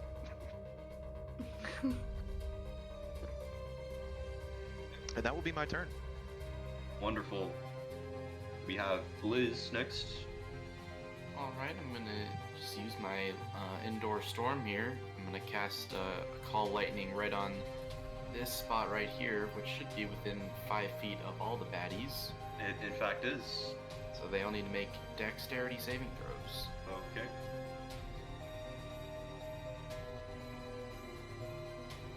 So we have a 14 for the Christmas Switch. That saves. We have a 10 for Santa Claus. Nope, And we have a 3 for Mrs. Claus. definitely not. Okay. So 3d10 and the save takes half. Jesus. That's 21. Damn! Oh, that's not a bad roll at all. Okay, so Eldara is going to take 10, whereas Santa and Mrs. Claus are both going to take 21 damage. Ooh, quite shocking, isn't it? Oof. And you can literally see the bones of their skeletons flash momentarily as the lightning strikes down from this conjured storm. Is it Mara from Home Alone? Yeah, and you know what? We can flavor it as, since your character seems very icy, it can be like almost like an icy vortex that forms over them as lightning strikes down and Yes. smites them all. Absolutely. Okay. So back at the top. Oh, is there anything else on your turn? I don't think I can do anything for bonus action. Yeah, Okay. that's it. I was about to say. Alright. Wrench, what would you like to do? How badly injured does Eldara look? Eldara looks bloodied, but still having a bit of life to her. Okay. Wrench is going to move up. And he's going to go in for the blow for an attack. Okay. You do get the Alright. sneak attack for this. Alrighty. And I will swing. The 19, that hits. Alright, so I am going to both proc the Whales from the Grave as well as, what is it? Rage with sneak attack and what else? It's the Goblin thing where I get add an additional 5. Fury of the Small. Fury of the Yeah, Small. Fury of the Small. Yes. Alright, so let me roll for damage real quick. That's 16 plus 5, so 21 total damage. And then Whale from the Grave. And then Wail from the Grave is how much? Or what do I need to do for that? So it applies to both the attack and I can apply it to another creature as well. Gotcha. So let me just find it.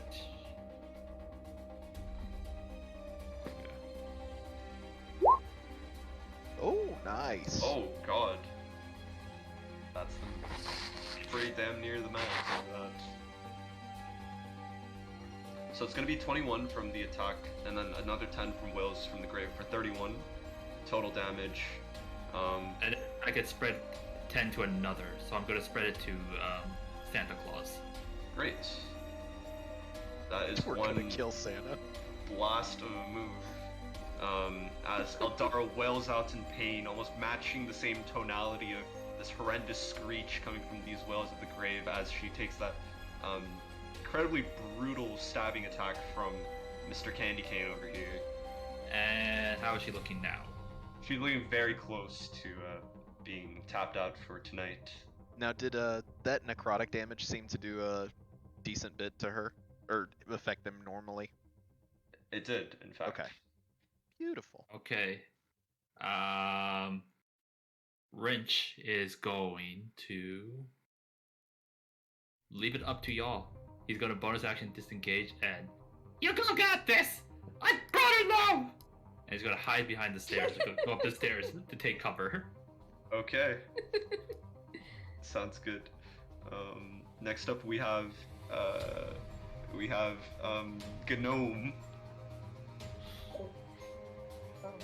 Right, so I think I'm gonna target the witch. Mm-hmm. With attack? Yep. Yeah, Go ahead and roll twice and we'll take the higher of the two. alright. It's 25 to hit.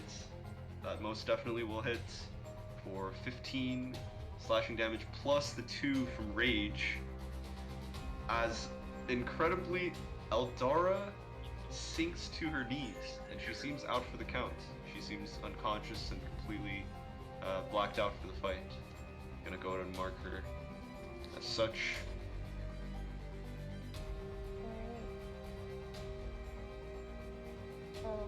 Do I You get- the attack? Yeah, you still have a second attack, so you can go ahead and move over to either, or you can just hit Santa as well. He's right in front of you. I'm just gonna go for Santa. Cool. I'm gonna do, yeah. All right, so that is 23 to hit. That definitely hits as well. And so we'll take the 6 slashing damage plus 2, so 8. And Santa is not looking too good either. Oh boy. I think I'm gonna move away from him a little bit. Okay, just so you know, if you do that, he does get to take an attack of opportunity against you. Actually, I'll just stand here. Okay. Okay. So, if you decide to end your turn there, then we'll head on over to Orsa. So they can still cast magic when they're paralyzed. So they can't do anything that requires them to talk. Or move, I think. I think that would make sense for paralysis. Paralysis Yeah, does give yeah. like incapacitated, if I remember correctly. Let me check.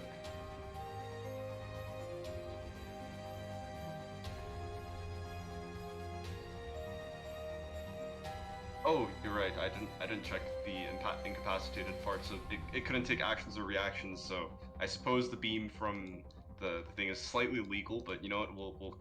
We'll just say it's the Christmas magic at work.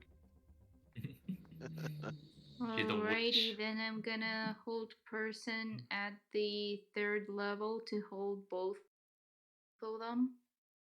Okay. We'll attempt to hold both of Right. them. So they both need to make wisdom saves. 15. Okay. So Santa rolls a 20, and then Myra Claus rolled a 17.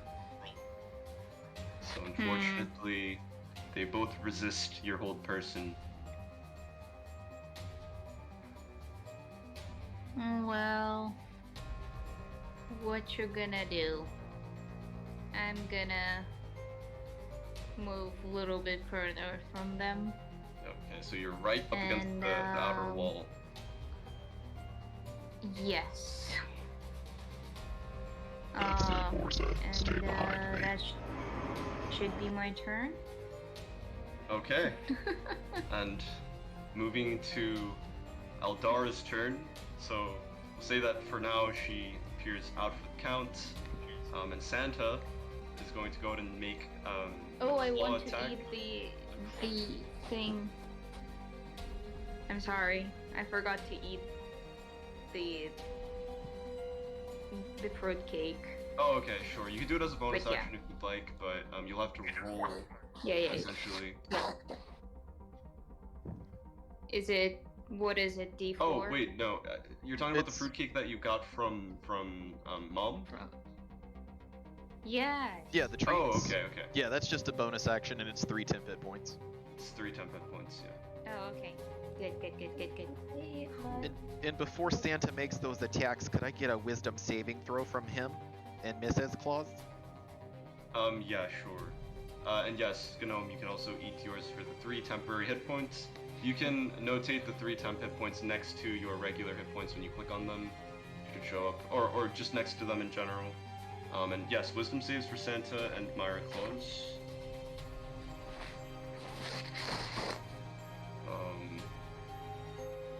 Myra Claus, where'd you go? There you are. That's a 5 and a 12. Both fail. So that is 13 points to both. That is. Okay. And Santa is going to attempt to appear to fall dead as well. Seemingly knocked out. Myra Claus is still alive. And is the witch technically still alive? Well, the witch looks like actually- they're out as well. Actually, so I made a mistake. So you were right earlier because I misread it earlier. So like, I don't apply the whales from the grave from the initial hit. So technically, the hit on Eldara it should be plus 10. Oh, okay. So never mind. Eldara isn't down. Sure. She's playing dead. She's playing dead. Then she needs to give me a Jeez. saving throw. She's exaggerating. Oh right, yeah. Eldara needs to make a saving throw as well in that case. So.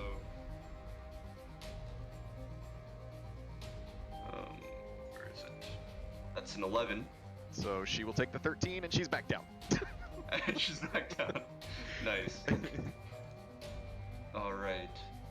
So, on Myra Claus's turn.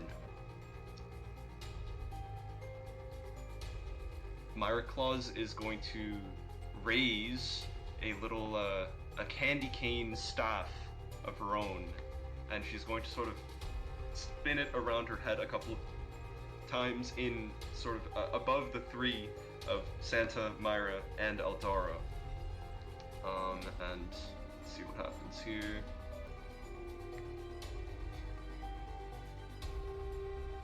Alright, as this frosty, almost light powdery snow sort of begins to rain down on all of them, and they stand back up, seemingly being revived from the dead.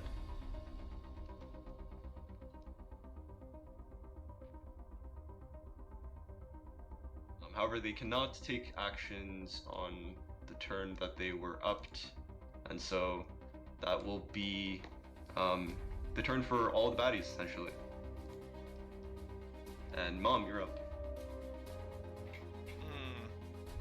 Mom didn't like that. So, Mom, that would be a good idea. Does it go up 1d4?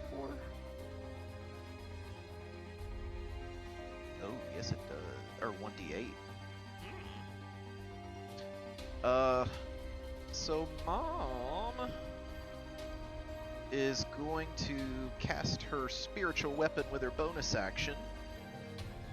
Okay. So let me get that The spawned paddle's in for coming you. out. You can place it where you'd like once I give you control Nope. over it. There we Right go. like that. So that's a 21 to hit old Mrs. hits. Claus. She'll Mrs. take- Claus, that hits. That's 7 damage for her. Okay.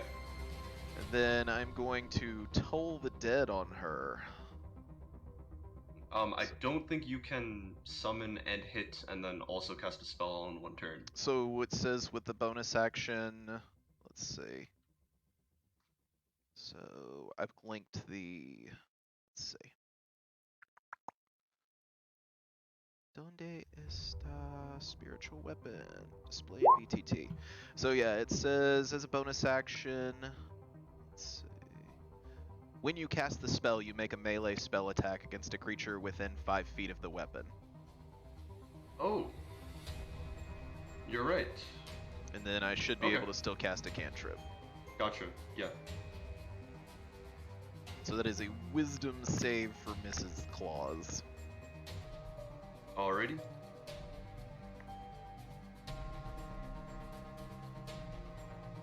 Mrs. Claus rolls a 4. So she will Wow, actually rolling very take- badly for Mrs. Claus today. She is going to take 2d12 because she has already been damaged, correct? That's correct.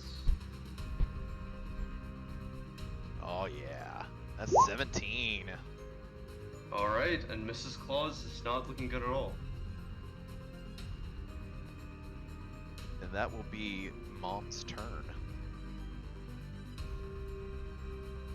Moving on to Blizz.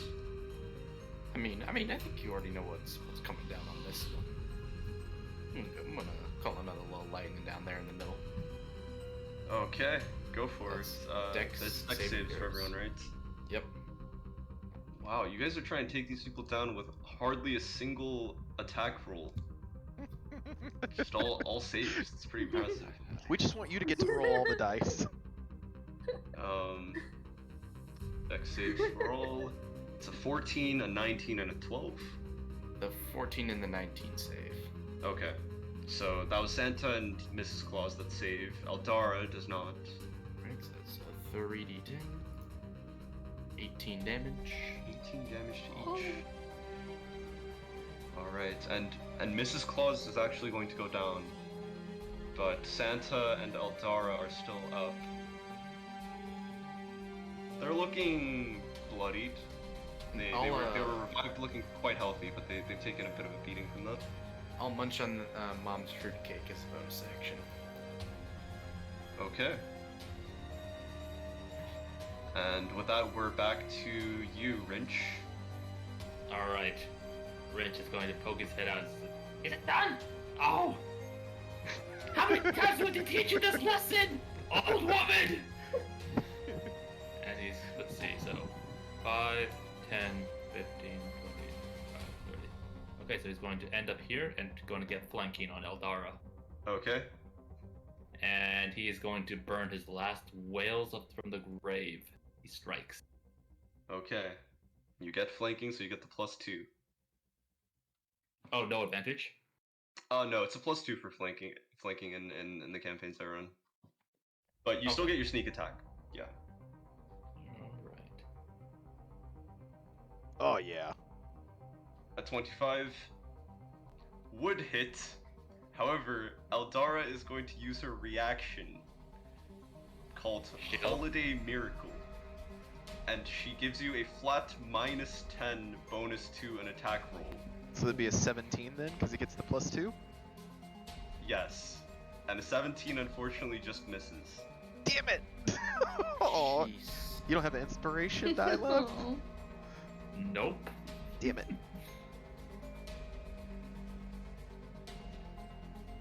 Alright. In that case, round 2 slashes again Okay. with the bonus action. Okay. I guess we're doing this again! How many times do we need to teach you this lesson again?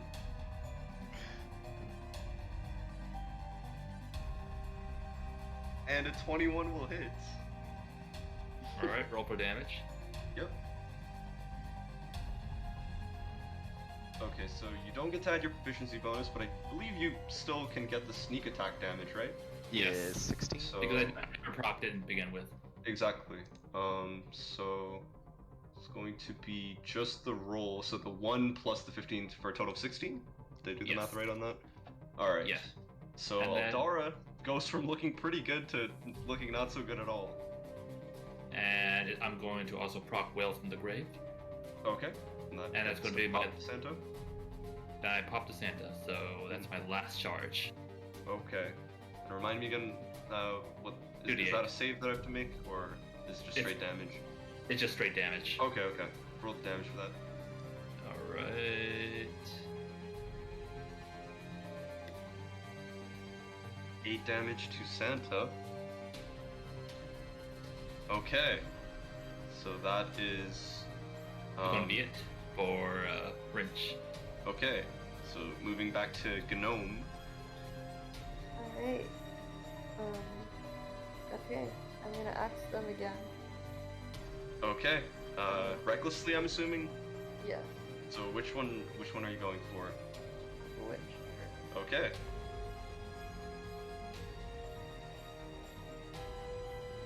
And unfortunately, an 8 will not hit. You can go and make your second attack, though. Yes. Do it again for the witch. And the 25 hits for 14 plus 2, so 16 slashing damage. And the witch is looking very close to tapping out once again.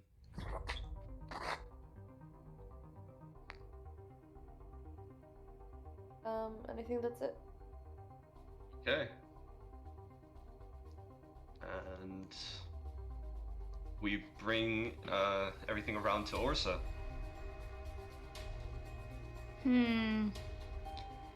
So the Lady Mary is down, right? Yes. Okay, I'm gonna shatter the remaining two. Okay. At the 3rd level. Get it. Constitution saves for both, I believe. Yep, 15. And that's going to be an 18 and a 21. Okay, they take half of 27. Oh god, that's still a lot. Yeah. Okay. That is 13 damage for each of them. Alright, so let's go to factor that in. So, Eldara is going to once again go down.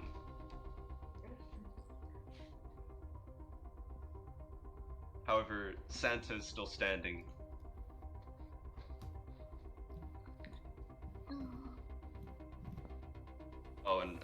Fire Claws is down. I should mark that.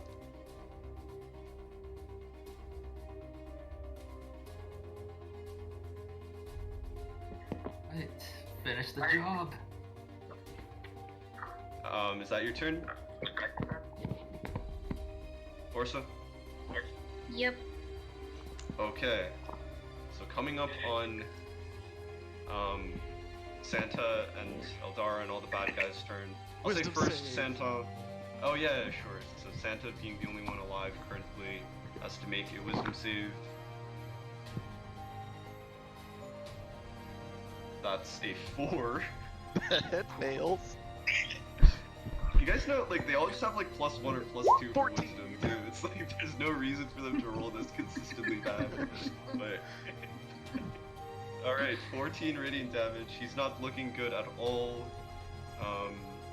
He's going to pull out, sort of pull back and raise his claws, creating another bout of sort of powdery snow on Eldara and Mrs. Claus, as they somehow once again come and stand back up. And at this point, I'll have everybody make an intelligence check. Not my strong suit. Alright. One of us has got to be smart. Oh wait, It's a whole wrong 5. one. I need to check, sorry. There we go. Yeah, still the same. It's you rolled the same 15. thing. Alright, so I'd say that, yeah, only Rinch here out of everybody, you get the sense that essentially Wait, I as got 15. Or 15 okay. Yeah, doesn't 15. pass. No, 15 is good enough as well. So Rinch and Orsa, you get the sense that essentially, if either of the clauses are alive when Eldara goes down, they can essentially pour some of their life essence into reviving the others that have been downed. And so it seems that the best strategy here would be to take down the clauses first and then deal with Eldara. Alright.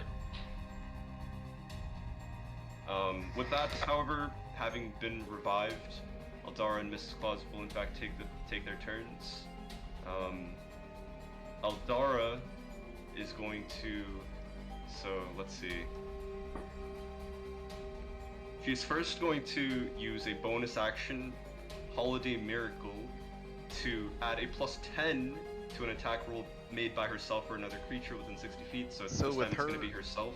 With her and Mrs. Claus going back up, would they Mhm. have to make wisdom saves? Yeah, sure. We can add that damage to them as If they're- well. Yeah, if they're starting their turn. Yeah, they're starting their turns technically. Wait, you said this is Holiday Miracle? Yes, this is Holiday Miracle. It's like Wasn't that legendary also used to action. give you a -10 penalty as well? Yeah, so you use a reaction Holiday Miracle and a bonus action Holiday Miracle. God. Okay. So yeah, it's a 5 and a 10 for the wisdom saves. So 7. Okay. 7 each. That was a booty roll. And Eldara is going to take an attack against you, Gnome, with her staff. And that's a 17 plus 10 to hit, so that's a 27.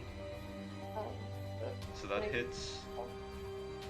Oh, and it would also be with advantage. Let me just try rolling it again. No, it's still 17 plus 10, so 27. And another massive beam comes out of the staff, dealing, let's see, comes out to 18 plus 4, so 22 force damage. Okay. Can I try to block it with my tail? Oh, you can. Yeah, it's a 27 though, so I think even if you rolled d8 with your tail, that would only come up to a 22, which is not enough. So we'll say that you attempt to block it with your tail, but the beam just slices straight through it and continues coming towards you. Wait, so it's 27? Mm-hmm. It's 27 to hit, and the damage is 22 plus 4, so 26. Ouch. Oh, Yep. Alright, and that's going to be Eldara's turn. And then Mrs. Claus. Let's see. She is going to say, "No, not the Christmas Witch!" and cast Cure Wounds at 2nd level on Eldara, or as she appears to be revitalized significantly. Okay, and that's going to be the end of their turns. As Mom, you're up. Oy. Would you please just stay down?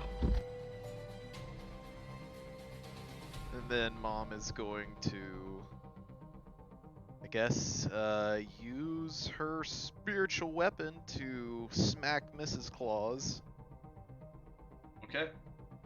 So I will roll.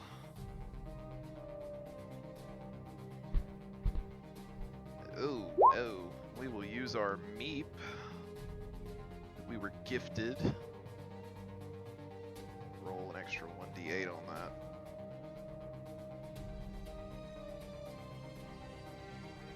So 13 total. 13 total. Just hits, actually. Whew! Thanks, little meep! Let's take a whopping 7 damage from that. 7 force damage. Okay. And then action. I will toll the dead. Go for it. So that is a wisdom save for her. Right. And that's a 12. That is a fail. She will take 2d12. Alright. Nice, 18. And with an 18, Mrs. Claus is actually gonna go down. That's right, bitch. Alright. Stay down. And next we have Blizz up. So currently there's Santa and there's Eldara. Okay, how are Senta and Eldara looking? Santa's looking very, very rough. Eldara's looking bloodied for like the 3rd time, but somehow still alive. Okay, I'm just gonna go for some more straight up damage on him and just cast another Call of Lightning, but this time I'm gonna do it up here so it doesn't hit Rich. Okay, that works. Dex saves.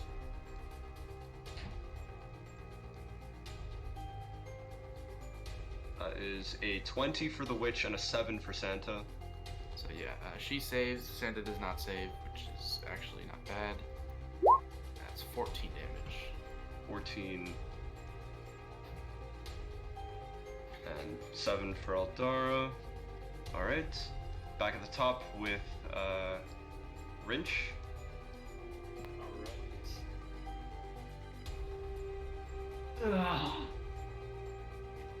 He kind of draws his candy case.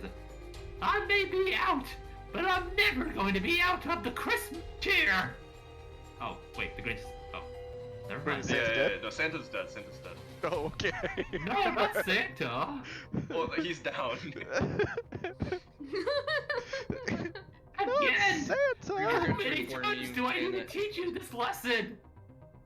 Go down and go night night already. 25 to hit. Hits. Let me roll. There we go. Alright. Jesus. Wait, so, 18. Take the first one. 18. yeah, we're going with the first one, so the 18 total damage. Alright. Dara's not looking very good at all. And so... I'm going for the second hit with the bonus action strike. Oh, right. Yeah, go for it. Dual striking it is. And a 15 unfortunately will miss. Even with blank, so 17? Yeah, that still just misses. Okay. Alright! Let's do this! Nicholas's beard!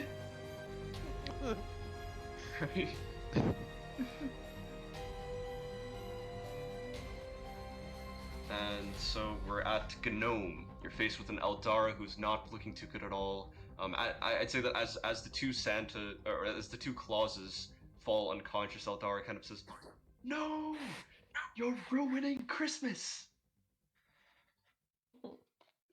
Alright.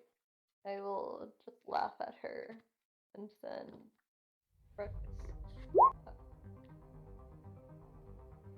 And a 20 will hit for the 9 slashing damage, plus the 2 since you are still raging. Gnome, how do you want to do this? Yeah. There we go. Oh. Fuck her up. Oh. I'm going to plunge my axe into her stomach and then pull it up. Like through her.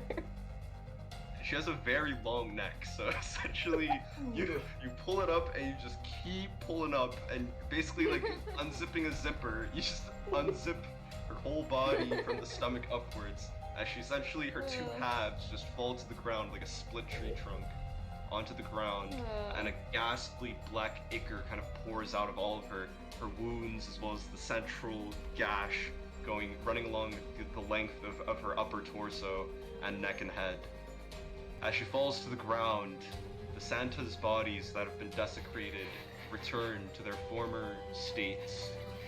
Go ahead and put these tokens back in. Jolly Saint Nicholas. There we go. They sort of hazily start to come to their senses as we come out of combat here. The color sort of drains, as the color drains out of Eldar, it sort of returns to the clauses as they regain their sort of vibrance. And Santa kind of weakly says, "Saved Christmas." As soon as We did! Yay! soon as Mom is coming out of her little stupor there, she falls to her knees and she's gonna look around to see who's the worst off. How bad is Gnome?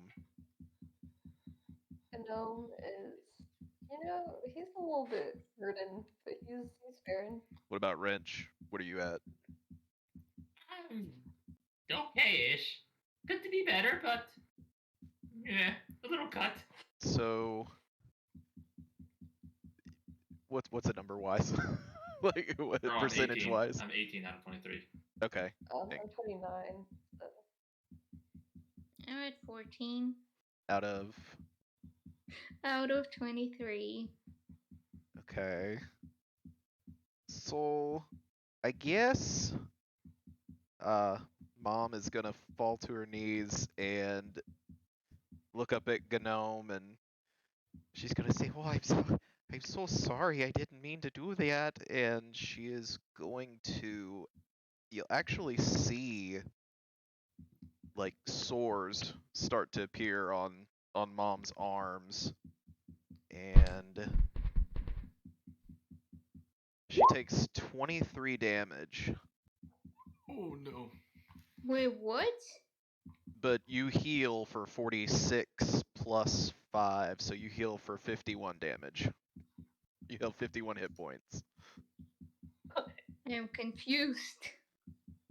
Oh, it's just one of the last ones I've got. It's kind of a I fail-safe, cured but one's poor mom. oh, it's all right, dear. I've still got some left in the tank, you know. For a whopping 7. Oh, that feels pretty good. Wait, you're gonna heal me? Yeah, Oh. you heal. Yeah, you. Yeah, you heal 51 hit points. I'm hoping that tops you off. Gnome has 55 hit points There you go. maximum. So that's pretty solid. Thanks, Mom. Blizz is gonna walk up to Santa and he's gonna crouch down and say, "So, this whole toy operation you got here, are you a corporation or a sole proprietorship?" What you're talking about? Answer the question, Claus. What is going on here? What's going on is you're getting your ass sued off. You making presents with demons in them, and you almost killed us. I believe that must have been my sister Eldara's doing. Oh, it was your sister doing. Wow. Did it take place on this premises where you own and operate? Hmm? Did it harm your workers? Oh, the Kringle Elves. Are they alright? Oh yeah, they're fine. Don't worry about them. Little assholes. As if on cue, you hear shrieking and screaming from the floor above. They're very scared, but they're okay. All I'm saying is, Mr. Claus, keep an eye on your mail, okay? You're gonna be subpoenaed pretty soon. I don't know why you suddenly adopted a Queen's accent, but Because I'm fucking pissed. I'm going all over the place. Oh, you guys keep track of the clauses. I'm gonna go sit down in a corner for a minute. I'm gonna give you all nice list memberships for life. And then he pulls out his own personal holiday bag of holding. He says, "Take this. This is my bag of holding that will work wonders for centuries to come. On every Christmas, you can pull out another gift." Oh, Now there's not gonna we be don't any have little Christmas where I come from. At least I don't think so. there's not gonna Oh, be any wait, little how do bastards I that jump cover out of that bag, are there? And he kind of just slumps over, and he seems to be asleep. Not, unconscious due to his wounds, but sort of just sound asleep and recuperating and resting after this Oh. long and fraught ordeal. I'm gonna go over and cast Spare the Dying on him just in case. Just in case. Yeah. Well, that should do him over pretty good. Or she's confused. She doesn't know how to get back home. It makes her And at that point, Orsa, uneasy. you are You just have to jolted click your awake heels 3 times. by the thundering blast of some kind of explosion. You open your eyes and you're back in Troll Skull Manor. It seems like maybe it was all a dream, or you were transported into an alternate universe. And with that, we're going to conclude our Christmas one-shot. Thank you so much, guys, for staying so long over time. That was God, good. I've definitely learned something about taking random one-shots off of the internet and just dumping them on things, is that they don't tend to be very well designed with the timing in mind.